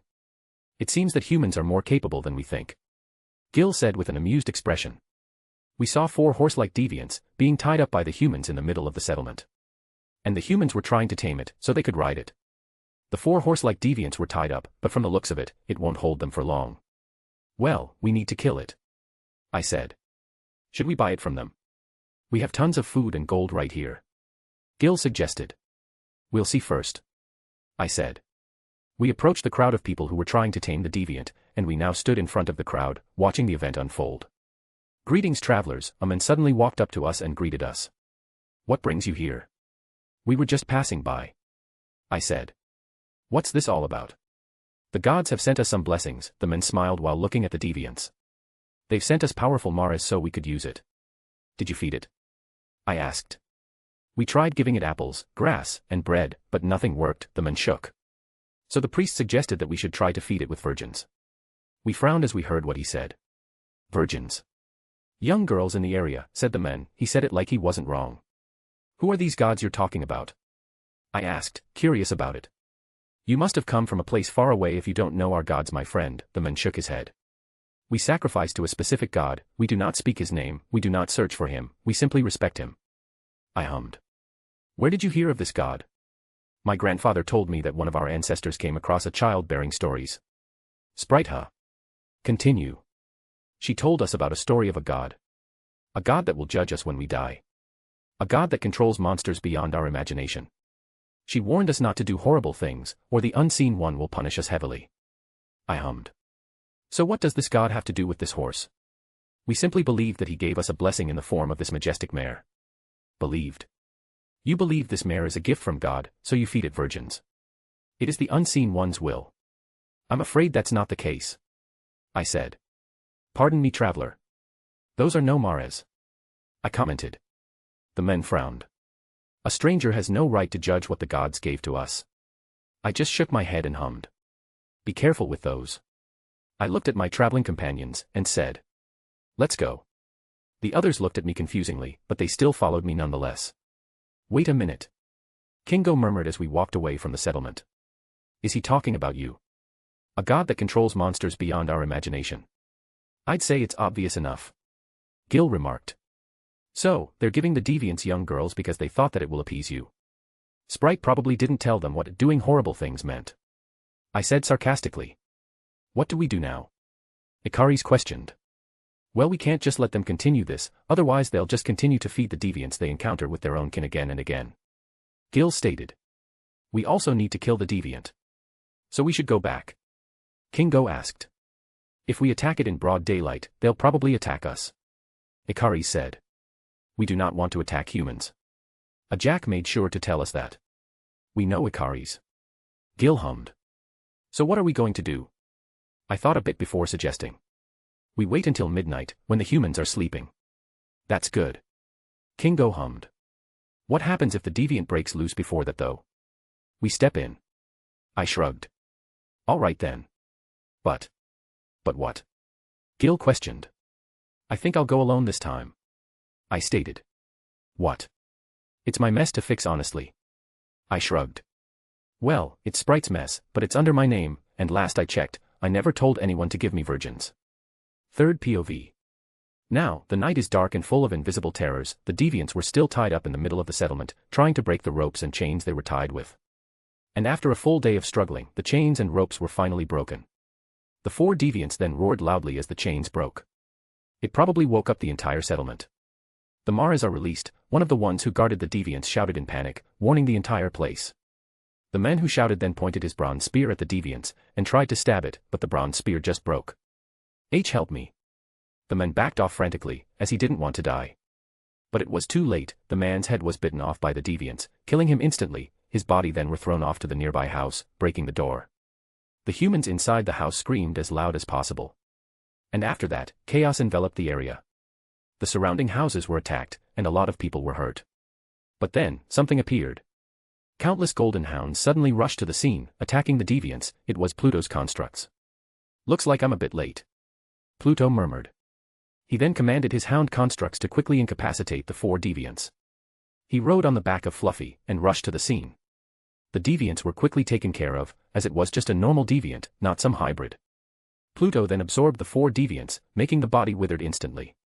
And this scene was watched by the newly awoken humans. He turned around, with the energy still enveloping him as it was waiting to enter his circle. His eyes still glowed in the darkness. Golden hounds were gathering around him, and the sight of a humongous 3-headed hound standing behind him, it was terrifying. One of the humans suddenly kneeled in front of him. My lord, he said as he kneeled before him. After the men kneeled, everyone followed. All of the humans that were present were kneeling, not caring about the burning house around them. First POV. Seriously? Kneeling. Your house is burning over there and you're kneeling. Bloody hell, humans are stupid. Guess I'll play along. Stand up. I commanded lazily. The humans followed my instructions, and stood up, but they seemed to not want to look at me. Look at me. We wouldn't dare, my lord. Why? I questioned, really curious about the answer. We wouldn't dare to stare at death itself. The men nervously said. That fucking sprite, she must have said that intentionally. I just sighed. Are you the priest? Why yes, my lord. You told them to feed these beasts virgins. Why yes, my lord, it's your gift for us. We would give it the best of care. Who told you it was my gift? I questioned. This thing is a fucking monster, and do you think I would ask my followers to sacrifice virgins for me? I said again, really annoyed. Well. Do you think it's because of some stories that I control monsters that you would think I would enjoy seeing virgins get eaten by these so-called Mares? I questioned again. You think I'm evil, priest? And no, my lord. Then why do you tell them to sacrifice virgins for me? I am my lord. The men pleaded. If you think what I did is wrong, my lord, I will accept your punishment, said the man, but his face looked really pale. Punishment? I raised my eyebrow. Why yes, you are a fair god, judging every soul that entered the underworld. I hummed. Fine, call the families of the virgins. Pardon me, my lord, he questioned, still not looking at me. I said, call the family of the virgins you sacrificed for me. I repeated. The other men who heard my command quickly dragged the families of the virgins in front of me, without actually looking at me. And my lord, said a woman in her mid-30s. You're one of the sacrificed virgins' family. I am the mother of the sacrificed, my lord. I hummed once again as I sat on a stool near me. Do you hate me? I wouldn't a dash. Speak honestly. A little bit, my lord. The woman murmured. My child is dead because of you. But I didn't say I want virgins though. I said rather loudly. Virgins should be fucked, not sacrificed for these monsters. But the priest said so, my lord. Well, I didn't say anything about that. I repeated again. So was it my fault? Or the priest's fault? It was the priest's fault, my lord. I hummed. I then turned to the priest. Why do you think I need virgins to be sacrificed, priest? I just speculated, my lord. Speculated. I raised my eyebrow. You caused a lot of people's death because of speculation. The priest just gulped. I sighed. I then turned to the woman again. What do you want now then? Pardon me, my lord. What do you want? You want revenge? Compensation? Or something else? I want to see my daughter. I'm afraid I can't do that. I shook my head. Anything else? Then revenge it is. Okay. I hummed. I walked to a nearby soldier's corpse and grabbed his bronze spear. I then walked to the woman and gave the spear to the woman. Here. My lord. The woman nervously asked. You want revenge, right? Kill the priest then. Then, I could hear the priest begging for forgiveness from my back, but I ignored it. My lord. I dash. Do you want revenge or not? Or do you want to attack me instead of the priest? And no, I wouldn't dare, my lord. I can't. I sighed. Fine then. I then turned around, and threw the spear right through the priest's heart, impaling him to the ground, killing him instantly. A lot of people gasped, but no one had said anything. Anyone want to be judged again? The crowd went silent. Good. I nodded. You can slaughter pigs or cattle for all I care, but killing your own kin because someone speculated that it will appease an entity. I shook my head. That is no good deed. After that, I just walked out of the settlement, not caring about the mess I just created. Once I was at the edge of the settlement, my 3 companions were waiting for me. You killed a human. Ikari stated while frowning. So. It's just one. I said. Why did you do it? Gil questioned. To set an example. I said. If they continued the practice of sacrificing their own kin, we're practically feeding the deviants, and a lot of mothers lost their child to that priest as well. I just gave them some closure. But you disobeyed a Jack's order. Ikari's continued. It's just one human, Ikari's, it's not going to hurt in the long run. Our mission is to protect the humans, not kill them. I protected a lot of humans because I killed that priest, Ikari's. I said. That priest's thinking is quite demented, who knows if he fucked those virgins first before sacrificing them. Still. Kingo murmured. Was that your first human kill? I think so. I hummed. Unless I accidentally killed some for some reason. Well, keep it at a minimum. Gil stated. I'll try, Gil, but no promises. A/N, if you know the monster myth behind the deviants in this chapter, I'll give you a historical meme that I myself don't understand. Chapter 22, Chapter 21, Pluto and the Boys Hunting Deviants in the Bronze Age, 3000 to 1300 BCE, 3. A/N, I don't really know if I like this chapter, to be honest. 1500 BCE, Thessaly. It's been a couple of hundred years, Greece changed a lot since then, kingdoms are starting to rise, people started to differentiate themselves from one another, the Achaeans, the Aeolians, the Dorians, the Ionians, and the Thracians are the examples of this, settlements collaborating with one another that would eventually form an identity. We are now in Thessaly, quite close to Athens. We were tempted to go back and stay there for a couple of years, but we decided not to. We are in a rather big settlement in Thessaly that is friendly to Athens. The place was apparently preparing for a festival, as Kingo heard from the locals that the king of the place is getting married. Should we stay? Kingo questioned. I mean, we should mingle with them for a while, drink some wine, eat some food. I'm down for it. Gil shrugged. What about the 2 of you? Sure, said Ikari's. We need to resupply anyway. I hummed at Ikari's words. All right, we're staying here for a while. All of us then searched for a place to stay, and after that, we walked to the town center where the people were gathering for a celebration. As soon as we got there, people were already celebrating, but the groom and bride had not appeared yet. The town center smells like wine and bread, people were talking, cheering, and drinking in honor of the king and his bride. They are fucking like rabbits there. I pointed at the corner of the town center, where there's practically an orgy there. Want to join in, Pluto? Kingo teased. I'll pass. I shook my head, you go on though. You know, I'll pass as well. Kingo quickly dismissed it. Anyway. Gil coughs out loud to divert the attention from the orgy place to him. What are we going to do now? I don't know. I shrug. Drink, eat, talk. We aren't exactly a social bunch except maybe Kingo. Gil commented. True. I hummed. Let's wait for the groom and bride to arrive, maybe something interesting might happen. Sure, why not? After that, we waited for the groom and the bride to appear. We grabbed some wine and bread, and we drank in the corner of the town center. We watched as people got drunk, they fought using their fists, punching their friends' faces. People also got frisky, they flirted with everyone, women, girls, and boys alike, some even tried to force themselves on them, but being the protector he is, Gil stepped in, preventing it. I'm starting to get why you always say that alcohol brings the worst out of people. Gil grumbled as he went back to us. Humans with their uncontrollable lust. I hummed as I drank my wine from my goblet. It's times like these I'm thankful that I'm an eternal, we can't get drunk after all. Then, the king and the bride suddenly walked out from the palace, greeting their subjects. From what I observed, the king is middle-aged, while the wife-to-be looks quite young, probably 15 to 17 years old. But the girl looks happy, so I can't really judge the king. Anyway, the king starts to speak, but I didn't really listen to it as it was the typical formality stuff. After that's done, the king went back to the palace and let his subjects celebrate. That's it. Quite boring. Kingo complained. Well, what more do you want? The king doing the wife in the middle of the street. I snorted. You have a really dirty mind, Pluto. Gil shook his head. It makes me wonder why you don't want to touch a human woman. Just a personal preference is all. I muttered. It just feels wrong. Wrong how? Ikaris, who had been silent the whole time, finally speaks. Well, do you consider yourself to be superior to humans? I questioned. Is that important? Kingo questioned. It is. I mumbled. In my eyes, we, as an eternal, is superior to humans in every way, so it just feels wrong to touch a human. That's racist. I chuckled. Racist. That's different. I shook my head.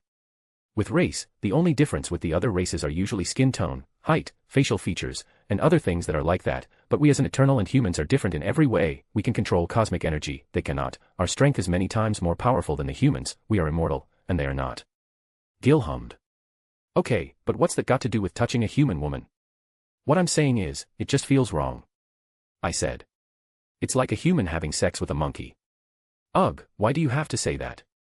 Kingo groaned. That image is stuck in my mind now. I just chuckled, and continued to drink the wine. But that's just my opinion. So you're saying that you will only touch a woman that is as powerful as you? I mean, not really. Sure, strength is a contributing factor, but if she has no sex appeal, then it's all the same. So what you're saying, as long as she's powerful and beautiful, you'll go for it? I shrugged. Sure, why not? Well, there's not a lot of choice. Gil said. There's Thena. Circe. Makari, and a Jack if you're into that kind of thing. And Sprite. Kingo added. Kingo. Just stop. Gil sighed. What? You're counting the female Eternals, right? The Eternals that look like adults. Gil refuted. Oh. Kingo chuckled. Yes, Sprite is a little girl. I sighed. Well, we're Eternals anyway, we have time to do those sorts of things.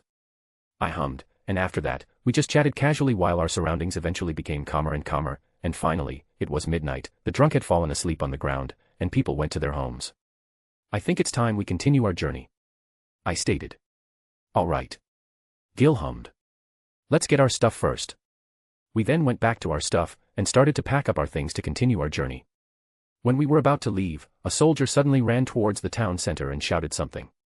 He looked really pale, and he was panicking. Not a good sign nonetheless. Centaurs. Centaurs coming in, the men shouted frantically. As soon as people heard that, the ones who were not drunk stood up and prepare, most of them ran to their homes, locked the door and hid, while some men grabbed any weapon they could get and followed the soldier to the edge of the settlement. All of them looked pale, but they kept going. Centaurs? Kingo questioned. Let's check it. I said, and the rest nodded. We then quickly followed the soldier towards the edge of the settlement. There, we saw the guards of the settlement forming a defensive line, facing a forest near the settlement. Remember, men. Our wives and children are in our homes, we must protect them at all cost. Even if you need to sacrifice your lives, a man who looked like a commander shouted. The men shouted in unison, raising the morale. They were banging their spears and swords to their shields, making a lot of noise. What's going on? I approached the commander and asked. Travelers, you must go back to the settlement quickly, the men warned. Centaurs are coming. Centaurs? Gil questioned. What's that? Half-man half-horse monster that roams this forest, said the men. They've been terrorizing the people nearby, kidnapping a lot of us, we often find the victims' bones in the forest. I hummed, and the four of us had an understanding. This was a horde of deviants. Do they usually come to the settlement like this? I questioned. The men hummed. They often came in groups, or rather, hordes. We tried to protect the settlements, but their skins are so thick our spears can't penetrate them, it's hard to kill them. I nodded. Then let us help. I advise you to go back, traveler, the man shook his head. This is not your burden. Oh, but it is. Gil stepped in, rolling his sleeve. It's our job to kill these things. Job, the men mumbled. No matter, I won't force you, but I've warned you travelers, these monsters are no joke. I chuckled as I conjured my bident, making the men surprised. Trust me, we can handle them. The four of us then walked to the edge of the forest, watching it closely. I can see them approaching, said Ikaris as his eyes glowed golden. There's a lot of them.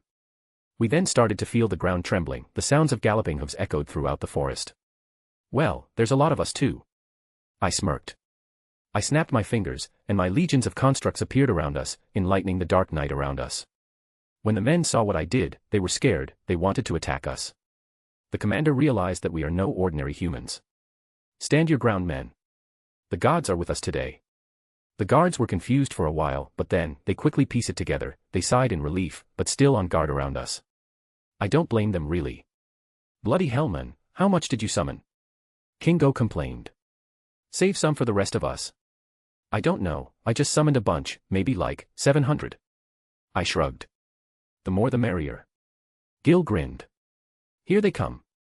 Ikari shouted, and he rushed towards the forest, and we instantly saw that Ikari's was fighting, because golden lights were flickering inside the forest, along with the screams of monsters. My eyes then glowed golden, and I commanded my legions to charge inside the forest, attacking the hordes of centaurs. I rode Fluffy, and it charged as well. Once we entered the forest, we finally saw it. There were probably around 1,000 deviants in that horde, all having a horse as his legs, and a semi-humanoid body and head. I don't know if they can talk though. After that, my Golden Legion, yes, that's what I'm calling it now, clashed with the centaur horde, slamming themselves at them in the middle of this dark night. My humongous constructs such as Hydra and Ghidorah utterly demolished the centaur lines, they destroyed trees around them, and even made holes in the battleground. We never fought this many deviants before. Kingo commented as he shot down multiple centaurs in one shot. This is fun. Tell me about it. I never summoned this many constructs as well. I jumped from the head of Fluffy, and impaled a centaur as I landed on the ground. I absorbed one of the constructs nearby, and shot a golden beam of cosmic energy from my bident, cutting multiple centaurs in one go. The sounds of screaming deviants echoed throughout the entire forest, birds fly away from the place, scared. Seeing the battle, the commander was excited. Men, he shouted, raising his bronze sword. To me. The guards shouted in unison, banging their swords to their shields. The guards then move forward towards the forest, intending to enter the battle. But my constructs then growl at them, signaling that they shouldn't interfere. They just gulped, scared of what might happen if they disobeyed. So they stood down, waiting for the battle to end. Meanwhile, the forest had almost become desolate, burned down trees, scorched ground, and deviants' bodies littered the forest, making a strong stench. The scene of Amit eating a centaur whole and turning it into cosmic energy beams was a sight to behold. Hydra eating 9 centaurs at once was a terrifying picture. Ghidorah summoning a storm and shooting beams from it was a majestic view. And my Golden Legion utterly decimating the centaurs was satisfying, as I never really used my constructs in a big battle like this. Pluto. Catch. Gil suddenly shouted. I turned around, and saw a body of a centaur flying to me. So I absorbed a nearby construct, and shot a beam, cutting the body in half. The hell was that? I questioned. Gil just laughed and continued to fight. I then saw that the centaurs started to run away, so I gave chase. I quickly caught up with them, and jumped to the biggest centaur that was running away. The centaur stumbles, and now, it's lying on the ground, unmoving. I was about to impale him, when it suddenly did something that I never thought I would encounter this early. He was laughing desperately. And he spoke. How unlucky. I stopped. Did you just speak? Of course I spoke, the centaur laughed. You're bound to meet one of my kind someday, Eternal. I frowned. How many did you absorb? He laughs again. Does it matter? It does. The centaur chuckled at my words. I'm not going to snitch on my own kind, Eternal. I stabbed the centaur, but not deep enough to kill him. How many of you are there? The speaking kind, the man chuckled. Not many of us. I'll tell you that, but upon my herd. Only me. So you're the leader. I hummed. Is it that obvious? The centaur said sarcastically. So. Eternal. Where will we go from now? I stabbed deeper. How do you know that I'm an Eternal? Your kind slaughters plenty of my herd here, said the centaur. The female Eternal, the one that uses the weapons of the humans. Thena. I murmured. Why are you doing this, Eternal? The centaur suddenly questioned. Do you know where you came from? I do actually. I said. I know that we are the children of Erisham. The centaur frowned. You knew, but you still slaughtered our kind, your brothers. You are no brother to me, deviant. I said calmly. We just wanted to live, Eternal. Said the centaur solemnly. We just want to survive. And I want to be free. I refuted. But all of us can't get everything. Your kind gave me a path to freedom, so I would be happy to slaughter all of you. The centaur sighed. At least. May I know your name, Eternal? Pluto. This one's name is Idemnon, said the centaur. It is one of the humans' names that I've absorbed, I simply use it. Sure, I'll remember that name. I'll be sure to mention your name if I ever encounter another one that can speak. I said. The centaur just hummed. Then do it. And I stabbed my bite until it went through his body, killing him instantly. I absorbed his cosmic energy, and he had plenty of that, I'll tell you that. Suddenly, Gil shouted from the forest. Did you catch them all?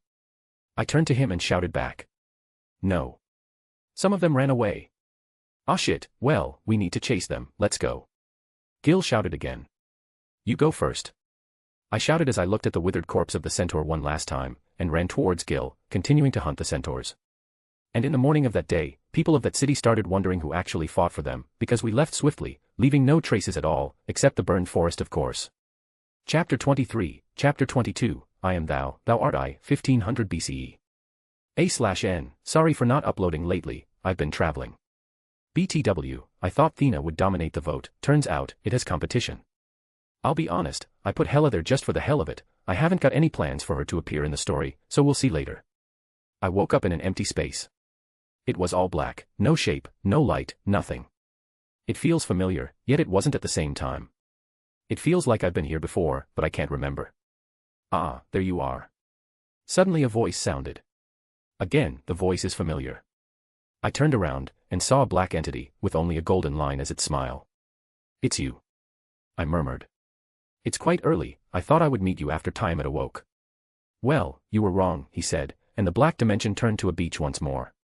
The black entity turned into a ragged old man as well. So. What do you want to talk about? I questioned as I sat on a log near the campfire. The old man chuckled. A bit impatient. It's been such a long time since I've been treated like this. Like what? Like an acquaintance, stated the man. People usually call me my lord or supreme one. I know the feeling. I murmured. Humans treated me as a god, but you know that already. He nodded. You've been doing well. Will I continue to do well? I questioned straightforwardly. Depends, said the man. Depends. He hummed. You've been stagnant these past couple of centuries. I nodded. Don't really know what else my power offers really. Then you haven't been exploring enough. I'd say I've been exploring. I said sarcastically. I have a lot of time for that. But you've been too conservative. Meaning? He sighed at my question. You are different from your fellow Eternals. I've noticed. I said sarcastically again. So? No, you don't understand, he shook his head. Unlike the other Eternals, your power is continuously evolving. I nodded. I know that my fellow Eternals' power seems stuck, not changing at all. Exactly, he nodded. But for me, my power is just limited to absorbing cosmic energy from dead bodies and making them my constructs, right? Essentially making them one with me. I questioned. What else is there? You're using it wrong, young one, he stated. You said it yourself, they are one with you. So? Then use them, the man shrugged. Don't just command them to do your bidding, use them to improve yourself. How? The man smiled. Talk to them. Talk. I questioned, confused. They can't talk, sure, I can understand what they're thinking, but I can't talk to them. The man nodded. You can't before, but you can now. Meaning? You've absorbed an intelligent deviant, right? I did recently, yes, his name's Idemnon. Then talk to him, he should be able to represent the others, said the man. By the way, it's nice of you that you're really careful about this. Careful? You haven't absorbed a single human, cleared the man. If you did, you'd be dead by now. I know that. I snorted. I'm not stupid enough to do that. The man hummed. Arisham's suspicious, he was asking me about you, but I never answered. I raised my eyebrow. Why? Ever since you came down to Earth really? Said the man. Because he knows practically nothing about you, I blocked your information from him. That's nice of you. I said sarcastically. But did he remember that he gave me a mission? He remembers, the man nodded. But technically, he didn't give it, I planted the memory of him giving a mission to you. That's why he's a bit careful about you in the first place, because he's always careful about his minions. I hummed. What am I going to do now? Nothing really. The man nodded. As long as you don't break any rules, you're safe. For now, just become powerful. Oh yeah, How do I contact Idemnon again? He smiled. Just call him. After that, the men disappeared, the place turned black once again, and I was once again left alone in this empty dimension. I sighed. That's got to you, I guess. I then look around, still nothing, only emptiness and darkness awaits my gaze.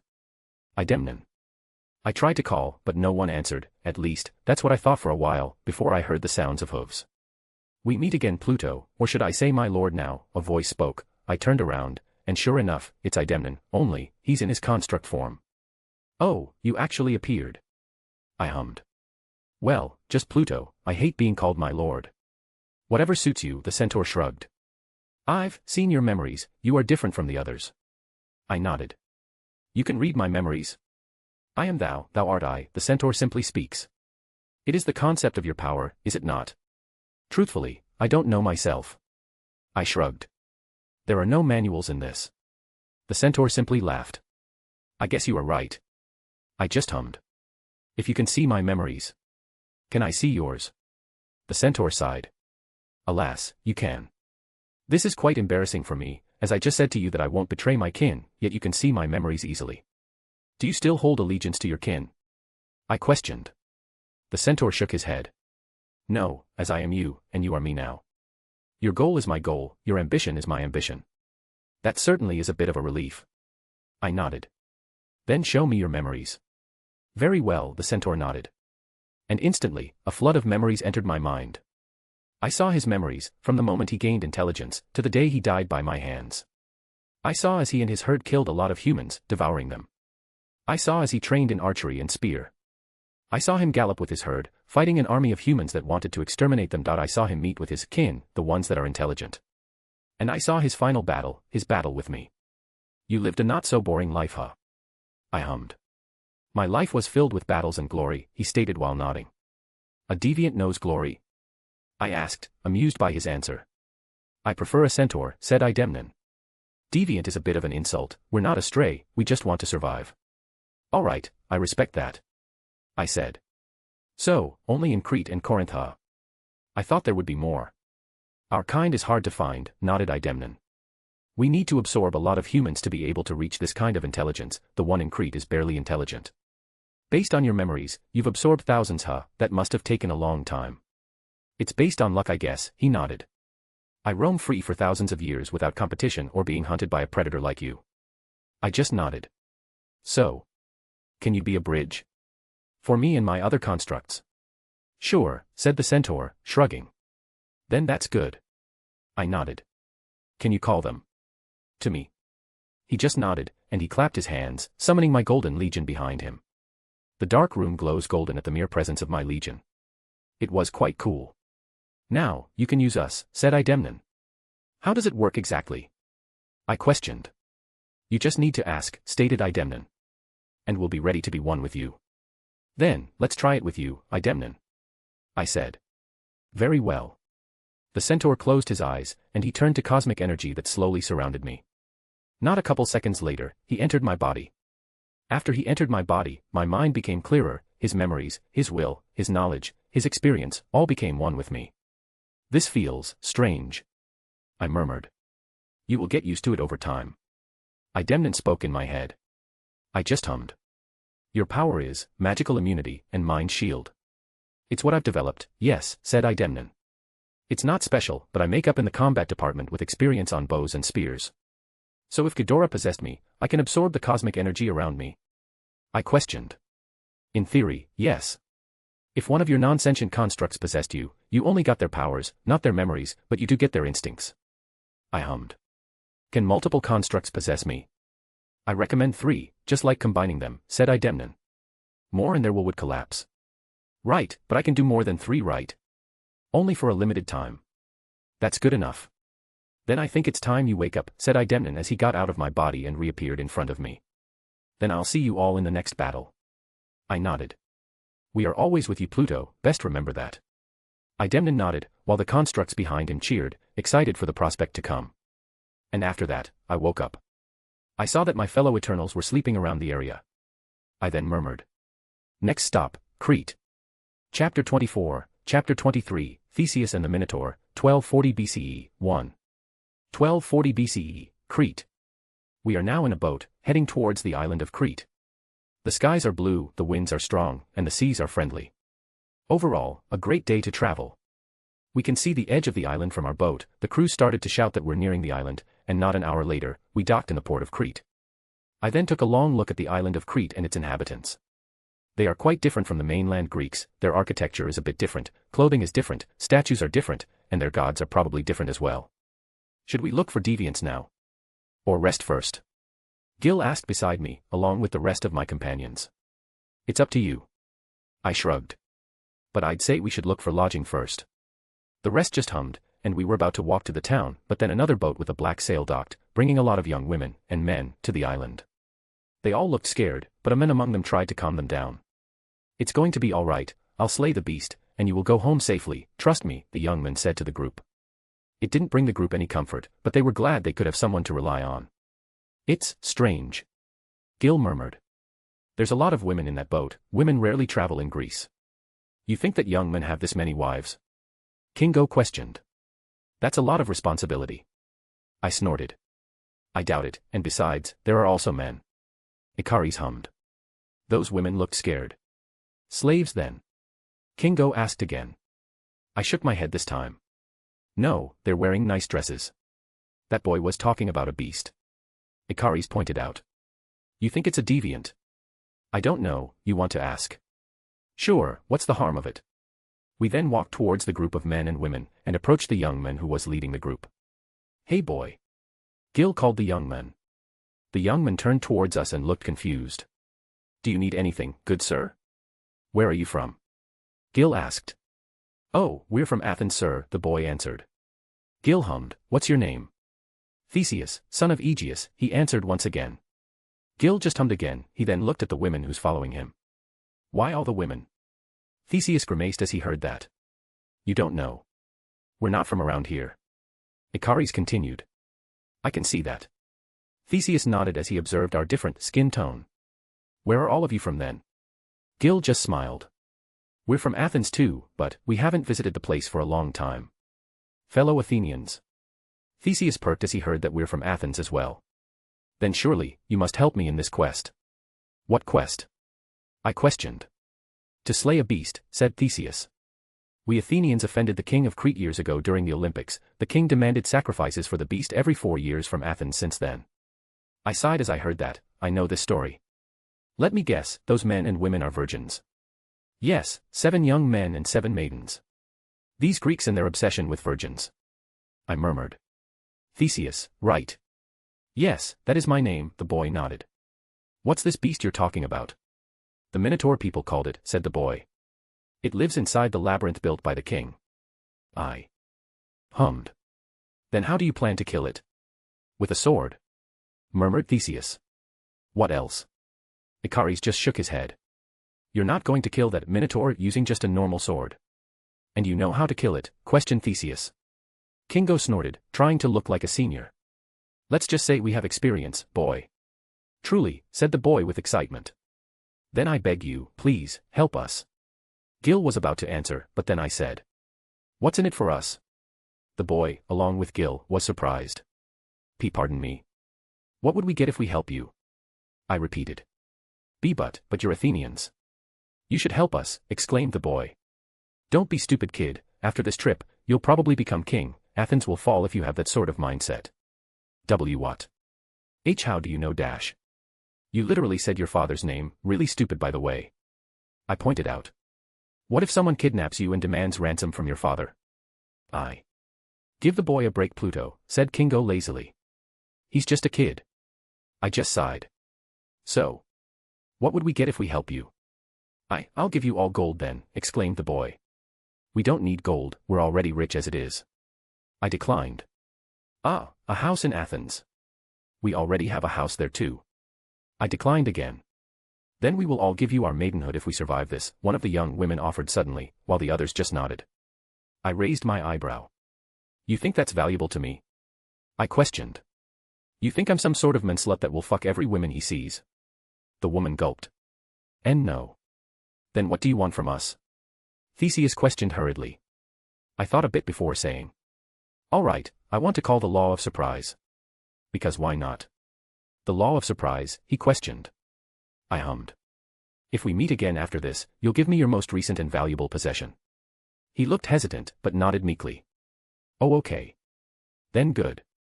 I hummed. If you break that favor, I will kill you. All right. I promise. I hummed. Lead the way then. Theseus nodded meekly again and walked towards the labyrinth, looking nervous, same as the other Athenians, but they're even more nervous as this was it. If they fail, they'll die.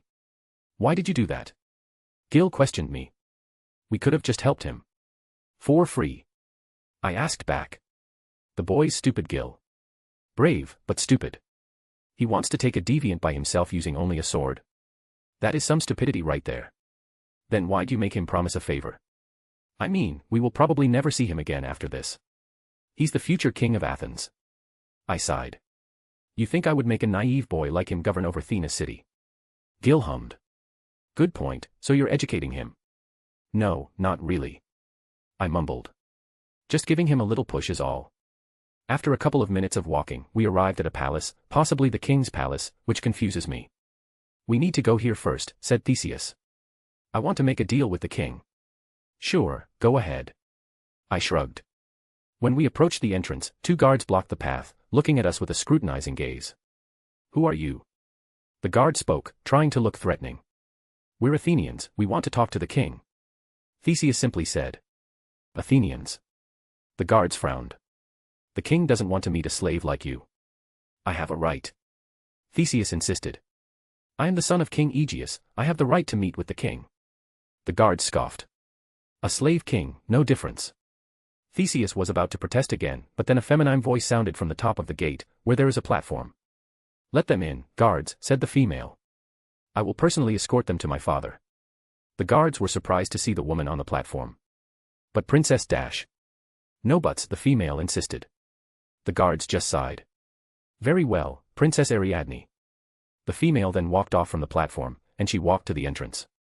While we waited for the princess to come down, I asked Theseus. Slave king. Athens has been a tributary state of Crete. Theseus murmured in dissatisfaction. They often raid our towns for slaves. I just frowned at the answer, and the guards suddenly opened the gate, revealing a very pale young girl. Her bare chest was visible, and she was wearing a yellow dress, with a lot of accessories.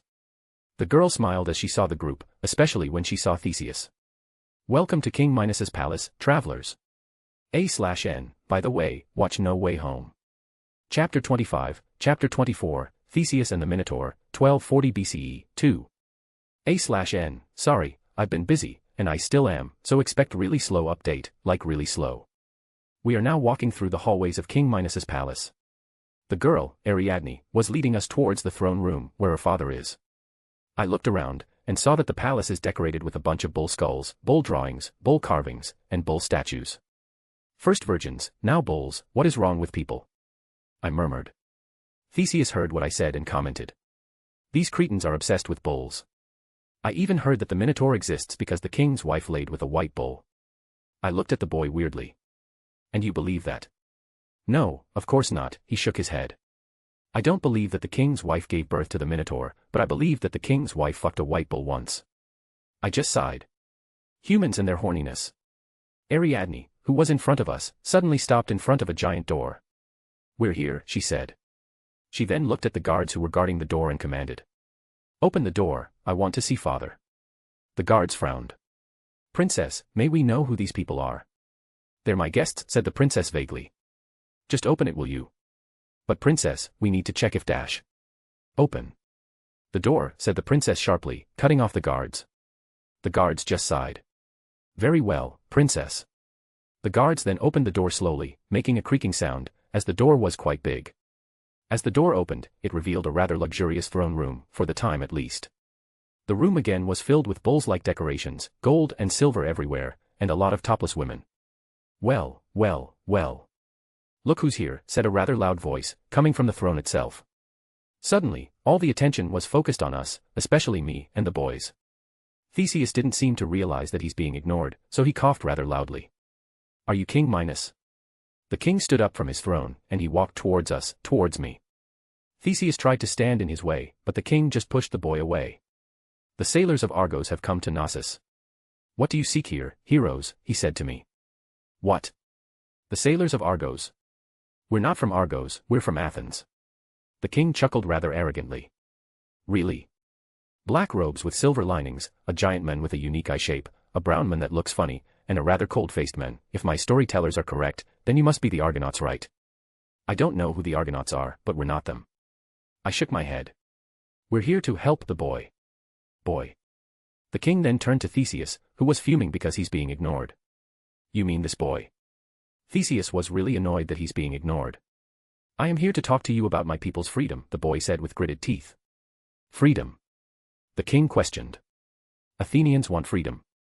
The king then laughed, and his court soon also laughed. Tell me why I should grant you that. The king then walked to the boy and grabbed his clothes, pulling his face near his. Prove to me that your people are powerful enough to be free, then I'll release your people. Theseus clenched his fists and grit his teeth. He then spit on the king's face and said, I'll kill your so-called Minotaur, and I'll have my people's freedom. The king didn't mind the spit and just cleaned it off. Boy, you are so thin that I could crush you with my bare hands, never mind the Minotaur. Just go home to your pathetic city. Give me a chance. Theseus insisted. And I'll bring you the monster's head. I don't want you to kill the monster, boy, said the king sharply. The Minotaur is a symbol of our power, just deliver the sacrifice and go home. The boys and girls of Athens who heard that suddenly became afraid, and they looked like they were about to piss themselves. But then, someone interrupted. Why don't you give him a chance, father, said Ariadne. It's not like he'll succeed anyway. The king then turned to his daughter, and raised his eyebrow. What are you talking about, Ariadne? It's just a waste of time. But it'll be for my entertainment. Ariadne shrugged. Come on, father, you never let me out of the palace, it's boring here, let me have some fun. Ariadne dash. And these heroes will also accompany you, continued Ariadne while pointing at us, much to our despair. You said it yourself, right, father? They're the Argonauts, they can stay here while these Athenians try to kill the monster. The king pondered for a while, he looked at the Athenians and us back and forth, thinking about his choices. Then, he nodded. Fine, the Athenians have a week, if they can't kill the Minotaur within that time, the sacrifice will still continue, if they can actually kill it, they will be free, after they get out of the island. The Athenians, especially Theseus, were overjoyed when they heard the king's words, but they were a bit cautious about the last part. Then you can start now. The king waved it off. While these gentlemen right here stay with me in the court, servants. Bring the food and drink. I'm telling you, we're not the Argonauts. I insisted. You've got the wrong guy. You're Jason, right? The king questioned. The one with the golden fleece. I looked at the king weirdly. No, I don't have that. But I do have a golden army. You can't hide anything from me, heroes. The king shook his head, seemingly convinced that I have the fleece. I know you have it. I need to use it. What for? It is my private business. We need to know what you need to use it for before we give it to you. Kingo suddenly said, lying. So you do have it, the king smiled and nodded. Very well, come with me. We were then escorted by the king to a private chamber. It's quite big, and again, a lot of bowls decorations. Okay, so why do you need it? Kingo questioned. Is your wife sick or something, because you know, rumors say she nailed a bull, can't imagine how sick she is now. The king frowned as Kingo said that. My wife did not bring a bull to bed. Of course she didn't, the bed would probably be destroyed if they did it in bed. Kingo continuously baited the king for some reason. The king was about to explode, but then he calmed himself down and asked us. Give me the fleece. And again, what for? Someone sick or something? No. The king murmured. It's me. What's wrong with you? You look healthy to me. Gil questioned. My manhood can't stand up anymore. The entire room went silent after the king said that. But soon after, we laughed really loudly. Why you want to use the fleece so your dick can be potent again? Kingo laughed his ass off while he's asking the king again. Don't laugh at a king, boy, the king growled at Kingo, tired of his mockery. I will put your head in front of my palace if you mock me again. Kingo snorted. As if you can do that. And don't call me a boy, I'm much older than you. The king just hummed, not believing Kingo's words. So, where's the fleece? We're not going to give the fleece to you for a mere problem like impotence. Kingo shook it off, making the king mad. I have told you my secret, and you still reject me, the king roared. Me, a king, rejected. Looks like you have a rejection problem. I hummed. Kingo's right, we're not going to give you the fleece just for your impotence, we don't have the fleece though, so we really can't give him anything, poor dude. My advice though, exercise, and avoid eating fatty food. Everyone looked at me with confusion because of my medical advice. What? I was just helping him. I am fit as it is, what does it have to do with it? The king questioned rather angrily. Well, you need to stay fit, maybe it will help with your erection problem. I shrugged. Anyway, are we done here? Let's get out of here. You're not going anywhere, the king growled. I will lock you here until you give me the fleece. I just sighed. Is this the Cretan hospitality? You guys are really bad at receiving guests. The king just huffed and called the guards, then he told them to watch over us, and make sure that we don't get out of the room, as if that will stop us. Now you've done it, Kingo. Gil shook his head. If only you didn't bait him in the first place. What? It's fine, and it's hilarious he wants to use a magical item to fix his penis, he chuckled. Well, we can't get out now. Gil pointed out. We could use the window. Ikari said as he examined the opened window, really stupid from the king. I'll carry you down, don't worry about falling down. What about the monster? And that kid will probably die if he fights alone. Gil questioned. I just sighed. I'll go kill the beast. What about the Athenians? Fine, I'll help them also, you guys find a ship for them.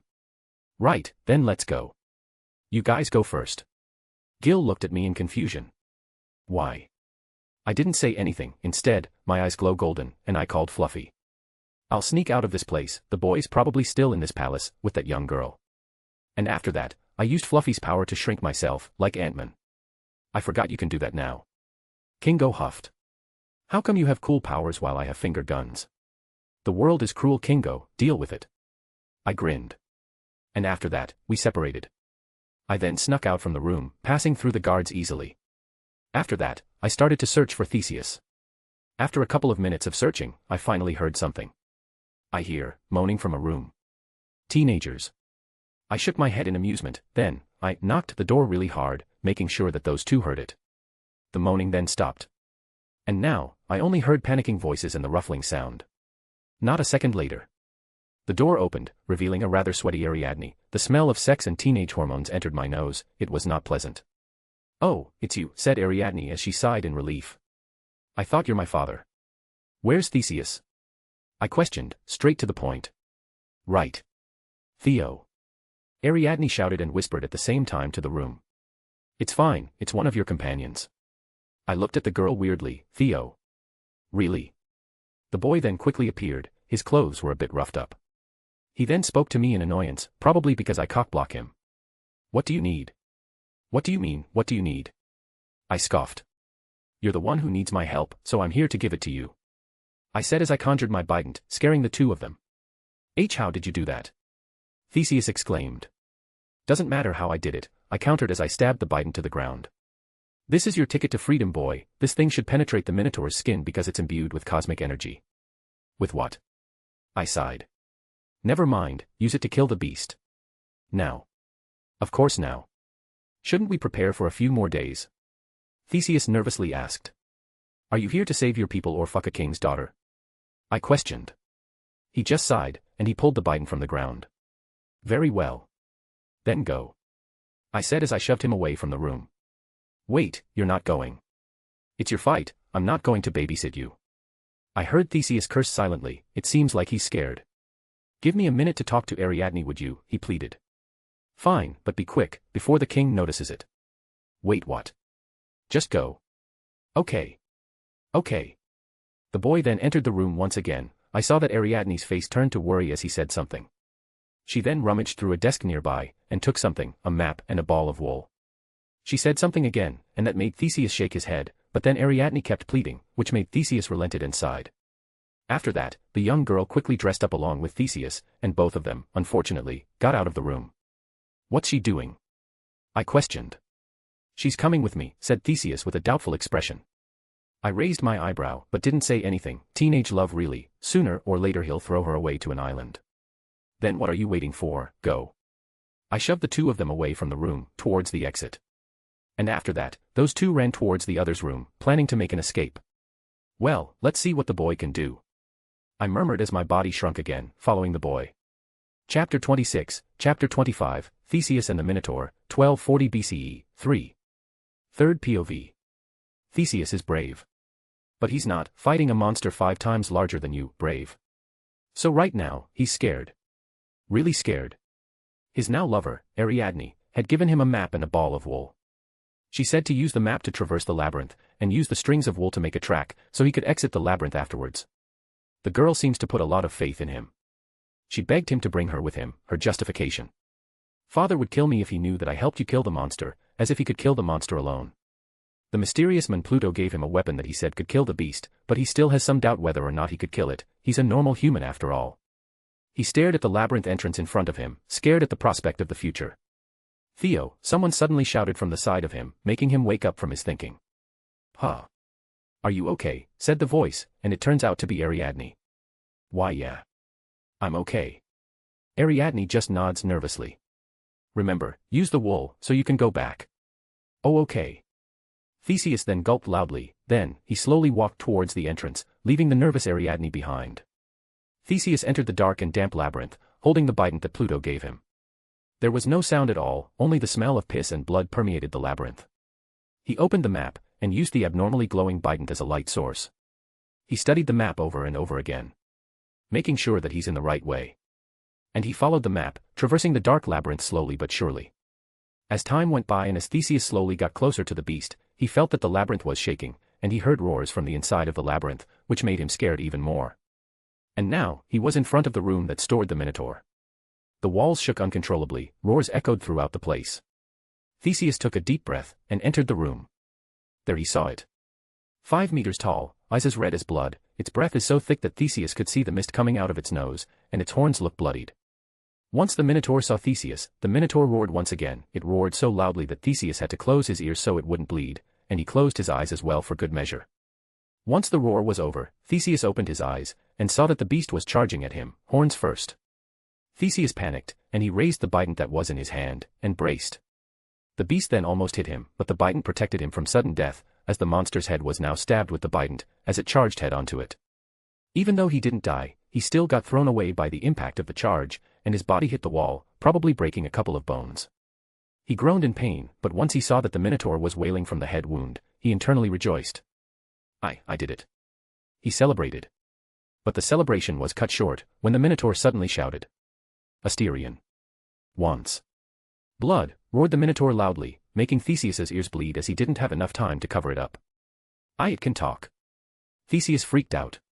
The Minotaur then grabbed the nearest object that it can throw, which was a club that the king probably made for the monster, and the monster threw it to Theseus, making the boy piss himself. I am going to die, he shrieked, fearing for his life. But before the club could hit him, he already passed out from the fear. As the club neared the boy, something suddenly appeared in front of the boy, blocking the club so it didn't hit him. So much for a hero. That something murmured. First POV, Pluto. When Theseus passed out, I stepped in and expanded myself. I then kicked the club away from the boy, making the club slam to the wall. When the Minotaur saw me, it roared more loudly, as if he knew who I was. Calm down. I said. Asterion is it? Killer. Asterion want killer's blood, the Minotaur shouted angrily. Boy, you weren't kidding when you said he's barely sentient. I murmured. Then, a golden construct appeared before me. It was Idemnon, attempting to talk to the giant beast. Asterion, listen to me, said Idemnon. It is of no use, you will join us, one way or another. No. Asterion must kill the killer. Asterion growled, he then charged at me, wanting to impale me using his horns. I let Hydra possess me, its 9 heads appeared from my back, and before it could hit me, the Hydra's heads bit Asterion's joints, so the beast cannot move. Release Asterion. Asterion will kill you. The beast struggled to break free, trying to hit me. The heads then release their acid, and the beast screams like a bitch. Calm yourself down Asterion, said Idemnon. It will all be over soon. Asterion growled at Idemnon. Traitor. Asterion will not speak to you. Idemnon just stood there silently, emotionless. It's useless to make him join willingly, just do it, he said. What did I tell you Idemnon, they never will. They just didn't know how it feels yet, murmured Idemnon. Go on. I hummed.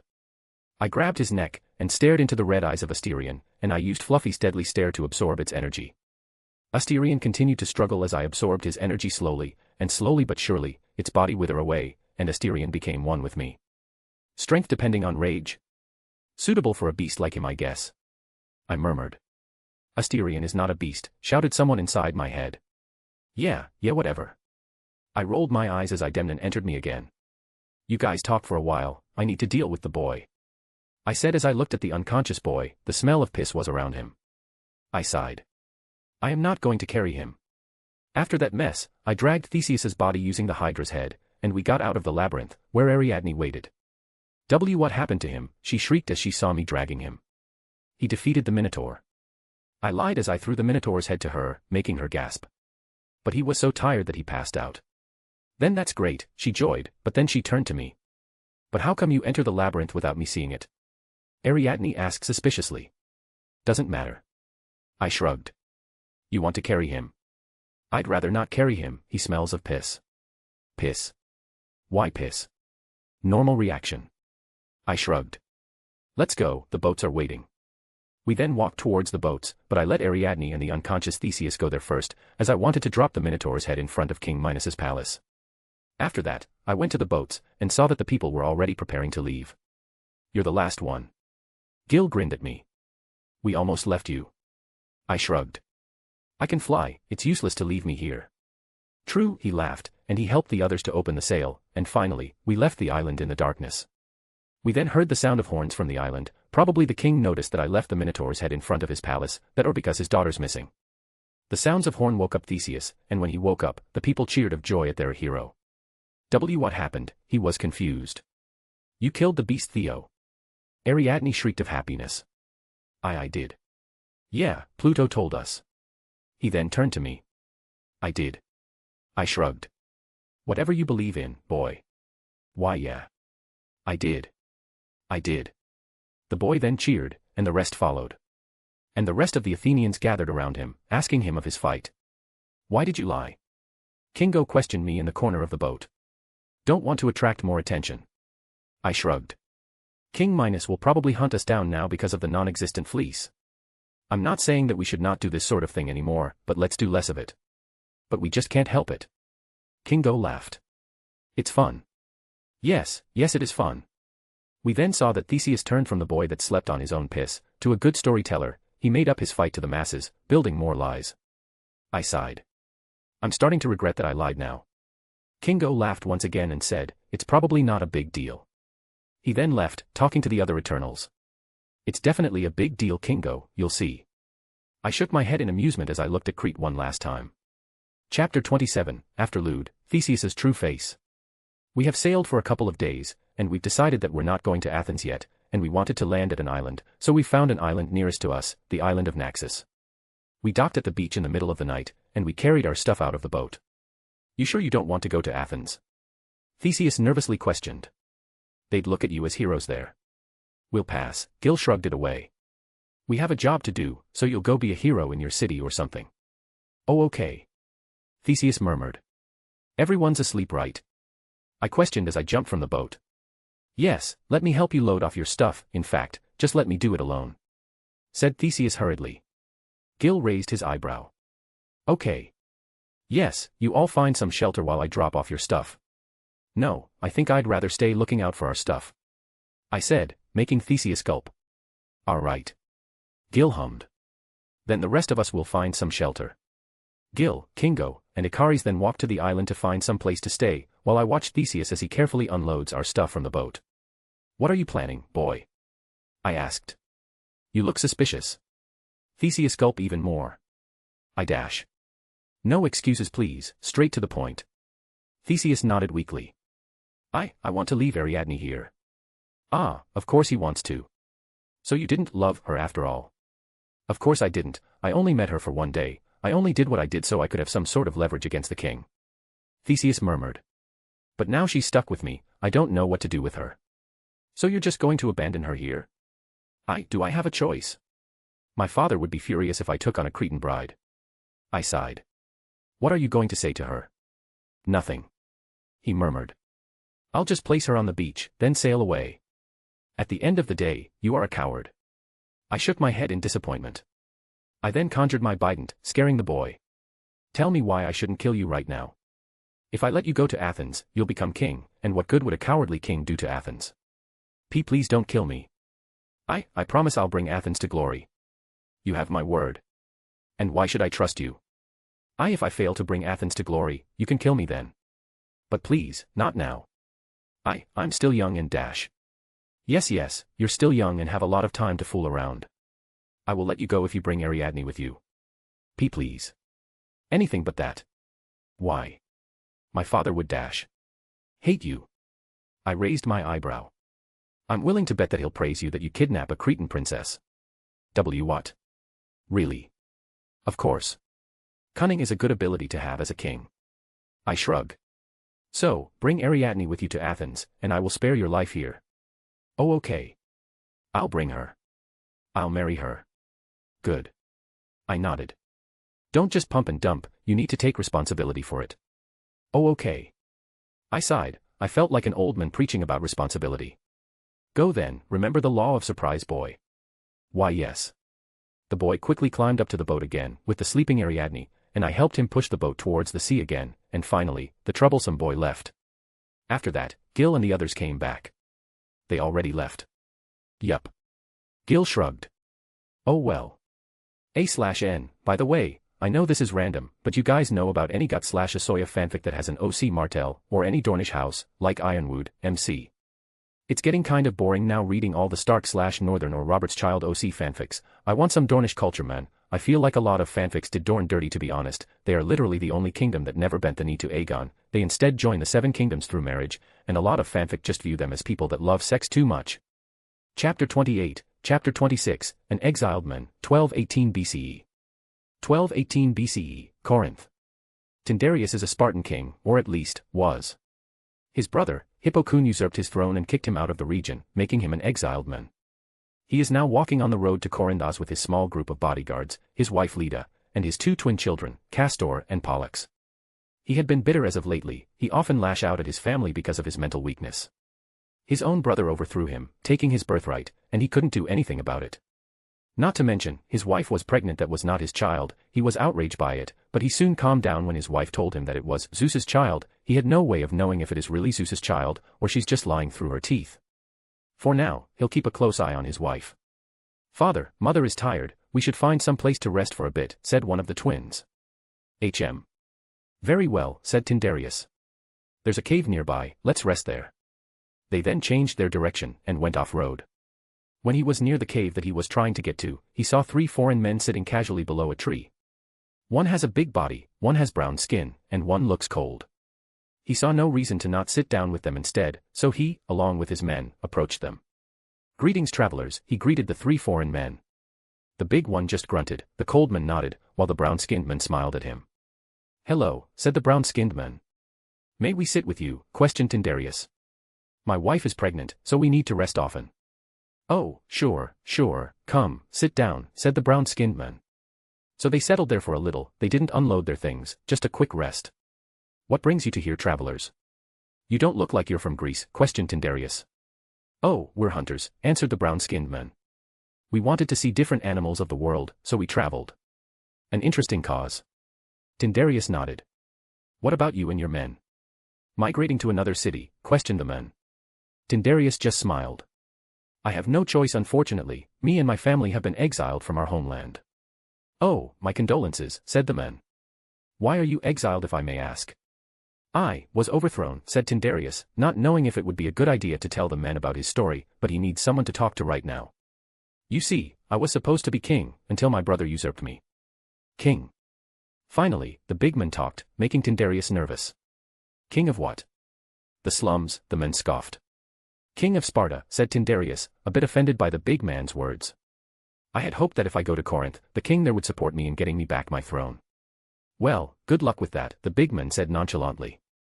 I just wish there was some miracle, some gods will help me take back my birthright. I would pray to that god all my life and become devout. Tyndareus sighed. The 3 men looked at one another, but only shrugged. Then, thunder began to boom in the sky, and rainwater began to drop. Damn rain, cursed Tyndareus. Pardon me, travelers, but we should find shelter from the rain. You go first, said the brown-skinned man calmly. We'll be here for a little while. Pardon me. But it's raining, questioned Tyndareus. It's fine, stranger, you go on, insisted the big man. Very well, sighed Tyndareus. It was nice talking to you, travelers. It was nice to talk to you too, stranger. Tyndareus and his family then rushed to the cave that Tyndareus was talking about, leaving the 3 foreign men alone. They ran to a rather empty place, where they saw a cave, but there was something fishy there. Tyndareus could sense it. So he stood in the rain along with his family, and he looked to the guards. "Guards, check the cave, I have a bad feeling about that cave," commanded Tyndareus. The guards hurriedly went towards the cave in the middle of the rain, but before they could enter the cave, a giant snake suddenly was thrown out of the cave, startling them and Tyndareus's family alike. The throwing was so hard that it had made a loud boom, and the rain around them was temporarily gone. "By the gods! What is that?" screamed Tyndareus. He hurriedly grabbed a sword and prepared to protect his family at all cost. The dust slowly settled and Tyndareus saw the snake's body. Its head looked like a human, a woman to be specific. Its bare breast was dangling from its chest area, but there were no legs. Instead, it was a snake's body, which freaked Tyndareus. "It's a lamia," screamed one of the guards who quickly formed a phalanx formation to protect the family, standing above the muddy terrain. "I'll kill you, Eternal," shrieked the lamia, slithering to the cave once again, ignoring the stunned humans and its dirty body. But before it could enter the place, a huge golden statue suddenly slammed to the lamia, pinning the monster down. The golden statue looked transparent, but Tyndareus could tell that the head looked like a bull. "Mephia will join Asterion," roared the statue, who made the humans more stunned and scared. Tyndareus can feel his bladder almost explode when he hears the statue scream. "Get off of me, traitor," screamed the lamia desperately. Tyndareus then saw a man, wearing all black, get out of the cave with a bident in his hand. His aura was terrifying. When he saw him, he felt the urge to kneel in front of him. "You're not supposed to exist, Mephia," said the man in black. "I hope you understand." "I will kill myself before joining the likes of you," screeched the lamia, but it was no use. The man in black had dug his bident straight down the lamia's throat, making the monster choked in its own blood. The man then stretched its hand, and slowly but surely, the monster withered, as if its own life force was consumed by the man. "Seduction. You have a horrible power, Mephia," said the man in black, talking to himself apparently, not caring about the rain whatsoever. "Well, you're in my head now, so you best behave," continued the man in black, again, talking to himself. "Who are you?" the guards suddenly shouted, seemingly frightened, but they stood their ground. The man in black looked at the guards and Tyndareus's family. He had a confused face. But then, suddenly Tyndareus rushed towards the man, making the guards panic, trying to stop him. But it was no use. The man in black was preparing to defend himself, but much to his surprise, Tyndareus didn't attack him. Instead, he knelt in front of him. "Oh, Immortal One! Help me take back my kingdom." The man in black was confused at the scene. He looked around and saw the stunned faces of the humans that were standing in front of him. What? Chapter 29, Chapter 27, a lot of convincing, 1218 BCE. Pluto's POV. I was now sitting with the others, along with a couple of tagalongs, like the king and his family. The other Eternals are staring at me with confusion and anger, for good reason I guess. "So let me get this straight, you want to help this man, a man that we just met and we barely know?" questioned Kingo, confused as hell. "I know it sounds bad, but hear me out." I tried to convince them. "We're listening," said Ikaris, glaring daggers at me. I coughed to clear my throat, and spoke. "He begged me to do it," I said with a straight face. Gil facepalmed as I said that. "Are you serious?" "Well, no, but come on, look at the young man." I pointed at the man, who looked hopeless as hell. "Take pity on this man, and besides, if I succeeded, we have a kingdom for ourselves, well, for a few decades until he and his sons die anyway. Pluto, we can't directly interfere with human conflicts." Ikari said coldly. His eyes seemed to glow for a second. "For once, I agree with Ikari's Pluto. I mean, helping Athenians kill the deviant is one thing, dethroning a king is another." Gil continued. "Hey, wait a minute, who said on directly interfering?" I questioned with a smug smile. "What? We're going to help him, right? That means we need to directly interfere," argued Kingo. "Oh no, it's not like that." I shook my head. "I will help them by convincing the Corinthian king to help these guys." "How?" Ikaris questioned, still suspicious. "I have my methods, boys, don't worry about it. If I interfere too much, Erisham will definitely appear." I shake it off. Ikaris narrowed his eyes as he usually does. He stood up and looked me in the eye. "I'll be watching you, Pluto. If you cross the line, I will stop it." "Can you even do it?" I questioned smugly, which made him snort silently. He sat down again, not saying a thing. "So, am I allowed to do this?" I questioned. Gil sighed and stood up. "You do you, man. I'm not going to risk it. It's scary when a jack gets mad. I'm with Gil in this one. I don't want to follow you this time, P. You'll risk it yourself." Kingo continued, also walking away. "Fine, you wait for me here." I smiled. "It'll be quick." Then, the others started to pack, preparing to continue the journey, or really, after this, we're going to Sparta to finish the last of them, after that, we're going home. And so I walked to the humans, and patted the men. Fine, I will help you. Tyndareus or whatever his name is shrieked like a madman. Oh thank you, O immortal one. I will make sure to worship you and give you anything you want once I've become king. Don't worship me, it's a nuisance. I shook it off. This is just for my boredom anyway, traveling with Icaris is a bit of a pain. Oh truly, thank you, he shrieked again. I then looked at his wife who is pregnant. When I looked at her belly, I felt something. It feels strange, it's like a thread was suddenly connected, weird. What's your name? I questioned the woman. Leda. Oh, immortal one. She seemed scared of me, like she doesn't like me staring at her. Wait. Leda. Helen's mother. Say, have you ever laid with a swan before? I questioned suspiciously. Pardon me, she stuttered. You know Zeus's many incarnations. Oh. Yes. This baby belongs to Zeus, oh, immortal one, she yelled, but she seemed to side-eye. Tinder, you know what I'm going to call him Tai from now on. Yes, Tai, she seemed to be side-eyeing Tai, which is weird. Zeus isn't real, right? So that means Tai got cucked. Oof. Right, just be careful of Hera's wrath, I know both of them. Hera is a possessive wife, I would be scared for my life if I were you. I shrugged, which made her gulp. Truly. Why you know them, she stuttered. Oh yes, Hera is a rather cruel woman to those who stole her husband. Who knows, today you're here, tomorrow, you'll be in the embrace of Poseidon deep under the sea because of her jealousy. She gulped loudly once again, seemingly regretting everything. Truly, this is gold. Okay, you're coming with me to Corinth. I said to Tai, who looked pale and happy at the same time. See Corinth? But my kingdom is in Sparta, oh, immortal one, he questioned. I can't help you directly, so I'll provide you with an army instead. Oh, well, I'm thankful either way. 1218 BCE, Corinth. We are now standing in front of the Corinthian king. Tai looked nervous, I was behind them. The plan was that he was the one who'll talk to him, and I'll do the convincing. Tai calmed his nerves down like a true king, and spoke with charisma. I am the rightful king of Sparta, and I am here to ask your support to reclaim my throne. The Corinthian king raised an eyebrow, amused. And why should I do that? Why shouldn't we arrest you right now and send you to the Spartan king now as a sign of friendship? Because he is a usurper. Not worthy of the throne, he shouted. If you help me, I will make sure our two kingdoms will benefit through our relationship. The king of Corinth narrowed his eyes and stood up from his throne. He walked down the stairs, but he suddenly stopped. He looked dazed, as if he was hypnotized. Well, it's because of Mephia. I can't believe I'm used this way. She whispered in my head.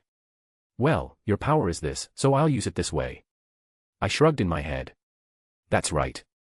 A mini version of Mephia was slithering under the king's robe and onto his ear. Once she's there, she uses her power to charm the king and whisper suggestions to him. Honestly, I don't want to hear what she said, it's quite disgusting for a virgin like me, and I'm not in the mood right now, which means it's just cringy to hear. Anyway, I saw the king walk back to his throne much to his subjects' confusion. I could see that his small dick is rising underneath those clothes, it's working he, this is fun. The Corinthian king then sat down. His face was blushing like crazy.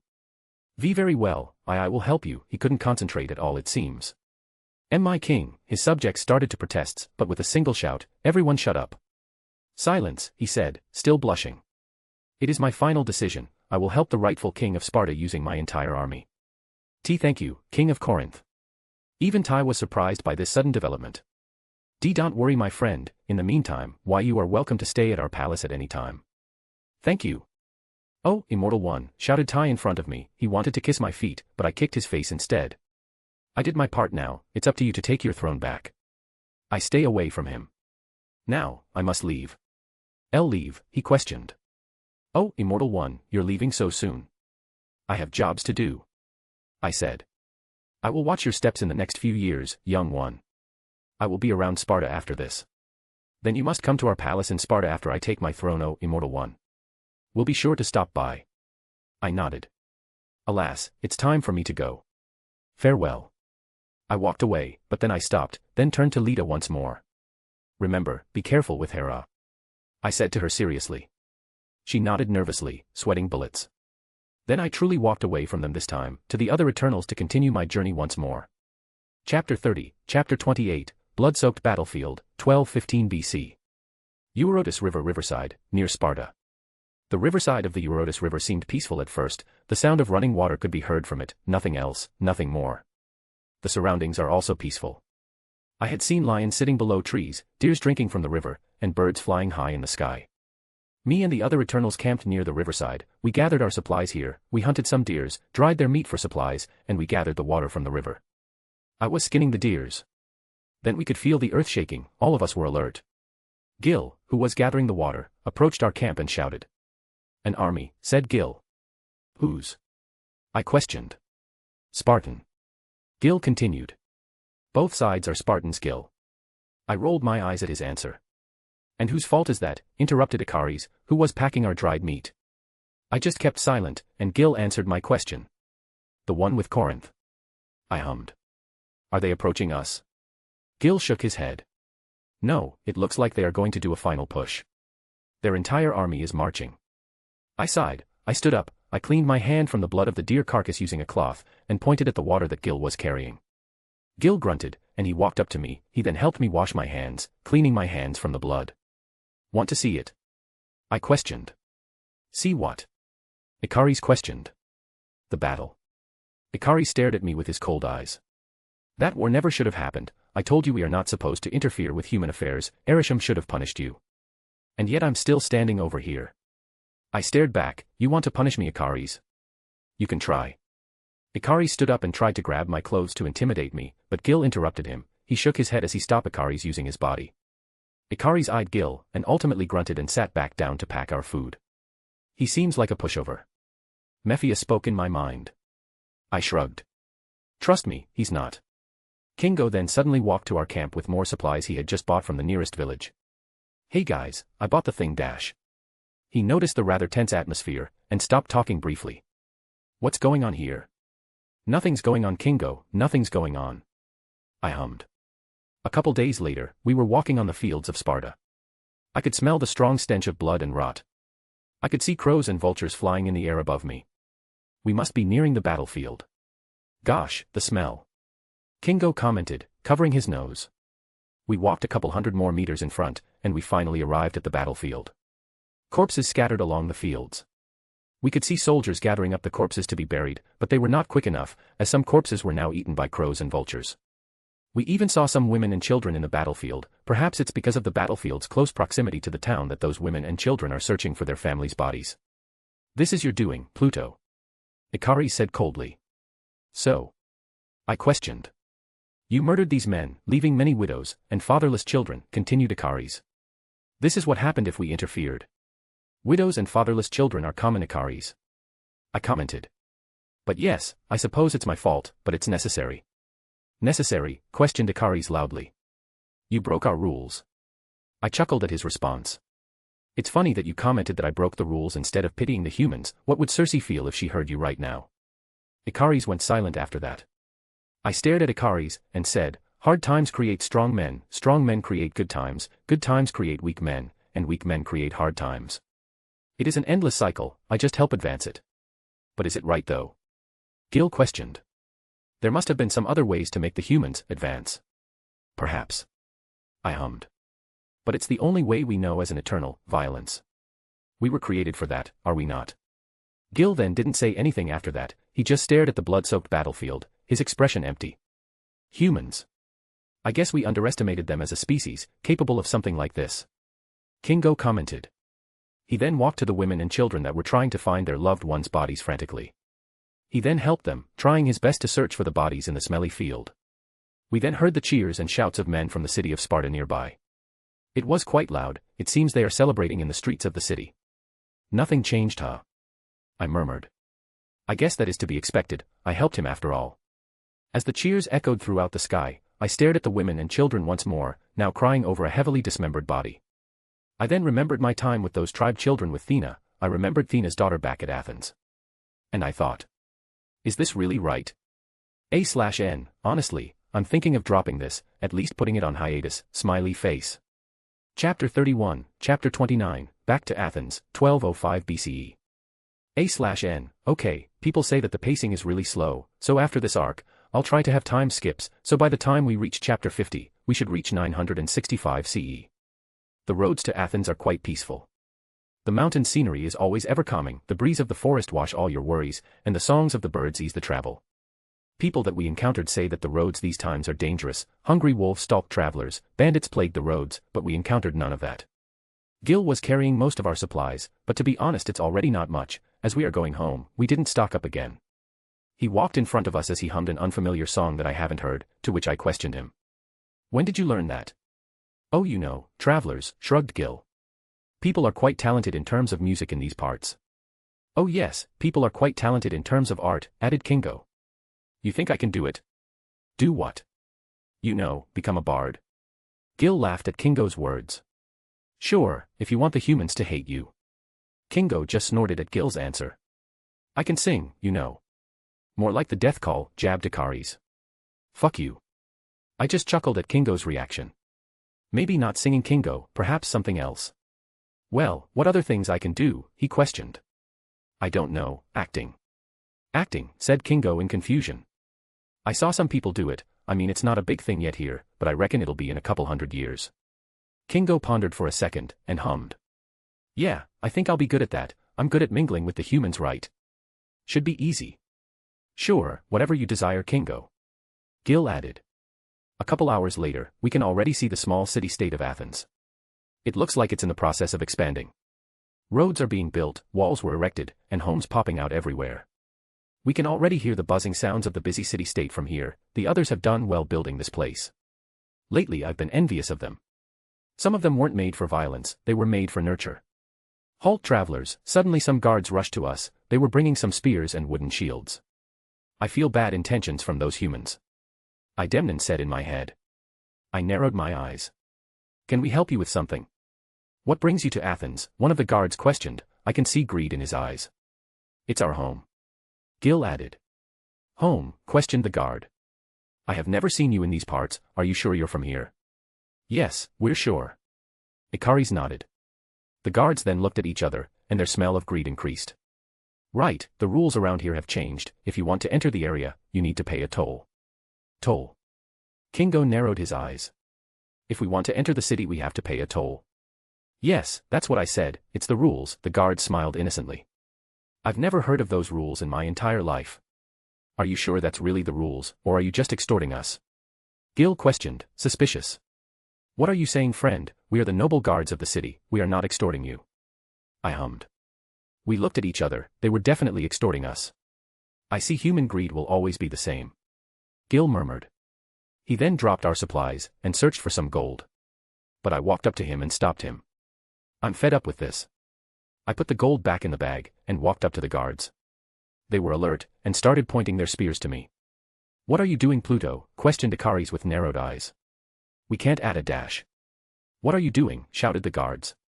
I will arrest you for disobeying the rules. What rules? I questioned, cracking my knuckles. You greedy pigs will be buried underground in the next few minutes, so stop blabbering. The guards were about to attack me, but suddenly, they paused in place, as if they were in a trance. I can see that their eyes are golden, so it's Druig, huh? I can see that you all haven't changed. Suddenly, a man wearing a black robe appeared behind the guards. Hello, Druig. Kingo smiled as he saw the men in black. You've come to welcome us. Druig snorted. No, a Jack tasked me to watch all of you if you made a mess, and turns out, you almost killed these guards. They were extorting us. I said. And it will be dealt with accordingly, he shrugged. But for now, a Jack wants to see you all. Especially you, Pluto, she has a lot of questions. I shrugged. Hey, it was only natural that I did what I did. I quite envy you, Pluto. Druig chuckled. If only I was there. Ikaris then coughed out loud, interrupting our conversation. We should get going. Ikaris, annoying as always, hummed Druig, which made Ikaris glared at him. Fine, let's meet a Jack. We are now walking towards the center of the city. We aren't in the city just yet, as around us were fields of crops as far as the eye can see. I can see farmers tending to their crops, and their families bringing them food and drink to enjoy. I can see that this place is prospering well. I commented. Druig hummed. It's all thanks to Phastos and Circe, as always. So you didn't do anything here? I said sarcastically. Might as well say that, said Druig. At least Sprite got to do her thing. While I mostly just sit, watching humans argue. Argue? I questioned. The king and his advisors often didn't see eye to eye, informed Druig. A Jack asked me if it ever goes south, I should interfere, but so far, it hasn't happened yet. Man, that must be boring, said Kingo. So you just sit in the corner of the room all day? If you put it like that. What about Sprite? What is that kid doing? Questioned Gil. Oh, you know, she was tasked with covering up your mess, informed Druig. She would travel to the place that you've been and cover your deeds with stories, as well as putting some measures so people won't be scared of you. Meaning? You must have heard the stories of the sailors of Argos, or the Unseen One. I turned grim. Yes, we heard. It's also the humans will think that you are divine beings, and won't interfere with your mission. After all, if they disturb a god's deed, they would be punished severely, said Druig nonchalantly. I sighed, fucking Sprite, at least make me some type of benevolent being or something.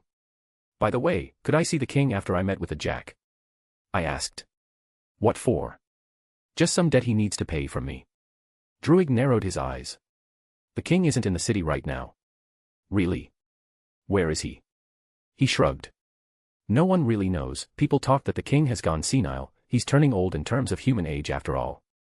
After Druig said that, a man in his 50s rushed with his wagon, and I could see that he's carrying a tied-up little girl in the back. The little girl was trying to free herself, to no avail. Speak of the devil, murmured Druig, who was narrowing his eyes. Chapter 32, Chapter 30, Fallen Hero and Helen of Sparta, 1205 BCE. Aphidna, near Athens, 1205 BCE.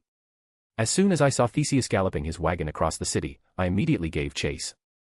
I dashed to him, probably breaking the roads as I dashed. My dash is probably so loud that the entire city could hear it. Naturally, Theseus could hear my dash too. He looked behind him, and I could see his face turn paler and paler. Then, I did one final jump, the ground beneath me cracked, and I landed in front of the wagon, scaring the horses and making their ropes cut off, breaking them free. Hello Theseus, long time no see. I said, giving a mocking salute to him with a smile. His face went from pale to purple in an instant. Why you? Yeah, me. I nodded. Who's that? Is this how you spend your time now? Kidnapping little girls.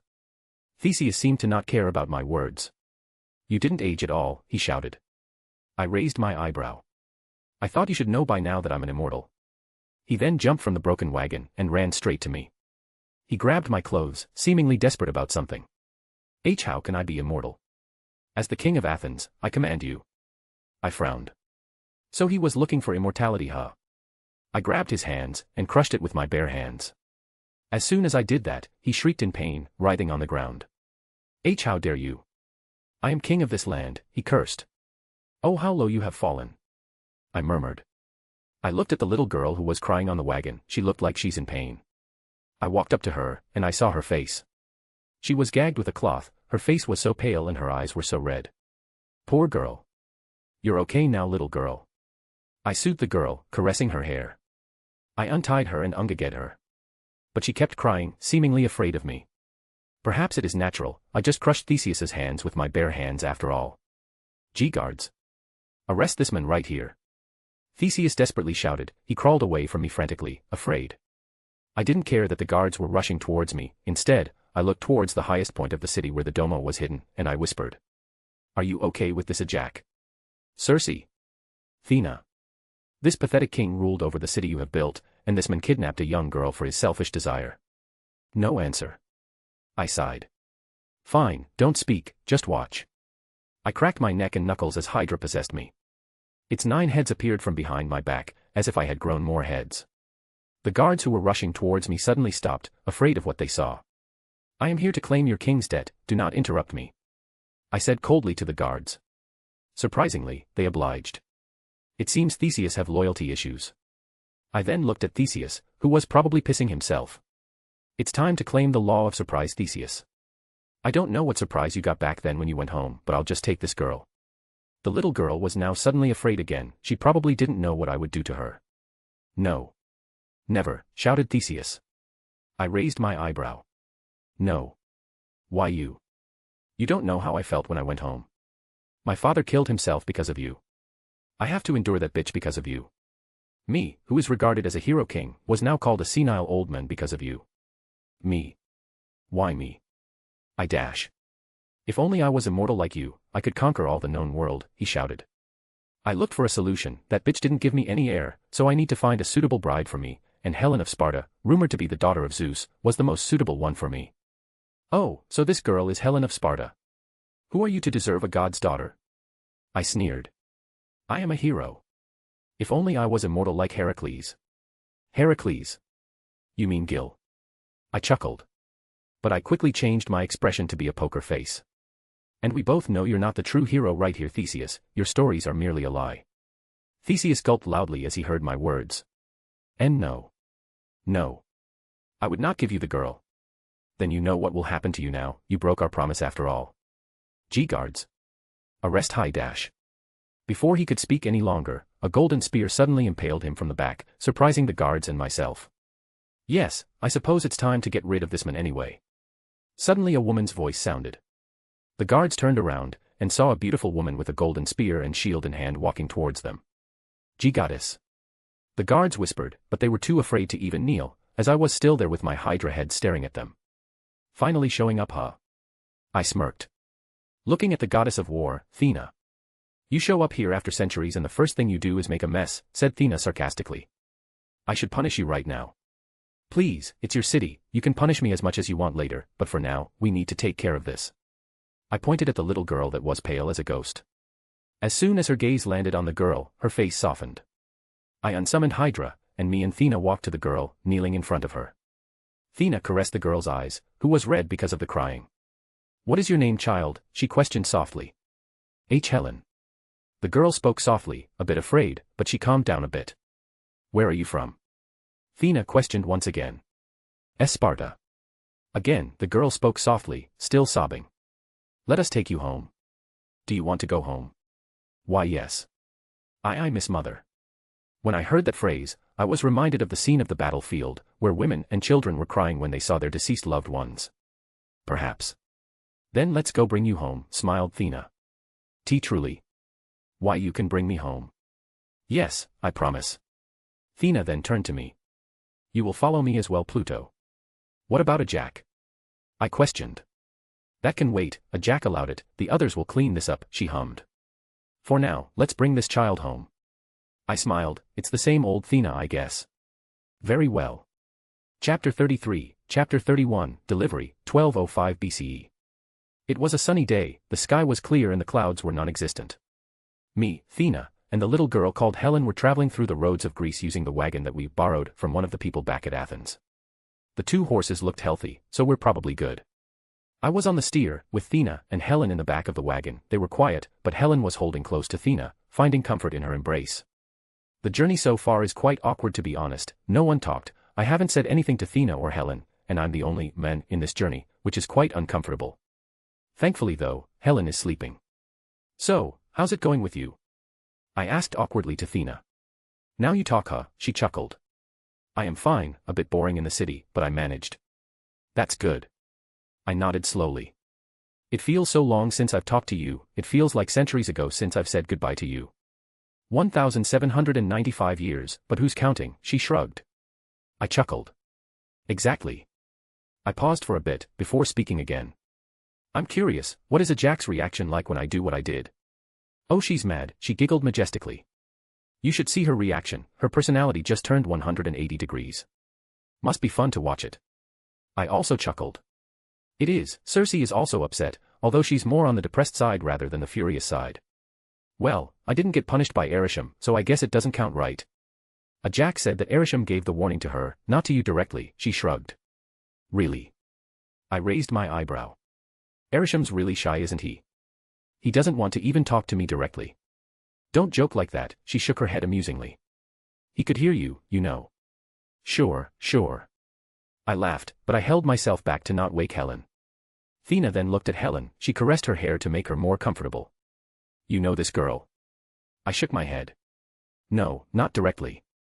Her father's a friend of mine. Friend? You have a friend, she said amusingly. I snorted. Everyone says that she's the daughter of Zeus, but really, she's just a child born out of infidelity. And you followed through with the lie? She asked. I mean, kind of.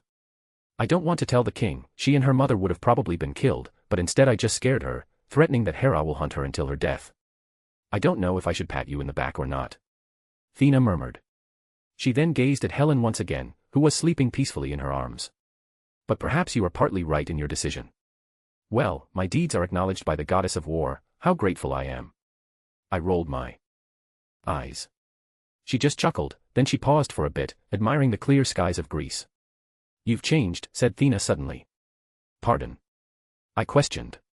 I saw you trying to help this little girl back in Athens. She murmured. If it were you in the past, you would have probably left this girl. I chuckled. To be honest, I just want to claim the law of surprise and be done with it. Law of surprise. I made it up. I shrugged. It's a law that if I save someone, that someone should give me the thing that he has but still unknown to him or her. That's confusing, she commented. Simple really. I shrugged. It is now night time. The stars filled the dark skies, owls cooed in the forest, wolves howled, and fire was crackling in the middle of our camp. Helen was now wide awake, as well as me and Thena. We are sitting around the campfire to warm ourselves up. Well, it's more like warming Helen up. Meanwhile, the girl kept staring at me rather intensely. It was quite uncomfortable really. Need something? I questioned. Instead of answering, the girl hid behind Thena. What a strange girl. Don't be like that, scolded Thena softly. He's the one who saved you, you should thank him. Helen then slowly walked towards me, and murmured. Thank you. I just smiled. You're welcome. I ruffled the girl's hair, making her embarrassed. How old are you, Helen? I questioned nicely. 11. She stuttered, but her voice seemed louder. That bastard, she's only 11 and you want to make her your bride. I murmured. I then made space beside me and patted on the spot. Want to sit with me? She seemed hesitant at first, but she eventually sat down beside me. That's nice, I guess. I saw Thena smiled at the interaction between me and Helen. After that, the surroundings turned quiet again. It was a comfortable silence this time, but I could feel Helen's gaze towards me, staring at me rather intently. If you want to ask something, you should say it, Helen, don't just stare at him, said Thena, which made Helen embarrassed. She nodded meekly, and asked me. Are you the immortal one that my father always talked about? Oh, she knows about me. How do you come to that conclusion? I questioned nonchalantly. Well, father said that the immortal one had powers. And he lives forever, and he can summon living gold using his hands, and he took monsters' lives and punished them. I smiled. Then I guess I am the immortal one your father's talking about. She then turned pale. Then, are you going to eat me? What? I looked confused. Father also said that princesses that came out of the castle without permission will be eaten by the immortal one. I facepalmed hard right now. Well, that's not true. I'm not going to eat little girls just because of that. I could hear Thena's giggle in front of me. I sighed, that king made up weird stories. So you're not going to eat me? Of course not. I could hear her sigh in relief. Then, could you show me the living gold father has been talking about? I eyed Thena, she just nodded. Okay. I shrugged. I summoned a cat construct in front of Helen. She was scared at first, but ultimately, her curiosity got to her. She touched the construct's head, and the construct cat rolled out to her. She looked happy though, so I guess that's a plus. See, can I keep it? She questioned me. I shook my head. No, you can't. But why? She asked again, her eyes glistening with tears, like she wanted to cry. My living gold is not alive, Helen, you can't make it as a pet. I patted her. She looked disappointed as she sat down again, hugging the cat construct tightly. But she can keep it for the rest of the journey, right? Thena questioned me, her face amused. Thena, you're not helping right now. I sighed. Really? Can I keep it until we are home? Helen then stood up again, her eyes full of hope. I massaged my forehead. Fine. The girl then jumped in happiness as she carried the cat, making the cat jump with her. All right, Helen, you should go to the tent to sleep, it's almost midnight. Thena said to the girl. But dash. No buts, it's midnight, we have a long way to go tomorrow, said Thena. Okay. Said Helen. She walked to the tent and entered it, seemingly sleeping again. Look at you, you're like a father just now. Thena teased. Well, what do you want me to do? Scare the child. I scoffed. Thena giggled, and the rest of the night was peaceful as me and Thena stared at the crackling fire in front of us. Chapter 34, Chapter 32, Delivery, 1205 BCE, 2. We are halfway to Sparta, and it is now raining heavily. We are going to take shelter in a nearby cave that I have been before. I was sure that there were no deviants or other predators, so I took Helen and Thena to the cave. Are you sure this place is safe? Questioned Thena worriedly. I hummed. I'm sure, I've been in this cave a couple of times before. Helen was covered by one of my constructs so she didn't get soaked. She was holding my cat construct tightly, as thunder and lightning roared in the sky. Zeus must be mad that I left home. Helen murmured, scared at the thunder. I chuckled at her remarks. Let me tell you a secret, Helen. Zeus isn't real. Huh? But Mother said that Zeus is my real father. And I shouldn't go out of the castle because Zeus's wife will kidnap me if I do. I just smiled and ruffled her hair. Let's go inside the cave. We then entered the dark cave. Athena conjured one of her weapons for a light source, and we quickly set up a campfire inside the cave. Are we still far away from home? Helen questioned timidly. We should be nearby now, said Athena. Be patient, child. Helen nodded meekly as she sat closer to the campfire for warmth. Thunder continued to roar from outside, and Helen was so scared that she hugged me from the side, burying her face to my chest. I am not sure how to deal with this. Athena looked like she won't help me deal with this, in fact, she is amused by it. What are you afraid of? I questioned awkwardly. Thunder scares me. She murmured. There's nothing to be afraid of. Thunder and lightning is just a natural occurrence, no gods or living beings are summoning them right now. Thor could summon them, but he isn't born yet. But it's still scary. She whispered again. I just sighed, and put my hand on her head, caressing her hair ever so gently. A couple of hours later, Helen was still clinging to me, but she was asleep, tired from the travel. She seemed to like you more and more, commented Athena, looking at Helen's sleeping face. And whose fault is that? I remarked. You don't seem to complain, teased Athena. I just chuckled. It's a strange feeling. Usually children are afraid of me, but this child has a lot of courage. So you like it? Questioned Athena curiously. Like what? The feeling of someone needing you, added Athena. I caressed Helen's hair a little bit more. Perhaps. A couple days later, we are nearing Corinth and was about to arrive at its city, but we were stopped in the middle of the road by two young men, whom I have met before. You, one of the men shouted as he saw Helen beside me playing with the cat construct. You kidnap our sister. Give her back. Brother, shouted Helen happily. She jumped from the wagon and ran towards her brothers to hug them. It's okay, Helen, we're here, you're okay now. Cooed the men to Helen. The other brother then pointed his sword at me and Athena. Get down, we will bring you to Sparta for justice. Helen saw what his brother was about to do, and she surprisingly defended me. Brother. Stop. Pluto and Athena saved me. They weren't the ones who kidnapped me. Stay back, Helen, this isn't a child's business, said the brother who was pointing his sword at me coldly. I chuckled in amusement as he said that. Castor and Pollux, is it? Surely you haven't forgotten about me. I said as my eyes glowed golden, making the two brothers froze in fear. I, Immortal 01. Stuttered Castor, who was the one pointing his sword at me.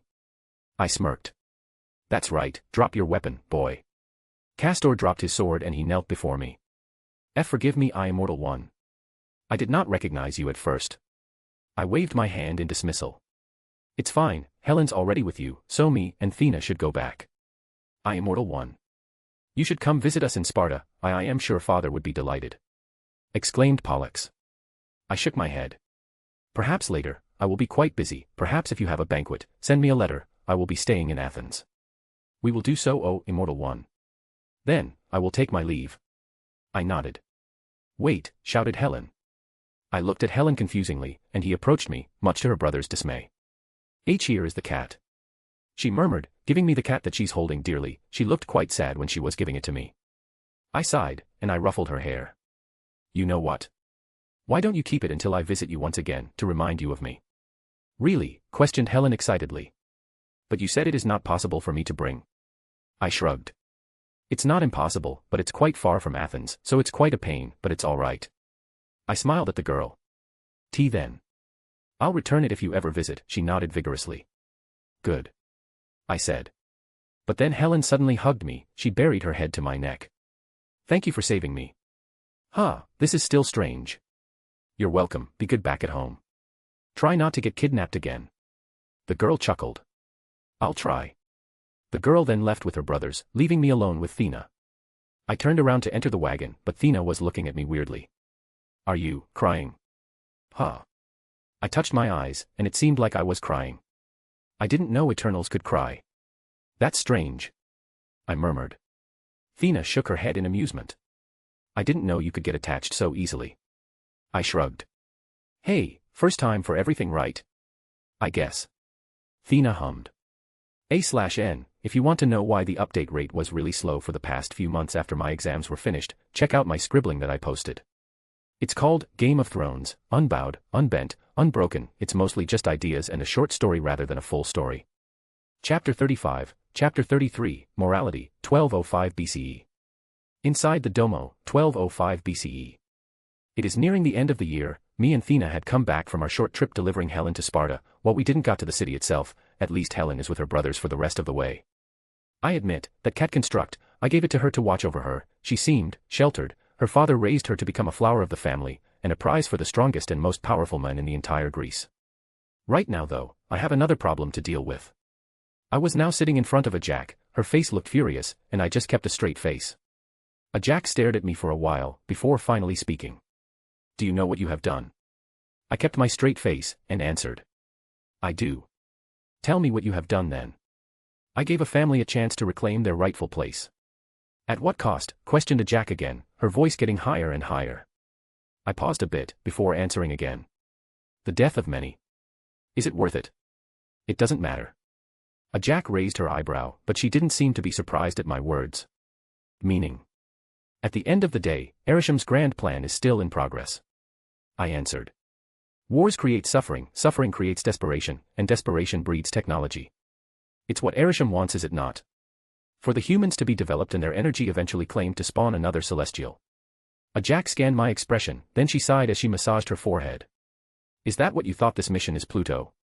This time, I was the one who raised my eyebrow. What do you mean? That is the core of our mission, right? It is the core of our mission, nodded a Jack. Do you think it's wrong, Pluto? We are essentially raising them like cattle for slaughter. I hummed. I often question the morality of our mission. Hell, I always questioned it to you. But you always have absolute faith towards Arisham, so I became silent. Are you telling me that you're questioning Arisham's grand plan now, a Jack? This is my first mission. While you have done this so many times, why now? A Jack shook her head in denial. I am not questioning Arisham's grand plan, Pluto. I am questioning whether you think it is right or wrong. I stared at a Jack briefly, then I answered. If you asked me this a couple centuries earlier, I would probably answer that I do not care at all, but right now. Honestly, I do not know. Can you elaborate on that, said a Jack, curious at my thinking. I paused for a bit, before answering. I have watched those humans, frankly, I was human myself, although for only a couple decades compared to my long life now, gosh. I have forgotten my mother's face if I think about it. They are unpredictable.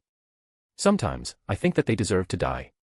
Sacrificing their children in the name of a god they never saw, kidnapping little girls for their own greed, but sometimes, I also think that they deserve to live, those children back in Africa, those guards that are willing to sacrifice their lives for many, and Helen. She stared at me, and hummed. So why? Why did you incite that war? I stared at the ground below me. I thought you understand, a Jack, that we are mere servants of Arisham. Morality doesn't matter, we are created to do his bidding. So I did just that. I was doing my mission. Inciting wars to push enlightenment towards humans. A Jack was surprised. I didn't know that you thought like that. As I heard a Jack's words, I laughed. Do not misunderstand, a Jack, I hate every single second of this, bondage. What? A Jack was more surprised again. I stood up, and I looked straight into a Jack's eyes. I am tired, a Jack, let's end this conversation right here. A Jack stood up. She stared at my violet eyes. And she hugged me for a few seconds. After we separate, she smiled. Very well, you may rest. I then left the room. As soon as I left the room, a Jack sat down, staring at the window of the room. Bondage, huh? Chapter 36, Chapter 34, A Banquet, 1203 BCE. A/N, a lot of you guys seem to not know this, partly my fault because I technically never stated it in one of the chapters, but this story will only include MCU, maybe I'll add some of the comic stuff for convenience, for example, I'm planning to add Merlin, but that's it. And some of you also complained about the MC saying, Zeus isn't real. First of all, MC wasn't an avid comic book reader like all of you, he only knows the MCU stuff, like me lol, and people are saying that Zeus will appear in the next Thor film, bruh, the film isn't out yet, I don't know how Zeus and the other Olympians will be included in the MCU, so I decided to just get rid of it altogether. Capiche? Anyways, thank you for listening to my rant. Sparta, 1203 BCE.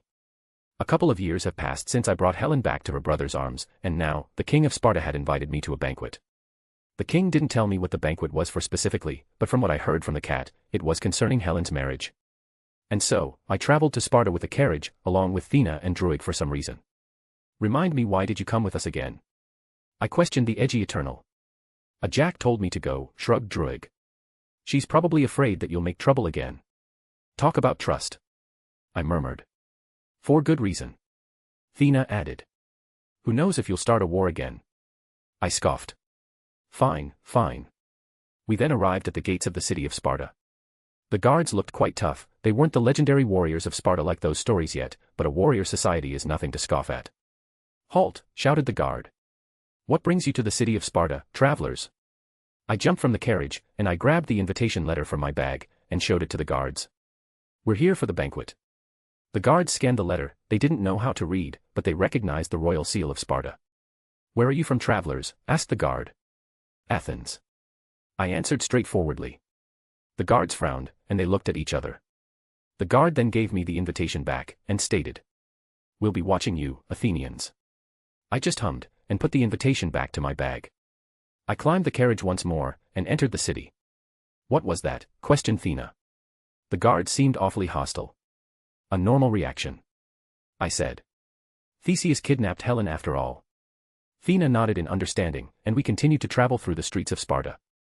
If there was one thing to note in this place, is that the population of slaves seemed abundant here. There's a lot of slaves. Druig commented. I nodded. It's what makes Spartans formidable. The slaves run their daily affairs, while the freemen train to become fearless warriors and oppress the slaves. It's a rather toxic relationship. Druig scoffed. Humans. The women have more freedom here though. I added. They helped with politics, governing, and arts. There's always a good and a bad side in a society, Druig. We finally arrived at the palace. Once again, the guards halted us, and asked us about the invitation. They saw the seal, and we are good to go. We entered the place, and we parked our carriage in a designated location. Once it stopped fully and the horses were taken care of, we gathered our belongings, and walked towards the palace. Quite a magnificent palace, not as big as Athens, but still impressive, commented Druig. We then walked towards the palace. We could already see people gathering inside it. It was packed with representatives from around the Hellenic world. We entered the banquet, and music was playing loudly in the hall, wine was served, and some people were already drunk. Even a couple men were making out in the corner of the hall. Nothing's different from Athens' banquet, said Thena. She then saw the men who was snogging in the corner of the room. Except maybe a bit more debauched. I sighed. Let's just see the king and be done with this. What? You're not going to enjoy this? Asked Druig. I'm sick of gatherings like this, to be honest. I murmured. Well, I'm staying here. It's my first time doing these kinds of things. Druig sighed, and he ran off to God knows where. Well, it'll be a pain to search for him. I then felt that Thena was elbowing me. Come on, let's find Helen. Oh yeah, Helen. Let's go then. The two of us then walked towards the throne of the king. I could see that the king was talking to a bunch of men, conversing rather seriously, and beside him were Helen, standing uncomfortably around those foreigners. We approached the king, but were quickly stopped by the guards. Stop. What are you doing? Approaching the king carelessly without manners, questioned the guard rather sternly. Because the guards shouted rather loudly, we became the center of attention. Soon, the king and Helen also saw us. Helen brightened up, while the king's face became pale. Stop. Stop. What are you doing? This is my most esteemed guest right here, shouted the king frantically, sweating bullets. The guards were surprised. Be but my king, these two are Athenians dash. Not all Athenians are bad, move along guards, said the king, sighing in relief. He then looked at me, and bowed a bit, surprising the guests nearby. Oh, immortal one, it has been a while. Hello Tai, looks like you became older. I said, looking at his hair that is slowly turning gray. Why yes, this one is old, it is almost time for me to give my seat to my successor. I hummed. Well, you can do whatever you want, don't mind us, we'll just sit on the corner. I wouldn't dare, oh, immortal one. It's fine Tai, pretend that we don't exist. Very well. I will leave the immortal one and his wife to themselves.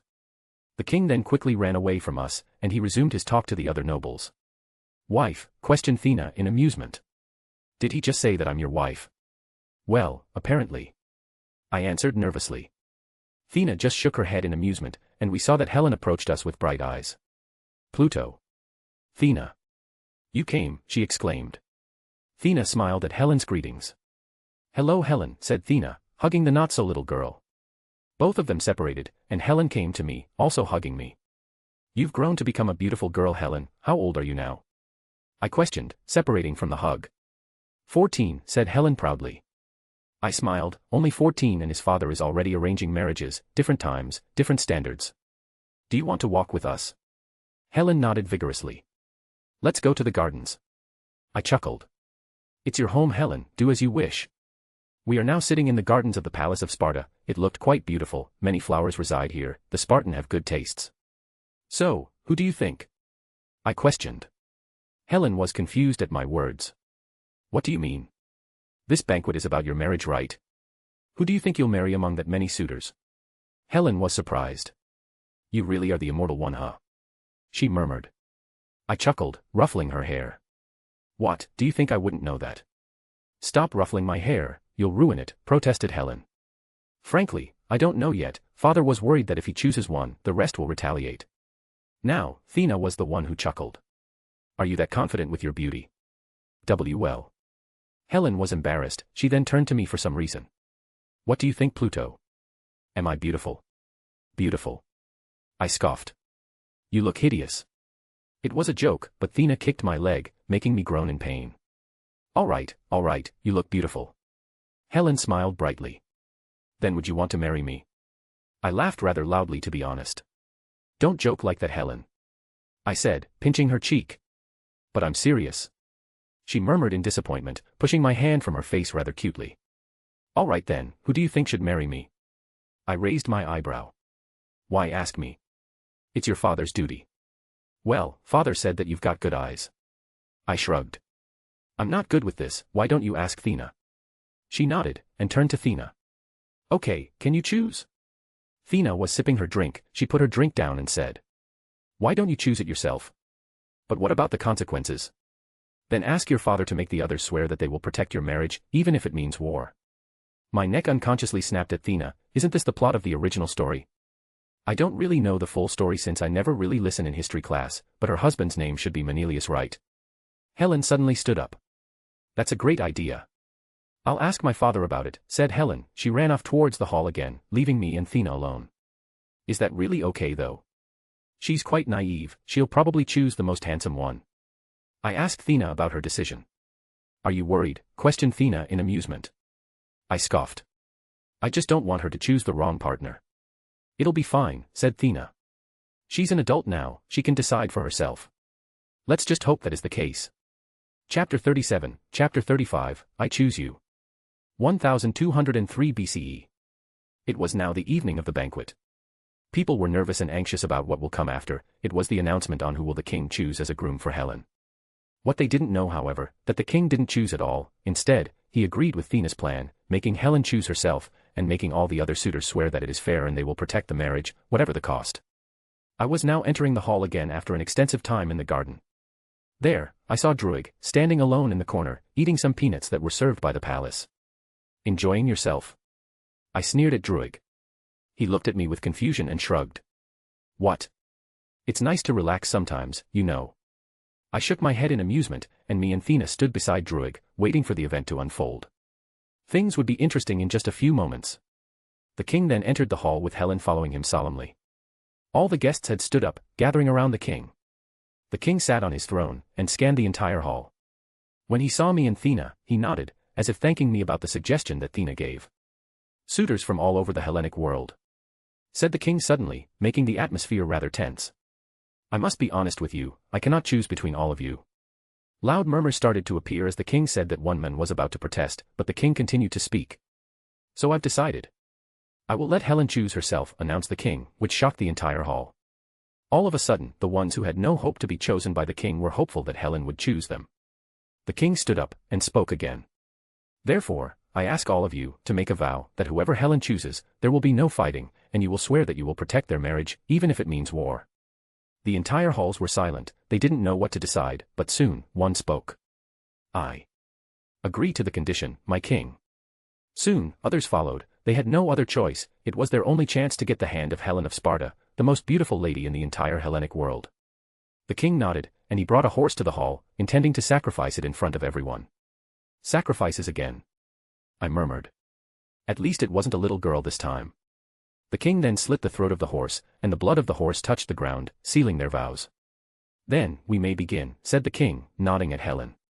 The girl then walked forward, scanning every one of their faces, their bodies, and their clothing. Many men showed off their muscles and biceps, many just stood nervously, and many stood proudly. It was an awkward and painful process, it was almost an hour, and Helen couldn't decide at all. She had looked at every man in the room, but then, she stood in front of me, smiling smugly. I already know what she's going to do. And I shook my head, telling her to not do it. Thena and Druig was standing beside me, amused at the scene. Thankfully, she only clicked her tongue in disappointment, she murmured something about everyone else in here wasn't me, and walked away from me. She got a crush on you, teased Druig. You think I don't know that? I scoffed. Just shut up. Helen then walked through every single man again, but this time, she stopped in front of someone. It was Menelaus, the brother of Agamemnon. She offered her hand to the men, and the men smiled, kissing her hand ever so gently. Menelaus was handsome, he was strong, and most importantly, he is the brother of Agamemnon, the king of Mycenae. Good choice. Thena hummed. And so, it was done. Helen chose Menelaus, and he will be the future king of Sparta. A/N, so I won't change the pacing. Oh, and by the way, because of, I am thou, thou art I, Pluto has a bunch more power that I didn't state because of his endless supply of legion. So, because we're nearing the Trojan War, that may or may not involve eternal v eternal action, do you guys want me to make another power sheet? That way once the Trojan War happened, it would make sense. Also, do you guys know how to make the words bold in web novel, or something similar? Chapter 38, Chapter 36, Hermione, 1202 BCE. It was summer, the sun shone brightly over the city of Sparta, the birds were singing nature's song, as if they were welcoming someone into the world. I had stayed in Sparta for over a year now, why you may ask. No reason, it's not like I wanted to see Helen every day or anything, definitely not that, and surprisingly Jack agreed, and unsurprisingly, Thena stayed, for security reasons. In 1 year, the entire palace had gone to know me. For the people of the palace, I am known as Pluto, the immortal one that helped the king on his conquest against the usurper. Some were skeptical of course, but they can only be silent. I didn't stay at the palace however, I stayed with the people of Sparta, along with Thena. They didn't know us as the immortal one, instead, they knew us as the foreigner couple that just moved to the city. I studied how they behave, how the slaves and women were treated, how the boys were trained, and how the girls were educated. It was a strange culture, who knew this, enlightened society would become the fierce warrior of Sparta in the near future. In Sparta, I didn't really accomplish anything, well, except that I've been experimenting again, mixing constructs, and I've got some new powers because of that. Aside from that, I visited Helen every day, accompanying her in the gardens, while her husband helped the king govern the kingdom. Right now though, Helen was about to give birth to a baby. I was strangely nervous, she is only 15 or so, quite too young to carry a child, so Thena feared that she'll die of childbirth, and asked me to watch over the birth process. Honestly, I don't why, but I agreed. I don't have any healing powers, but if something happens, I'll try something. And so the birth process began. I could hear the screams of Helen from behind the doors of the palace. I have lived for thousands of years, I heard many screams, of children, of women, of men, but none disturbed me as much as her screams.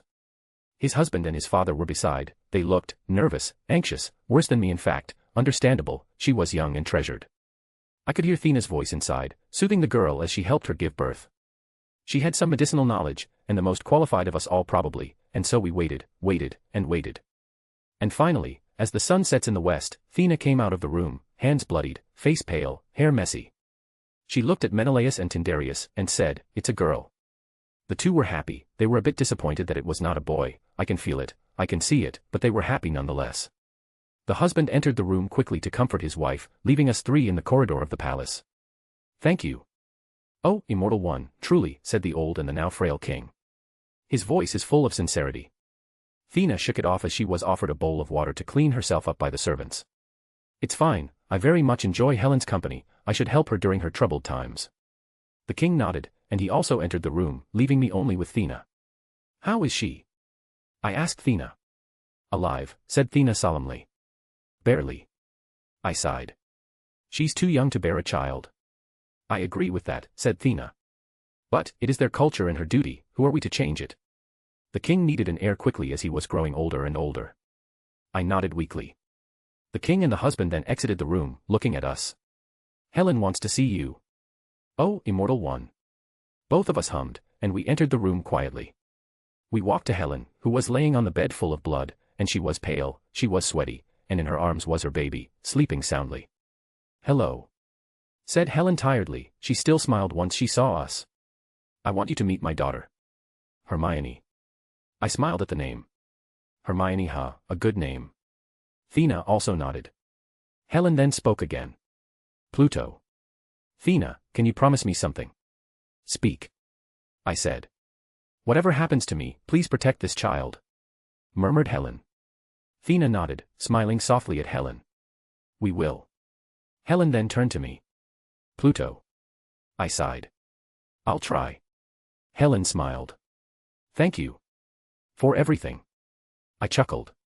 "You are good company, Helen, it is only natural." Plains of Sparta, 1196 BCE.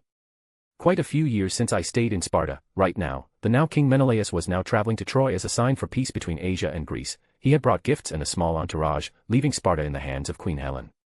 Because of the carefree attitude of the queen, Helen had asked me and Thena to bring her now 7-year-old daughter to a hunt. I mean, sure, why not?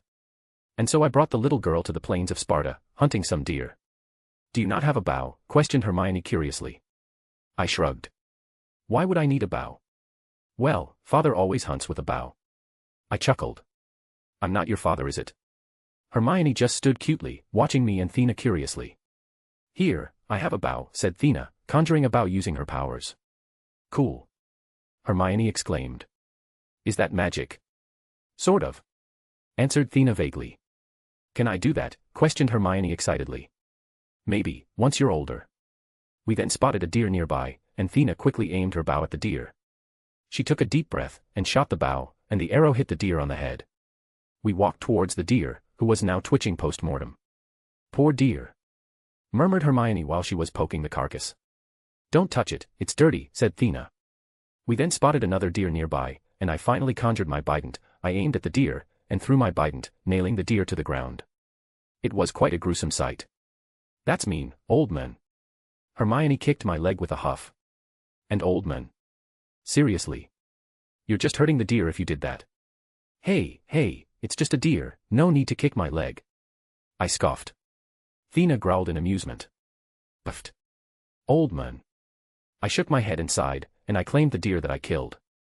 "All right, you bothersome girl, let's go back home." Chapter 39, Prelude to Troy, Paris. A/N, never mind, it would take more than 1 week to finish this arc. The research is a mess, so I'll upload normally, kind of. King Priam of Troy had many children, most of them became warriors, some became statesmen, and some became wanderers. Among his many children, 2 stood out the most, Hector with his tenacity as a warrior, and Paris with his ambition and charisma. Paris was once prophesied to be the downfall of Troy, the priestess Cassandra says so, and King Priam, afraid that his kingdom would fall because of the prophecy, threw Paris away when he was a baby. His mother begged the king to not do it, but alas, his duty as a king ruled over the decision. Years later, however, Paris was still alive, adopted by a farmer, and he grew to be a handsome young man. His neighbors adored him, and he is good at what he's doing, which is herding the cattle. One day, King Priam of Troy demanded the village Paris was living in a tribute for the tournament that will take place in Troy. And so, Paris reluctantly gave the messenger one of his favorite cattle. He was not going to let it off so easily, however, and he traveled to Troy to join the tournament, intending to reclaim his cattle. And so he did, and surprisingly, he won. He even defeated his half-brother, Hector, who was known as a warrior. But people could tell that it was just luck. When he won, he was instructed to face the king and the queen. He entered the palace and kneeled before the king. The queen, who was depressed since Paris's exile, saw the young man's face, and instantly recognized him as her own son. The queen was ecstatic, much to Paris's confusion. The queen had hugged him in the middle of the palace, in front of the king itself. The king was doubtful, as it is impossible for a babe to survive in the wilderness of Troy, so he called Paris's foster father, and the farmer told everything to the king, that the farmer found Paris in the middle forest. At first, the king didn't want Paris to be an official prince, as he remembered the prophecy, but because of his wife's pleading, and the overall talent of Paris, the king reluctantly accepted him as his own son. And so, Paris has suddenly become a prince. It was a strange event for him, as he was just a simple herder, and now, countless servants gathered around him, tending to his needs. Paris was definitely overwhelmed by it, but over time, he became used to it, too used to it. One day, a delegation from Sparta arrived at Troy. It was a sudden visit, and King Priam was not in Troy, as he was traveling elsewhere. So, it was up to Paris to offer them hospitality, and Paris welcomed them, albeit reluctantly. He hosted the Spartans, he talked to them, he brought wine and food and women, and they talked business. The Spartans were a rowdy bunch because of their warrior nature, and they were a handful when they were drunk. Paris secretly despised them. The servants could see the scowl on his face once Paris left the Spartans. He thought that the Spartans were just some brutes, barbarians from the west, but he kept a smile, maintaining his reputation and honor of Troy. The Spartans stayed until King Priam arrived. When the king arrived, they talked about trade and peace treaties between the two kingdoms. All of them were successful talks. When the Spartans left, they offered that the Trojans should do the same, to visit Sparta, and they would welcome them with hospitality. The king agreed, and so the Spartans left, sailing through the rough sea. Because the Spartans have offered to accept them in their kingdom, the king sent Paris to Sparta, in the thought of lessening the burden of the servants inside the palace. Countless servants sighed in relief, while Paris hated the decision of sending him to Sparta. But he had no choice, and so he traveled to Sparta, bringing a rather luxurious and big delegation with him. Chapter 40, Chapter 37, Sacking of Sparta, 1194 BCE. Alternate title, r/Nice Guys, 1194 BCE. Third POV. It was a bright and warm day. Spring has come to the lands of Sparta, and people are starting to plant their crops. It was a normal day for the common folk, but for the Spartan nobility, it was a busy day, because the delegation of Troy was expected to arrive today. Soon enough, it is true, the guards saw a rather large delegation, bringing countless carriages traveling to Sparta. And so the nobles welcomed them. "Where's Pluto and Athena?" questioned Helen, who was standing beside her husband. "They are with Hermione again, out of the city," said Menelaus solemnly, annoyed at thought. "I do not know why you still trust them, Helen. To me, they are just dead weight." Helen eyed Menelaus. "So that is your true thoughts? I find it weird that you do not have any contempt whatsoever towards them. Turns out, you do have some." "They are Athenians, Helen. They were the one who kidnapped you in the first place. How can you trust them?" said Menelaus. Helen could feel a trace of anger in his voice. "They are different." "Different how? Have you seen their powers?" Menelaus laughed. "You and father kept talking about their powers, but I never saw it. The two always refused when I asked to see their powers. You've seen my cat, it's Pluto's power." "That strange thing." Menelaus scoffed. "I could probably find those types of cats in the depths of the forest." "We both know you can't find the cat inside the forest, husband. That cat is not alive. It never eats, it never drinks, it only watches," said Helen solemnly. "By the gods, Helen, stop with your delusions," said Menelaus in annoyance. "Stop denying my words," refuted Helen. "Enough," said Menelaus coldly. "After we deal with the delegations of Troy, I will exile those two. They are exploiting the Spartan nobility long enough." "I do not agree with such a decision," said Helen as she clenched her fist tightly. "I am the king, woman, not you," said Menelaus sternly. "I am the late king's daughter," refuted Helen again. "Well, he's already dead," sneered Menelaus, which made Helen grit her teeth. "Enough of this talk, they are coming." The king and Helen looked in front of them, where the delegations were near. Not a moment later, Prince Paris of Troy was standing in front of King Menelaus of Sparta. Behind him were his guards and gifts. King Menelaus of Sparta bowed Paris. His attitude was calm and polite, but Helen felt that something was off with this prince.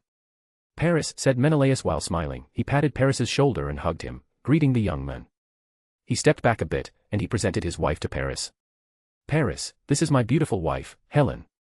Paris paused a bit when he saw Helen. He scanned her from top to bottom, as if she was a prize. Helen hated it, but she could only be silent, as Menelaus didn't notice Paris's gaze.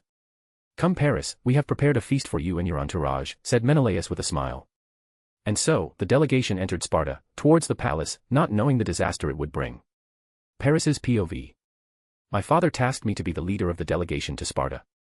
I dislike them. They are a rowdy bunch. When they visited us, our whores complained about their roughness and overall disrespectful towards them. Our servants said so as well, but they said that it is normal for a delegation to be like that. I didn't like it, but I had to go. When we neared the city, it was a SOSO sight. It wasn't Troy and our magnificent walls and architecture, but it was a city befitting a Hellenic kingdom, let's put it like that.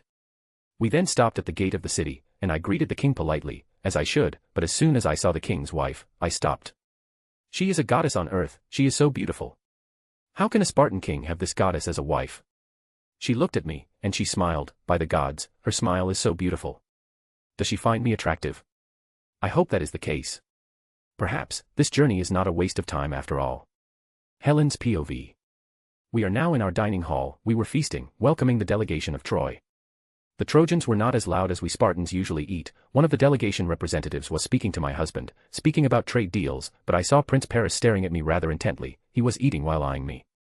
It sent shivers down my spine. Oh gods, Why did Pluto and Athena took a hunting leave with Hermione's while the Trojan delegations are here? Their timing is really bad.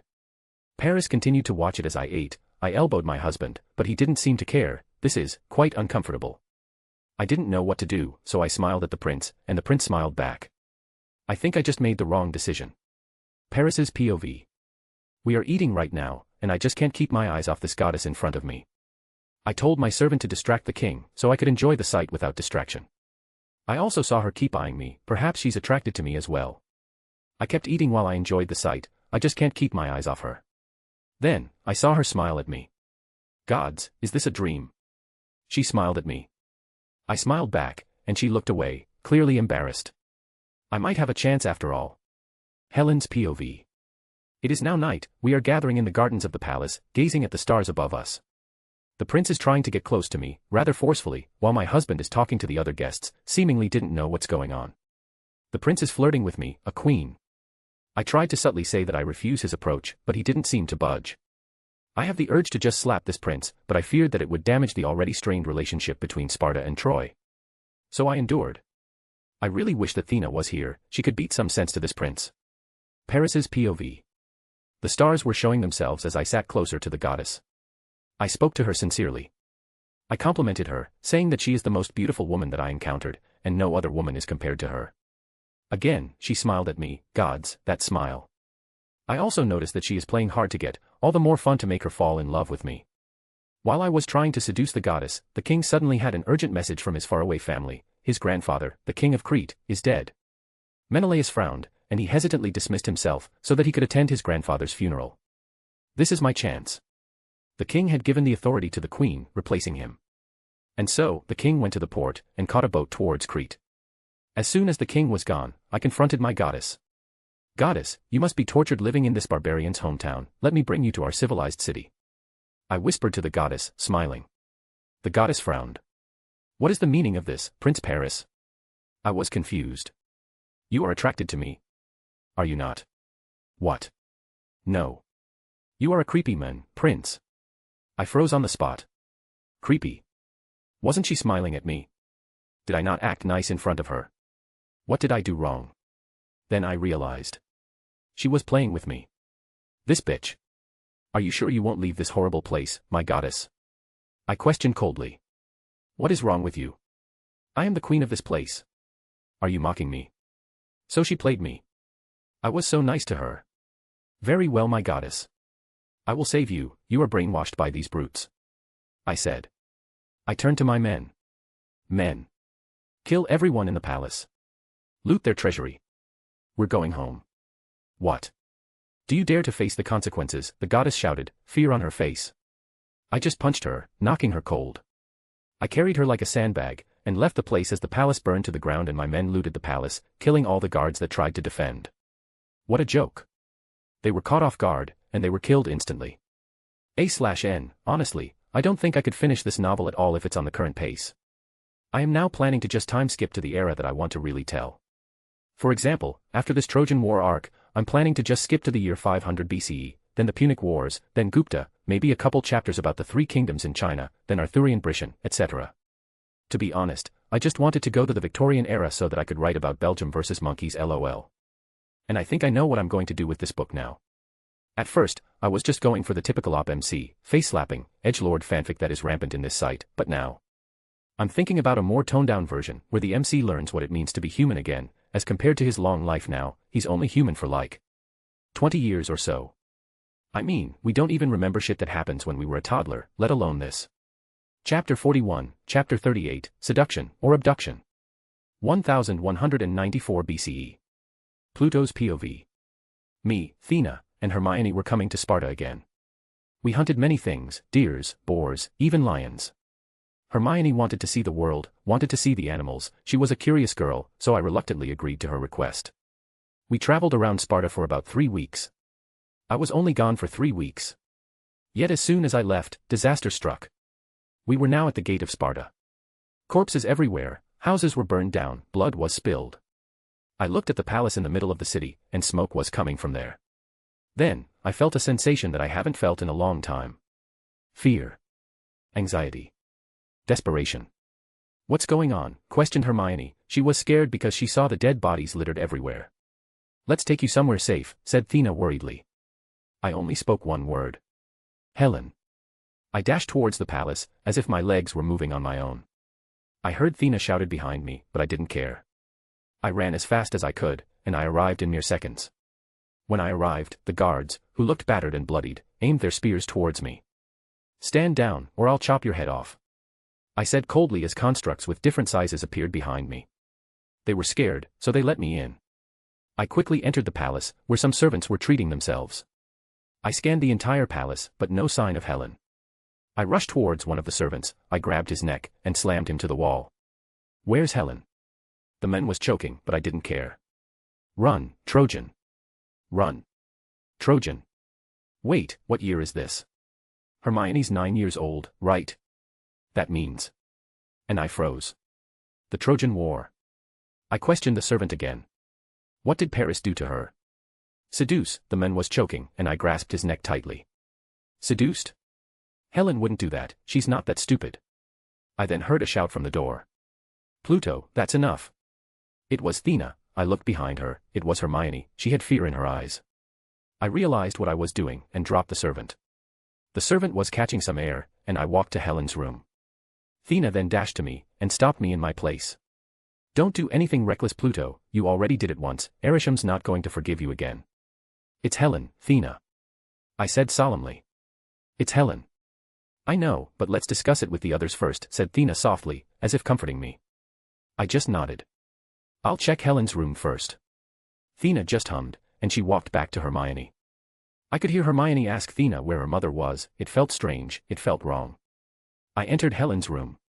It was a mess, it seems like those Trojans really did sack the palace. Did Helen really run away with Paris? Or is she abducted? What would I do if she ran away? Do I support her? Will I be able to see her again? What would I do if she was abducted? Decimate Troy. Kill their men. I then saw in the corner of the room a chest. It contained a lot of parchments, and the parchments were scattered everywhere. I was curious, why are there so many parchments? This is Helen's room, right? Thena's POV. I was comforting Hermione about the disappearance of her mother. She was laying her head on my lap, sitting on the cold floor of the Spartan palace. Is mother going to be okay? Asked Hermione. She seemed calm about this, although I could feel her shivering. I don't know. I answered honestly. It depends on Pluto's reaction. Hermione was confused. What does it mean? Helen is special, in the eyes of Pluto, Hermione. Like lovers? Asked Hermione innocently. I chuckled. No. I feel like. Pluto saw Helen as his daughter. Like father felt about me, questioned Hermione again. I once again shook my head. Your father is not very close to you, sweetheart. So, more. I nodded. We Eternals have a rule to not interfere with human conflicts. Obviously, Pluto cannot save her if he wants to follow the rule, but his track record is bad. Hermione was confused at my words, of course she didn't understand. You know we can do magic, right? I repeated. Hermione nodded cutely. So, because we can do magic, there is a rule where that magic cannot be used against humans. Which means, Pluto cannot save your mother, if he followed the rules. Hermione turned sad. Well, now I want Pluto to break that rule. She sulked. I chuckled. Honestly, I hope so too.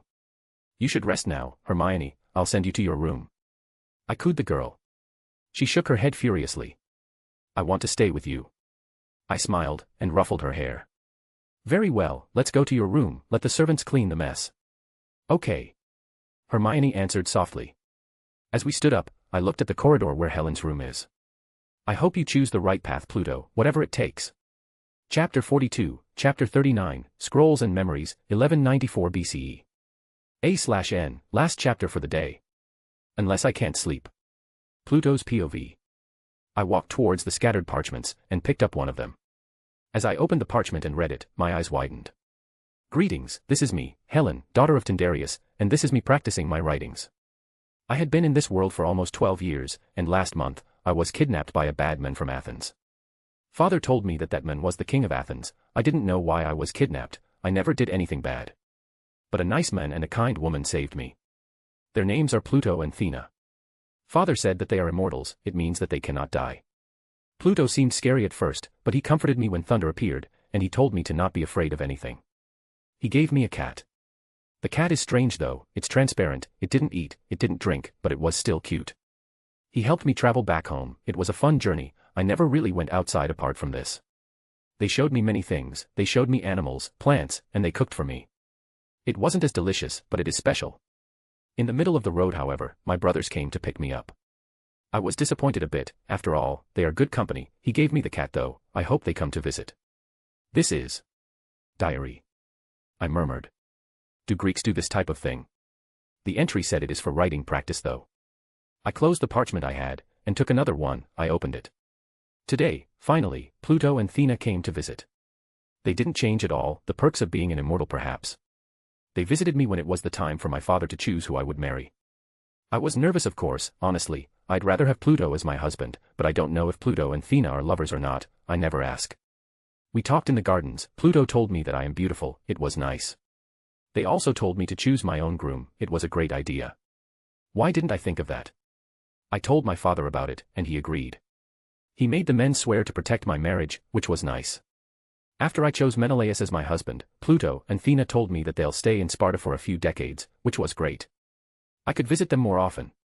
I opened another one. I have a daughter now. Which was strange, it only feels like yesterday when I met Pluto and Athena. I have grown up now, my breasts are developed, hairs are growing in peculiar places, but they haven't changed at all. Sometimes I envy them, especially Athena, she looks so beautiful, and she stayed with Pluto all the time. But now, I feel like those two are my parents in anything but blood. They taught me things that I wouldn't have known if I stayed in the palace, and I am grateful for it. I chuckled at her writing, and opened another one. I have lived for over 20 years now. My daughter is almost the same age as me when I met Pluto. So I asked him if he could bring my daughter to travel. I don't want her to be like me, locked up in the palace. Instead, I want her to explore the world.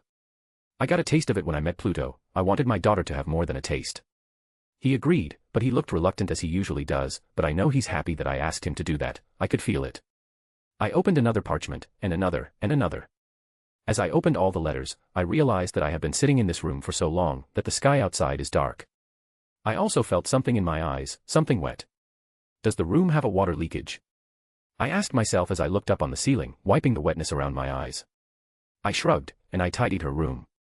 I put all the parchments back to the chest. I tidied her bed, put her collection of clothes back to where it should be, and I threw away all the broken things. But then, I can hear a slam in the door. I looked at the door, and saw Menelaus, standing angrily as he stared at me. "Where is my wife?" he shouted as he grabbed my collar, threatening me. "Did you conspire against Troy to kidnap her out of my grasp, you Athenians? This man is annoying." I grabbed his hand, and I started to secrete Hydra's acid from my palm, which made him shriek in pain. "Don't touch me," I said coldly. "You," shouted Menelaus, grasping his hand as the pain still hadn't resided.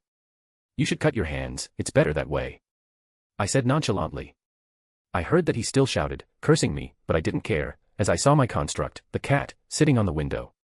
I approached the construct, I touched the cat's head, and it transferred all that it saw to me. I saw it all. Helen was abducted. Paris hurt her, Troy hurt her. Then, I feel a strange feeling in my heart, in my chest. I forgot what this overwhelming feeling is, can somebody tell me? "It's rage, Pluto," said Idemnon in my head. "It's rage." Ah, yes, it's rage. Chapter 43, Chapter 40, 1,000 ships will come. 1194 BCE. Third POV. In front of the majestic gate of the city of Troy stood Hector, King Priam's first son. He was standing, his face seemed pale, and his hands were shaking. Around him were his accomplices, their faces are similar to Hector, pale, full of worry and anxiety. They were welcoming Hector's brother, Paris, to the city. They had heard the news about Paris's deeds. They heard that Paris smirched Spartans' hospitality and sacked the city, and they had heard that Paris kidnapped the Spartans' queen, Helen. Once Paris stood in front of his brother, he bowed. "Brother, I have come back." His face is calm, devoid of guilt, only pride. Hector didn't greet Paris. Instead, he grabbed Paris's collar, and yelled in front of his face. "What have you done?" Paris was pale, even though he had defeated his brother, but now, it was different. Paris had avoided training, and his skills were blunt. "What are you talking about, brother?" Paris questioned, trying to be calm as possible. Hector ignored the question, and said again. "You have risked the safety of Troy." I will ask again, do you know what you have done? Paris seemed to think about something, and answered. It was the goddess's will. Helen was promised to me by the goddess Aphrodite, said Paris innocently. Lies, roared Hector, punching the face of Paris. I am tired of your lies, Paris. You have doomed the souls of innocent men and women. Paris laughed. What can those Spartans do? They are only one city in Greece. They cannot conquer our walls. Hector seemingly turns calm. One city, you say, he repeated. Do you know about the oath, brother? Paris was confused. What oath? There was a banquet in Sparta then. Told Hector. That banquet is for the late king of Sparta to choose Helen's husband. But the king cannot choose, as he was worried about the retaliation of the ones who aren't chosen. So the king got an idea, that Helen will choose her husband herself, and the king commanded that all of the ones who want to be chosen must swear an oath, to protect the chosen's marriage with Helen at all cost, even if it means war. Paris paled a bit. So. The whole of Greece is coming to us, said Hector solemnly. Paris gulped. He fucked up. Real bad. Then, we have to return Helen back. Hector shook his head. It's too late, unless you want to sacrifice yourself for the good of Troy. No, no, no. I don't want to die. Murmured Paris. Hector closed his eyes, he looked at the sky above him. I thought so, brother. Very well, you are my blood, and we will defend you to our last drop of blood. Hector then walked past the cowering Paris, through the delegation, and to Helen herself, who was in a makeshift cage. She was gagged, tied up, and her hair is messy. Hector opened the cage, untied her, and ungagged her. Are you well, my lady? Helen was staring at Hector with absolute contempt in her eyes. You're asking me now, Trojan? Hector sighed. Have you been touched? Helen flinched, and Hector knew the answer. Hector clenched his fist. It is done. Forgive me, my lady. You Trojans will face the consequences, just you wait. Agamemnon was sitting on his throne in Mycenae, he was quite bored, staring at the empty halls of the palace. It was quiet, but then, that emptiness was disturbed by the coming of Menelaus, Agamemnon's brother. Menelaus entered the hall roughly, slamming the door. He's taken her. He's taken my wife. Menelaus shouted desperately. Agamemnon smiled. He heard the trumpets of war. Agamemnon stood up as his brother kneeled before him. He touched his brother's head, and said, Do not worry, brother, I will fulfill my oath to you. I will bring Helen back. No. Said Menelaus. I want her head. The king just nodded. 1,000 ships will sail to Troy. We will destroy their walls, and enslave their women and children. Menelaus clenched his fist. His revenge will come. To the one who took his wife. To his unfilial wife. To Troy. Chapter 44, Chapter 41, Worries of the Prime Eternal, 1193 BCE. It is now a couple of months since the sacking of Sparta. Jack and the rest of the Eternals were gathering in the meeting room, their faces looking anxious, as if something really bad happened, or rather, will happen. Are you sure, Thena? Questioned Jack. Thena nodded. Pluto is gone. I can't find him in Sparta. Jack clenched his fist. What is he thinking now? It's obvious, isn't it? He's going after that girl. What's her name again? Stated Sprite. Helen, answered Thena solemnly. Right. Then we're going to Troy, shrugged Sprite. Jack looked at Thena. Do you think so too, Thena? I am sure he's there, he's got to be. Jack nodded. Then we're going there. Then what? Questioned Circe. We're going to attack him. I can do that. Icaris continued. Kingo frowned. We do not hurt our family, Icaris. Then what can we do? Argued Icaris. He won't stop, you know how he is. The place turned silent. Jack then turned to Druig. Can you? Druig shook his head quickly. No. Something's protecting his mind, I can't do it. So this is the only way? Asked Gilgamesh. I don't want to fight men. Jack then went into thinking mode. And finally, she spoke. Let's discuss it. Discuss it. Icaris frowned. This is the obvious way, Jack, he won't listen to us. He already did it once, he will do it again. Are you really confident in defeating him, Icaris? While also protecting the people of Troy, questioned Jack, and Icaris didn't speak any longer. So many will die if we don't stop him. Makari commented. Is he wrong though? Questioned Thena, surprising everyone. He's only protecting the thing he cares about. You've seen him through the years. At first, he was cold towards humans, but he found his light in this mission. Why should we stop him? Athena, while we were commanded to help the humans, we can't be too attached to them. Ajak smiled. It is the rules. Athena didn't say anything more, and said, "Don't involve me in this." "I'll abstain," she said as she left to tend to Hermione, who was staying in her room inside the domo. Ajak sighed. "Anyone want to leave? I am not forcing you to choose between to fight your own brother or not to fight." Kingo looked down. "Are we really fighting him?" "That's why we're discussing it, isn't it?" said Ajak. "We should just protect the people rather than fighting him," added Circe. "If we beat him, what would we do to him? Imprison him? Kill him?" "Can we beat him though?" questioned Gilgamesh. "I traveled with him, he can easily beat us all by overwhelming us." "If we work together, we can," said Ikaris confidently. Gilgamesh sighed, he looked conflicted, but nodded. "Then I'll fight." "I'll protect the humans inside the walls," said Circe. "Is it really Pluto though? Or is he controlled? He's not usually like this." Sprite asked again. "I guess he had a soft spot after all." Kingo answered softly. "I'm sorry guys, I can't do it." Ajak smiled. "It's okay Kingo, you can just stay protecting the civilians." Kingo nodded, and he didn't say anything at all after that. "I'll fight," said Makari. "He must be stopped, even if he has a soft spot for a human, that doesn't mean he can attack other humans so easily." "I'm not going to be useful against him, so I'll help Circe on saving the civilians," said Druig. "Maybe there's some stubborn ones that want to fight." Sprite looked at the others. She looked at Ikaris. "You'll fight, right?" Ikaris nodded, assuring Sprite. "Then I'll fight too," said Sprite, surprising the others. "He's blinded by rage, my powers would be useful, or so she thought." Ajak then looked at Fastos, who was sitting rather quietly in the corner, as if he didn't want to involve himself. "Fastos?" Ajak asked. Fastos then stared at Ajak. "I made his weapon, doesn't it mean dash?" "It doesn't mean anything, Fastos." Ajak comforted. Fastos clenched his fist, and said, "I'll think of something to capacitate him, but I can't do anything more." Ajak smiled and nodded. "I understand." She looked at the others, and made a speech. "I know that you're going to fight your own brother. He's not stable right now, which means it is up to us to beat some sense into him. He had stayed with us for centuries, he might not be the nicest one, but he is still your brother. And so I beg you, don't try to do anything more," pleaded Ajak in sadness. "Don't do anything unnecessary. Unless he does something unnecessary to us." Ikaris refuted. Ajak just closed her eyes. "Then, it is time to go." Ajak then prayed in her heart so that Pluto would be pardoned by Arisham's judgment. Next up, Chapter 42, Beware, the Rage of the Unseen One. 1193 CE. Chapter 45, Chapter 42, Beware, the Rage of the Unseen One. 1193 BCE. A/N, cliffhangers there was one comment in the past chapters that told me to write more cliffhangers, blame him, her I guess. And last chapter for the day. Third POV.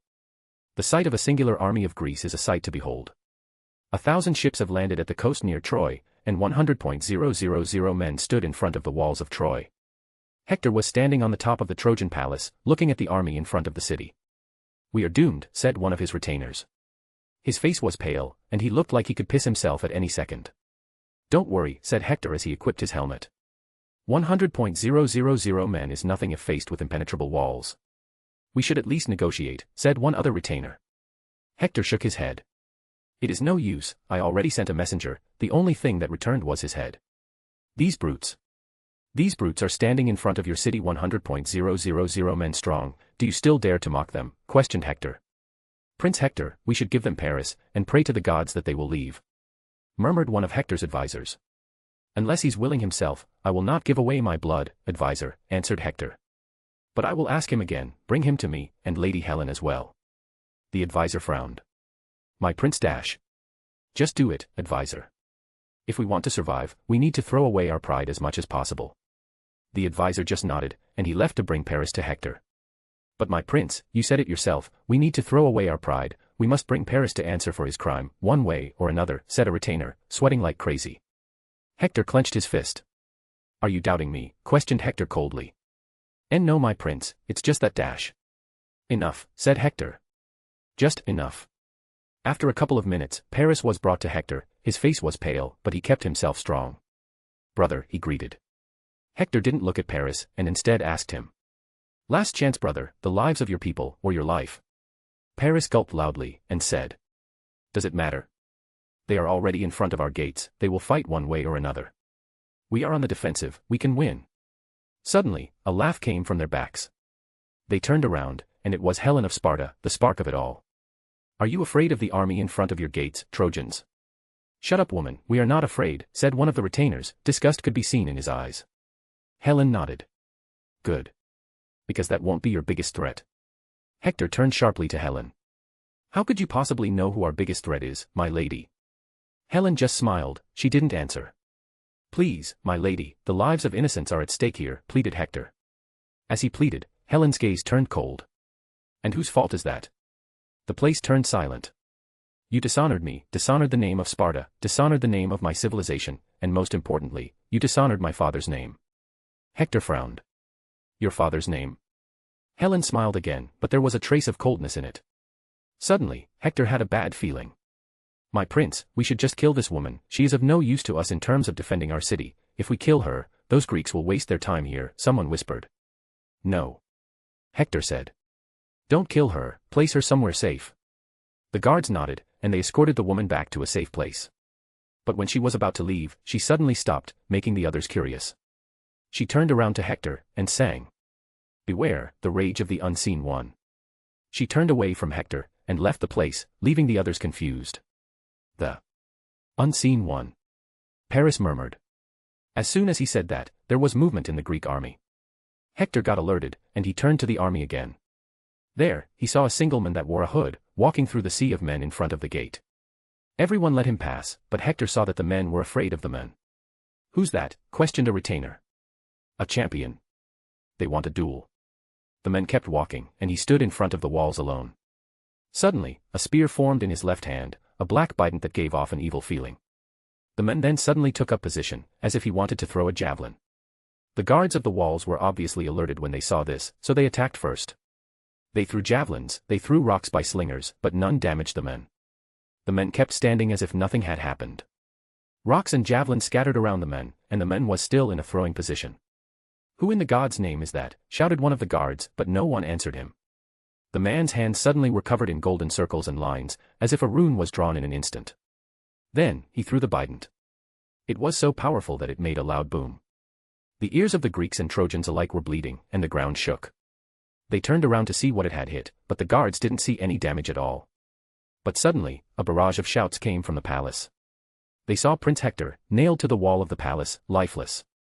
Prince Paris was beside Hector, and he was pale as he could be. He pissed himself when he saw his brother die just like that. Prince Hector is dead. The man who threw the bident then whispered to himself. Ah. I missed. Next up, Frowny Face Chapter 43, Battle of the Gods, 1193 CE.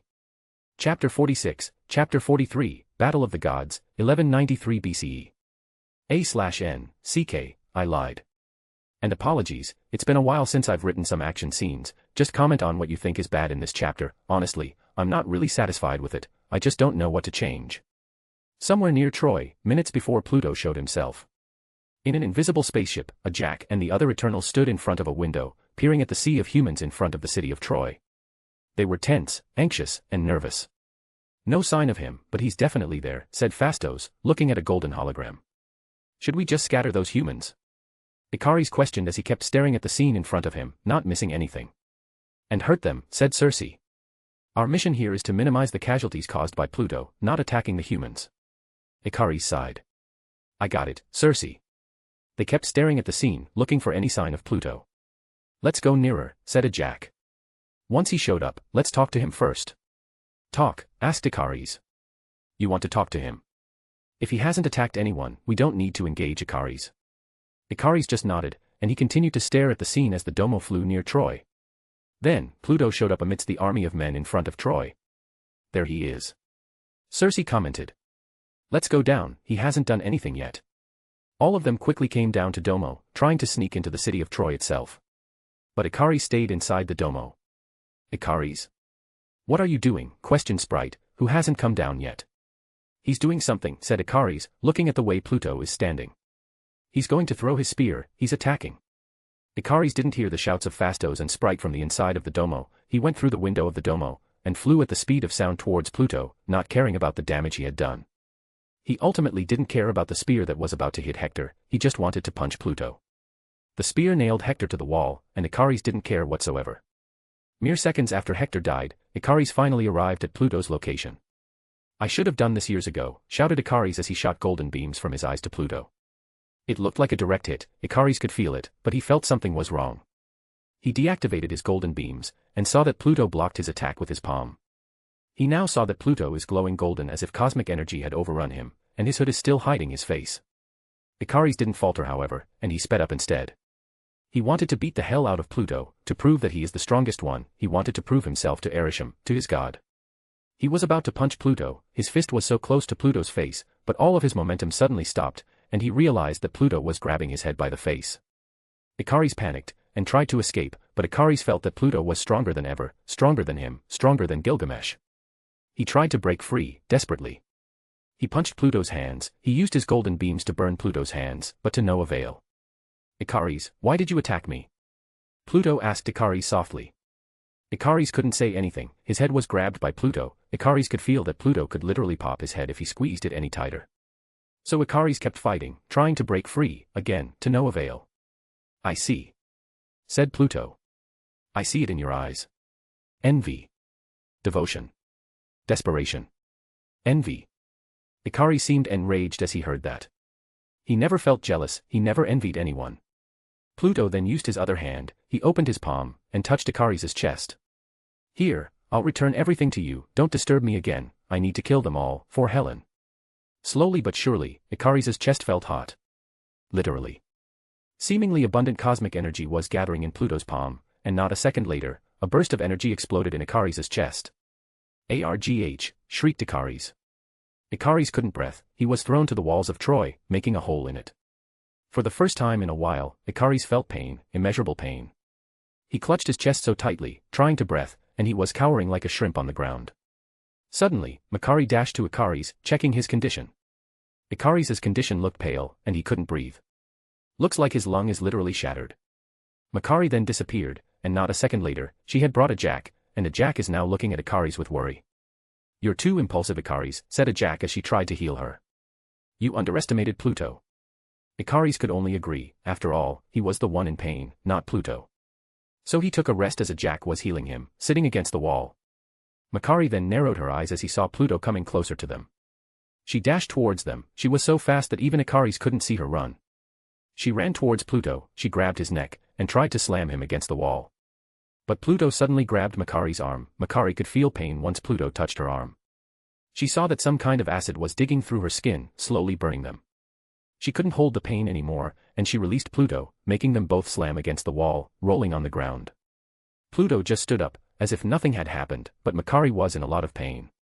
She never felt this kind of pain before, the pain of dismemberment dwarfs the pain that she's feeling right now. She felt like she should just die to avoid the pain any longer, but she held onto it. Again. "Why does everyone want to disturb me?" said Pluto calmly. "I just want to save Helen, I just want to take revenge." "Stop, Pluto," shouted a Jack, who was done healing Icaris, and was now running towards Makari. "You are consumed by anger. You have to calm yourself." Pluto didn't listen. Instead, he dashed towards a Jack, wanting to silence her.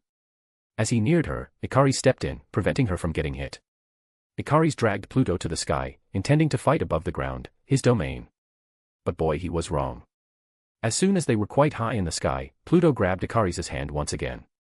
He used the same acid that he used to Makari, making Icaris writhe in pain as he kept dragging Pluto to the sky.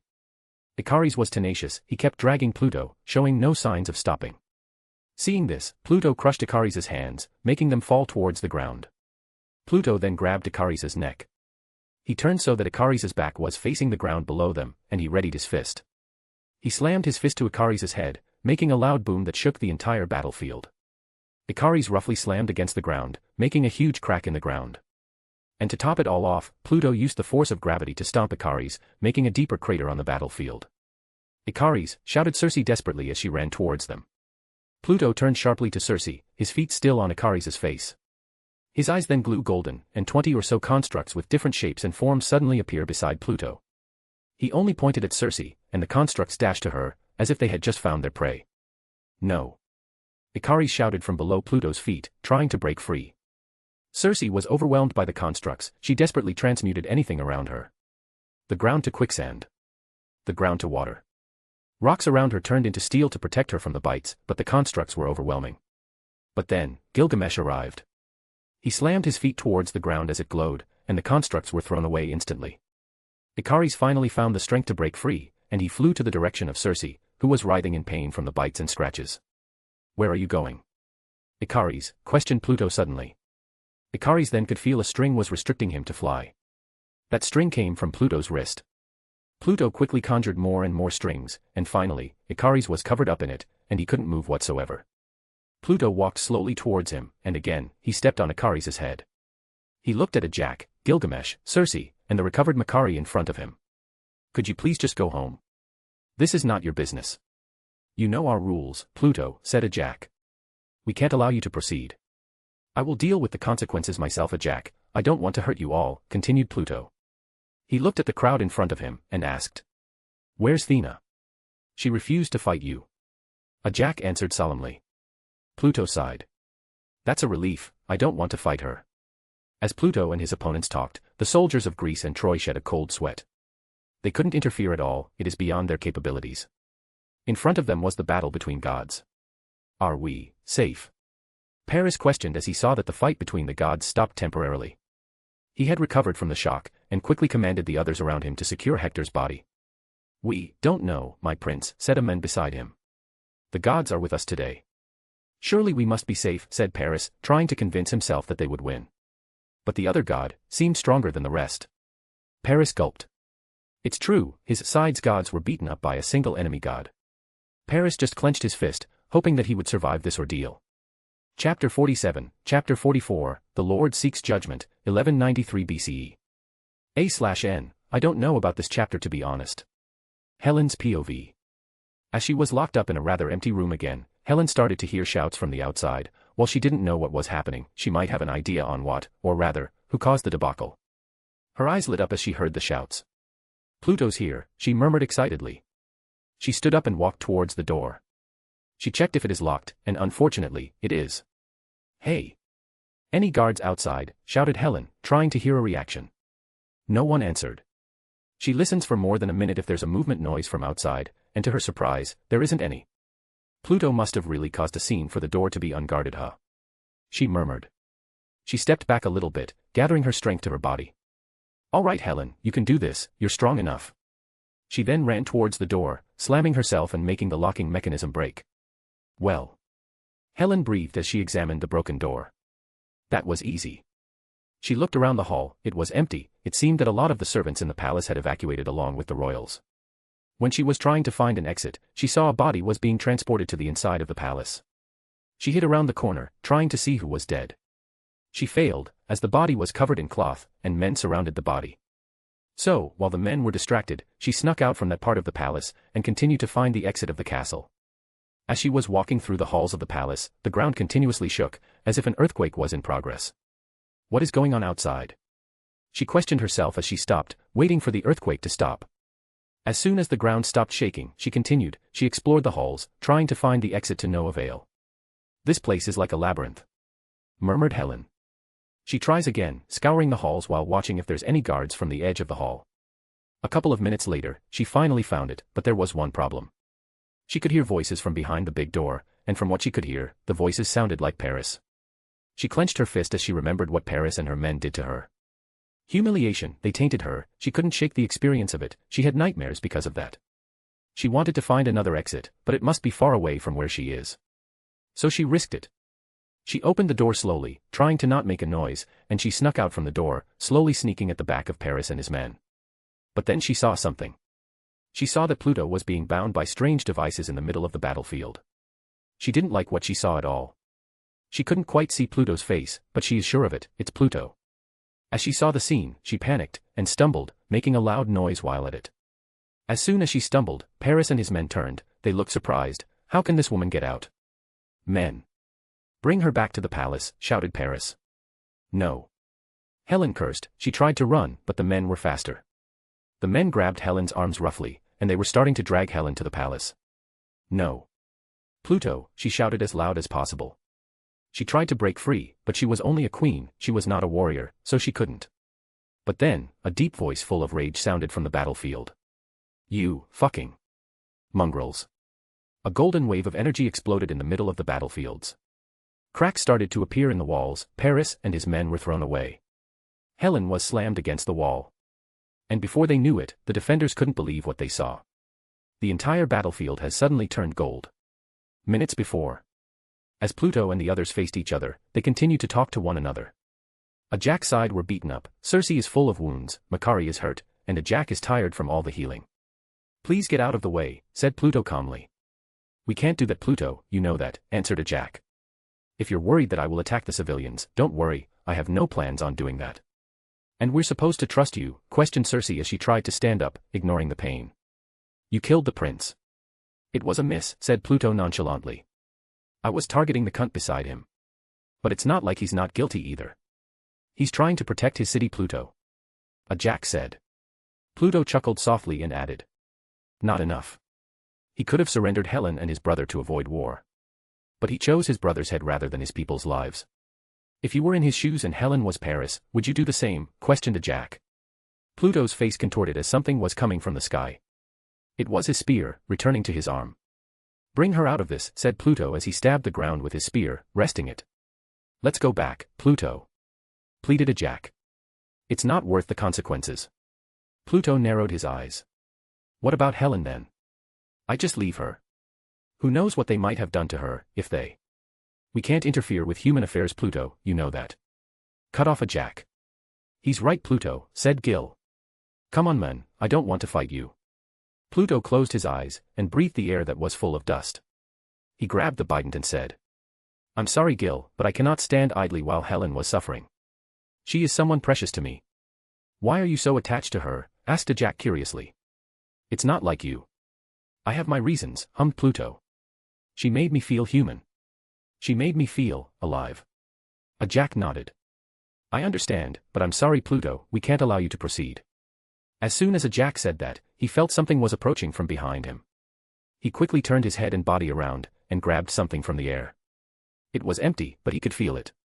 Your illusion won't work on me, Sprite, said Pluto coldly. Pluto then slammed Sprite's head, who was still invisible, to the ground, and it made the ground cracked. Stop, shouted Ajax in panic.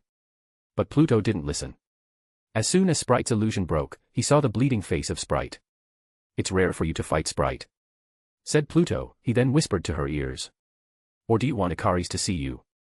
Sprite's eyes widened, and she tried to break away, to no avail. Pluto stomped Sprite's stomach, making her clutch her stomach in pain. He sat on top of her, and she punched her face repeatedly. It was so strong that the ground shook repeatedly, as if an earthquake was in progress. Makari then tried to save Sprite. She dashed toward Pluto, and slammed her body to Pluto repeatedly. As she slammed, she ran away, and she ran towards Pluto to slam her body again, beating up Pluto. Again, Pluto then grabbed Makari's head, and slammed her head towards the ground. Pluto then grabbed his bident that was on the ground. He stood on top of Makari, and he made a stabbing stance on top of her, intending to pierce her stomach. But then, something suddenly grabbed Pluto's hand. It was a handcuff. He wanted to break free from it, but couldn't. He turned around, and saw Phastos, his face pale. He seemed like he was in a hurry. Pluto tried to use his power, but couldn't. He tried to break free from it, but again, he couldn't. Nothing personal, Pluto, Phastos said. Cosmic energy sealer. Release me, Phastos, commanded Pluto. Pluto, let's go back. You've crossed the line, said Ajax, walking towards Pluto. He was still handcuffed, and she hugged him. I know Helen means a lot to you, but we have a rule to follow. Stay away from me, Ajax, said Pluto. I will ask one more time. Release me. It's over, Pluto, said Ikaris as the string that imprisoned him disappeared. We'll bring you to the domo. But Helen. He didn't continue his words, as he saw her. Helen. He saw her in the palace, struggling to break free from the grasps of men. She looked desperate. Pluto could see it in her eyes. Pain. Humiliation. Sadness. No. Pluto, he could hear Helen's shout from afar. Something inside him triggered. Something, restless. His face looked calm, but Ajax could feel something was wrong. He took a deep breath, and he stared at the walls of Troy hatefully. You, fucking Mongrels, roared Pluto as he easily broke free of the handcuffs. His eyes glowed golden, and an explosion of cosmic energy suddenly burst from his body, throwing everyone down a couple of feet away. The walls cracked, the air became heavy, and the army in the back of Pluto was running towards the ship to seek shelter. The defenders, however, saw a golden field. It was the Golden Legion of Pluto. Hundreds of thousands of constructs appeared before him with different shapes and forms. "This is bad," Gil murmured as he stood up, helping the others. "We need to stop him before he kills everyone in the city." Pluto was now standing straight. His eyes were golden, and he was expressionless, like in a trance. "The Lord seeks judgment," said Agamemnon calmly, appearing beside Pluto. "And so the judgment day shall begin." Asterion was standing tall and roared to the Trojan warriors, inciting fear in their hearts. Paris, who was watching the events unfold, could only stand and despair at the sight. "What have we done? A/N, only one chapter today, I have shit to do." Chapter 48, Chapter 45, the air was filled with smoke and blood, 1193 BCE. A/N, added characters looks in AUX chapter. Kingo's POV. It was utterly nonsense. How come the gap between other Eternals can be this wide? Me and Druig were desperately trying to save as many civilians as possible. There was an escape tunnel, and we're using it. The city is quickly overrun by Pluto's constructs. It was a nightmare. My powers basically did nothing to the constructs, they didn't feel any pain or emotions whatsoever, and I needed to ultimately decimate it in order to kill it completely. Every time their limbs are torn off, it will regenerate, even if I hit their heads. Thankfully though, it seemed Pluto still had the consciousness to not kill the innocents. When at first I thought the constructs were about to kill an innocent, it suddenly stopped, and ran away from the civilian. The buildings and the soldiers, however, is another story. The air was filled with smoke and blood. Bodies of the soldiers were scattered everywhere. Some limbless, some headless, others were torn into pieces. I could even see a soldier that had half his body torn off and still alive, dying in the middle of the street. The buildings were trampled and torn apart by the constructs, they didn't care whose house they trampled, they only wanted destruction. It seems like the others failed to stop Pluto. I could now see traces of Makari's cosmic energy around the city, she was running around the city, saving as many civilians as possible. But then, I saw him. Pluto was walking slowly through the main street, heading towards the palace. "Pluto!" I shouted as I ran towards him, "I need to try this, this is utterly mad. Stop what you're doing, man, you're destroying people's lives." Pluto turned his head to me, and he spoke. "Do not blame me for this, blame the others, blame that cunt who was hiding cowardly in his palace." I was confused. What did the others do? I tried to talk to them. But they wouldn't listen. They only care about the damn rules. The rules are there for a reason. Pluto sighed. "Stop, Kingo. I will face the consequences alone. It's already too late to convince me." It seems he can't be convinced. "Oh okay man, just, be careful." He just nodded softly. And continued to walk towards the palace. Third POV. As Pluto continued to advance towards the castle, Paris was frantically trying to save himself.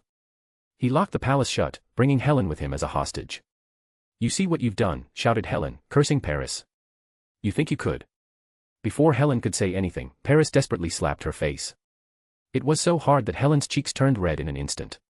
"Shut up, woman," shouted Paris angrily. He looked at the guards beside the woman. "Watch her, she'll be our lifeline once that thing comes for us." I am assuming he is looking for her. "But my prince." "Do as I say," roared Paris. All of them then continued to delve deep into the palace, hiding from the imminent monster that is trying to reach them. The walls have been breached. The majestic gate of the city of Troy was opened. And the city was defenseless, as the soldiers have all been killed by the constructs. Agamemnon, who were just exiting the ship as the force have come to pass, noticed that this is a chance, for wealth, for obtaining slaves, for glory. "Men," he shouted to the soldiers of Mycenae. "This is our chance. Today, we would be the ones who took down Troy. Today, we will be the victor. Our God has paved our path, and now, we shall take our spoils and glory." Agamemnon's men rallied in front of his voice. They were filled with excitement and momentum, they could already feel their cocks deep into the Trojan women, they could already see the riches they would bring home. "Men! Charge!" shouted Agamemnon, charging towards the open gate. They entered the place, and they started to pillage, looting everything they could find. Not that they could find anything below those ruined buildings. But there were women and children. Lust filled the men of Agamemnon, and they tainted the grounds of Troy with their filth. Soon, the other soldiers started to pick up too. All of the Greek soldiers charged towards the inner city of Troy, trying to get something from the chaos that Pluto had brought. Druig was only here for one thing: saving the innocents from the wrath of Pluto. They couldn't do anything anymore. The other 10 Eternals combined couldn't stop him and his Golden Legion, so they could only save the humans from his rampage. While Pluto ordered his constructs to not hurt the innocents, destroyed and burning buildings could be a problem. Druig had saved so many lives from getting crushed by fallen buildings, from getting burned by burned houses. But now, another problem arises. The Greeks outside had started to come in, pillaging and raping as they pleased. Druig wasn't pleased at all. Deep down, he cared, but the rule prevented him from doing anything. In the corner of the street, he saw a little girl was being dragged to a corner. The little girl was screaming and crying, trying to break free, to no avail. The man that was dragging her was filled with lust. Druig knew what was about to happen, and he tried to prevent it. His eyes glowed golden, but then, someone touched his shoulder. He turned around. It was Ajak and Makari. "Don't," said Ajak calmly. "We don't interfere." "What?" demanded Druig. "You want me to turn a blind eye?" Druig. "We can't interfere with human affairs," repeated Ajak. "I have the power to help her. Why shouldn't I?" Druig retaliated. "No, Ajak. Just this time, no." Druig. Ajak called his name again, but he ignored it. His eyes glowed golden, and the men released the girl, making the girl run away from the men, crying, trying to save her own life. "It is done." The girl had run away, and Druig released his control. He turned around, and walked forward, not caring about the look of Ajak. "Makari, let's go, there's still some humans on the other side of the city," said Druig coldly. Makari just smiled, and she dashed towards the other side of the city, bringing Druig with her, and leaving Ajak alone. Chapter 49, Chapter 46, Last Stand and Final Judgment, 1193 BCE. As the city of Troy burned behind him, Pluto was standing in front of the tall doors of the palace. He touched the door, feeling carvings on it. He closed his eyes, took a deep breath, and finally, he kicked the door so roughly that the hinge fell off, making the doors flown away to the insides of the palace. "They are hiding," said Idemnon behind him. Inside the late king's chamber. Pluto didn't say anything, and he walked towards the king's chamber. He used the sound manipulation of Kamisats to scan the entire palace, so he knew where they were. As each of Pluto's steps echoed throughout the palace of Troy, Paris was sweating like crazy. As he could hear the steps, he could feel the peer pressure that Pluto brought upon the palace. Paris gulped. Helen, who was tied up and gagged in the corner of the room, could see Paris visibly shaking. She tried to silently break free, but it isn't working so far. The steps became louder and louder as Paris became more and more frightened. The steps were like the Reaper's whisper to Paris, calling him to face death again and again. If this scene lasts forever, Paris could very well go insane. But fortunately, or rather, unfortunately, it won't last forever, as Pluto was now standing in front of the door to the king's chamber. "I know you're in there," said Pluto calmly, making Paris flinch. "The guards inside, open the door, and I won't kill you." The guards, who were also frightened and visibly shaking, looked at Paris. He was shaking his head furiously, demanding that the guards won't open the door. Not that it matters anyway. But the temptation of survival is stronger against Paris's authority. "Oh, and untie Helen while on the way," added Pluto. The guards gulped, and those two finally broke. One of them untied Helen, and the other was guarding against Paris, who was desperately trying to stop them. Those two quickly went towards the door with Helen in their arms. "No," shouted Paris desperately, "he is already pissing himself over the fear of imminent death." The two guards quickly opened the door using the keys. But as soon as the door opened, the one in front of the door was stabbed in the head by Pluto from Balaam, and the other guard behind was grabbed by the head, and was slammed against the wall as the acid at Pluto's palm melted his face. "Argh!" screamed the guard who was grabbed by Pluto. Because of the scream, Paris also screamed. He cowered in the corner, the floor wet with his piss, and he was crying uncontrollably. "Pluto!" shouted Helen excitedly. She didn't care about the two dead bodies near her, she just wanted to hug him. As soon as Pluto heard Helen scream, his gaze softened, and he dropped the already dead guard to hug her. "Are you okay?" questioned Pluto softly as they were still hugging. Helen flinched as he asked that. "I dash." Pluto understands, and shushes her. "Okay, you don't have to say. I'm sorry. I should have been there." "It's not your fault," said Helen while she was sobbing. It was sudden." "No. I should have been there, I'm sorry," murmured Pluto again, rubbing his hand at Helen's back, trying to calm her. After a couple of seconds, Pluto breaks away from the hug. "Get out of the room, Helen, and wait for me," he said as his gaze turned cold again, looking at the cowering Paris. Helen just nodded softly, and got out of the room. She then heard Pluto say, "Cover your ears." Helen gulped, and she closed the door. Because she didn't really want to hear the sounds, she hid herself in another room, and closed her ears, just in case. Meanwhile, Pluto was slowly walking towards Paris, enjoying the reaction Paris had each step he took. Have mercy, pleaded Paris, not looking at Pluto's face at all. Pluto was now standing in front of him, staring at him with his cold violet eyes. Fear, said Pluto suddenly. Is this your first time feeling it? Paris didn't say anything, instead he kept cowering in the corner. Speak, Pluto commanded. I asked you a question. No, answered Paris quickly. I see. Pluto hummed. Can you tell me then? The feeling of fear, it's been a long time since I felt fear. Paris was even more frightened. He didn't say anything, he just kept backing away. Not answering. Pluto's eyebrows were raised. Fine, I'll force it from you. Pluto took one step, and Paris flinched. Pluto then raised his hand, his palm facing Paris's body. And slowly but surely, drops of acid started to fall towards Paris's legs, making Paris scream in pain. Arghh, shrieked Paris. It's painful, isn't it? Questioned Pluto.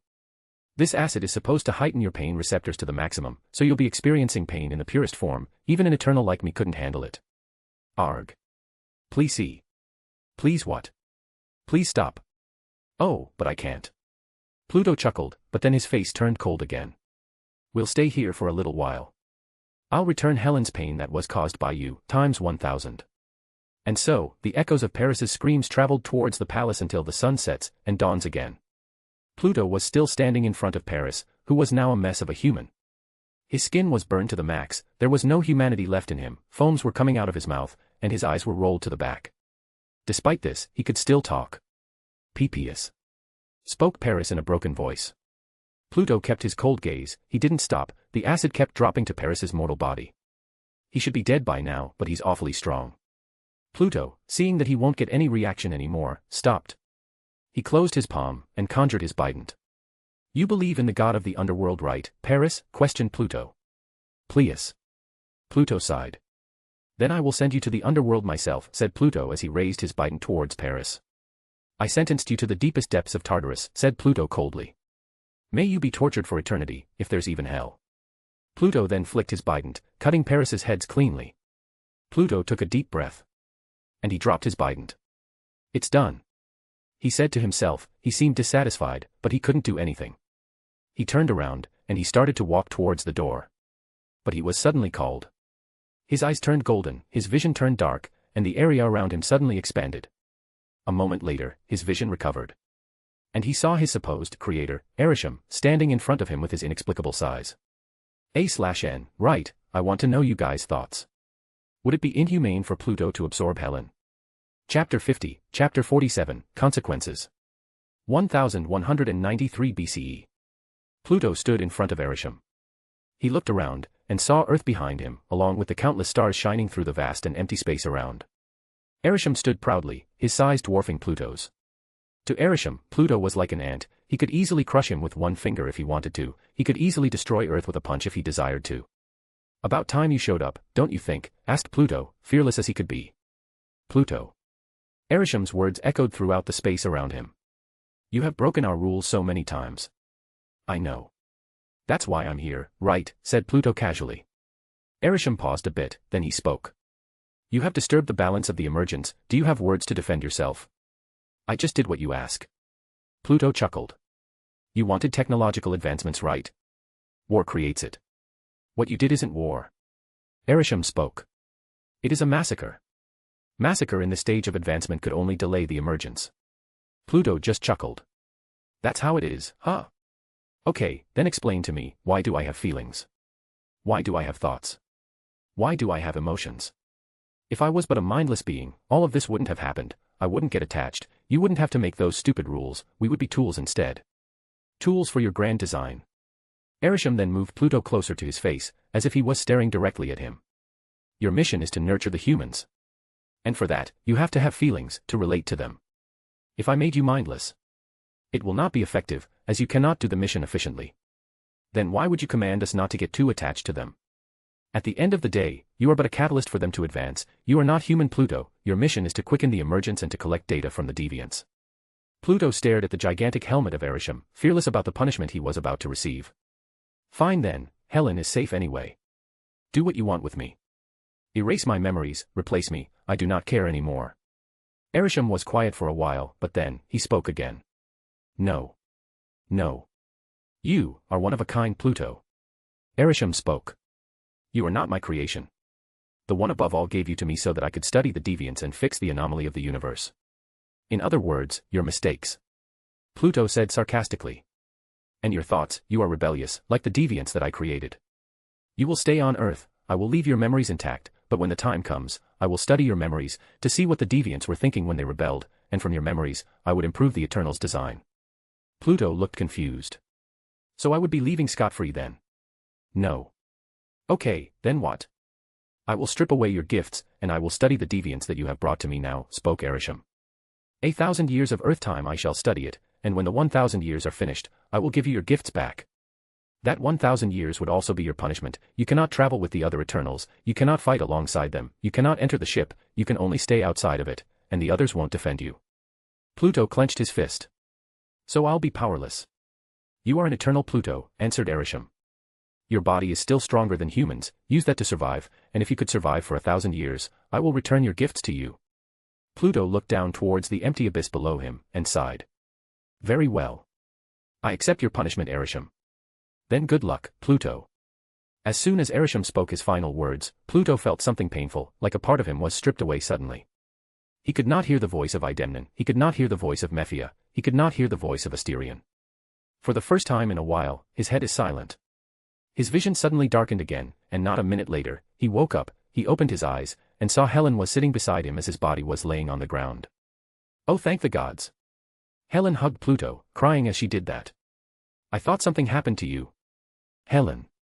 Pluto murmured, he felt off, his constructs were gone, and he didn't like it. I'm fine, just tired. Helen released the hug, and only nodded. Both of them stood up, and Pluto spoke. Let's go home, he said, smiling at Helen.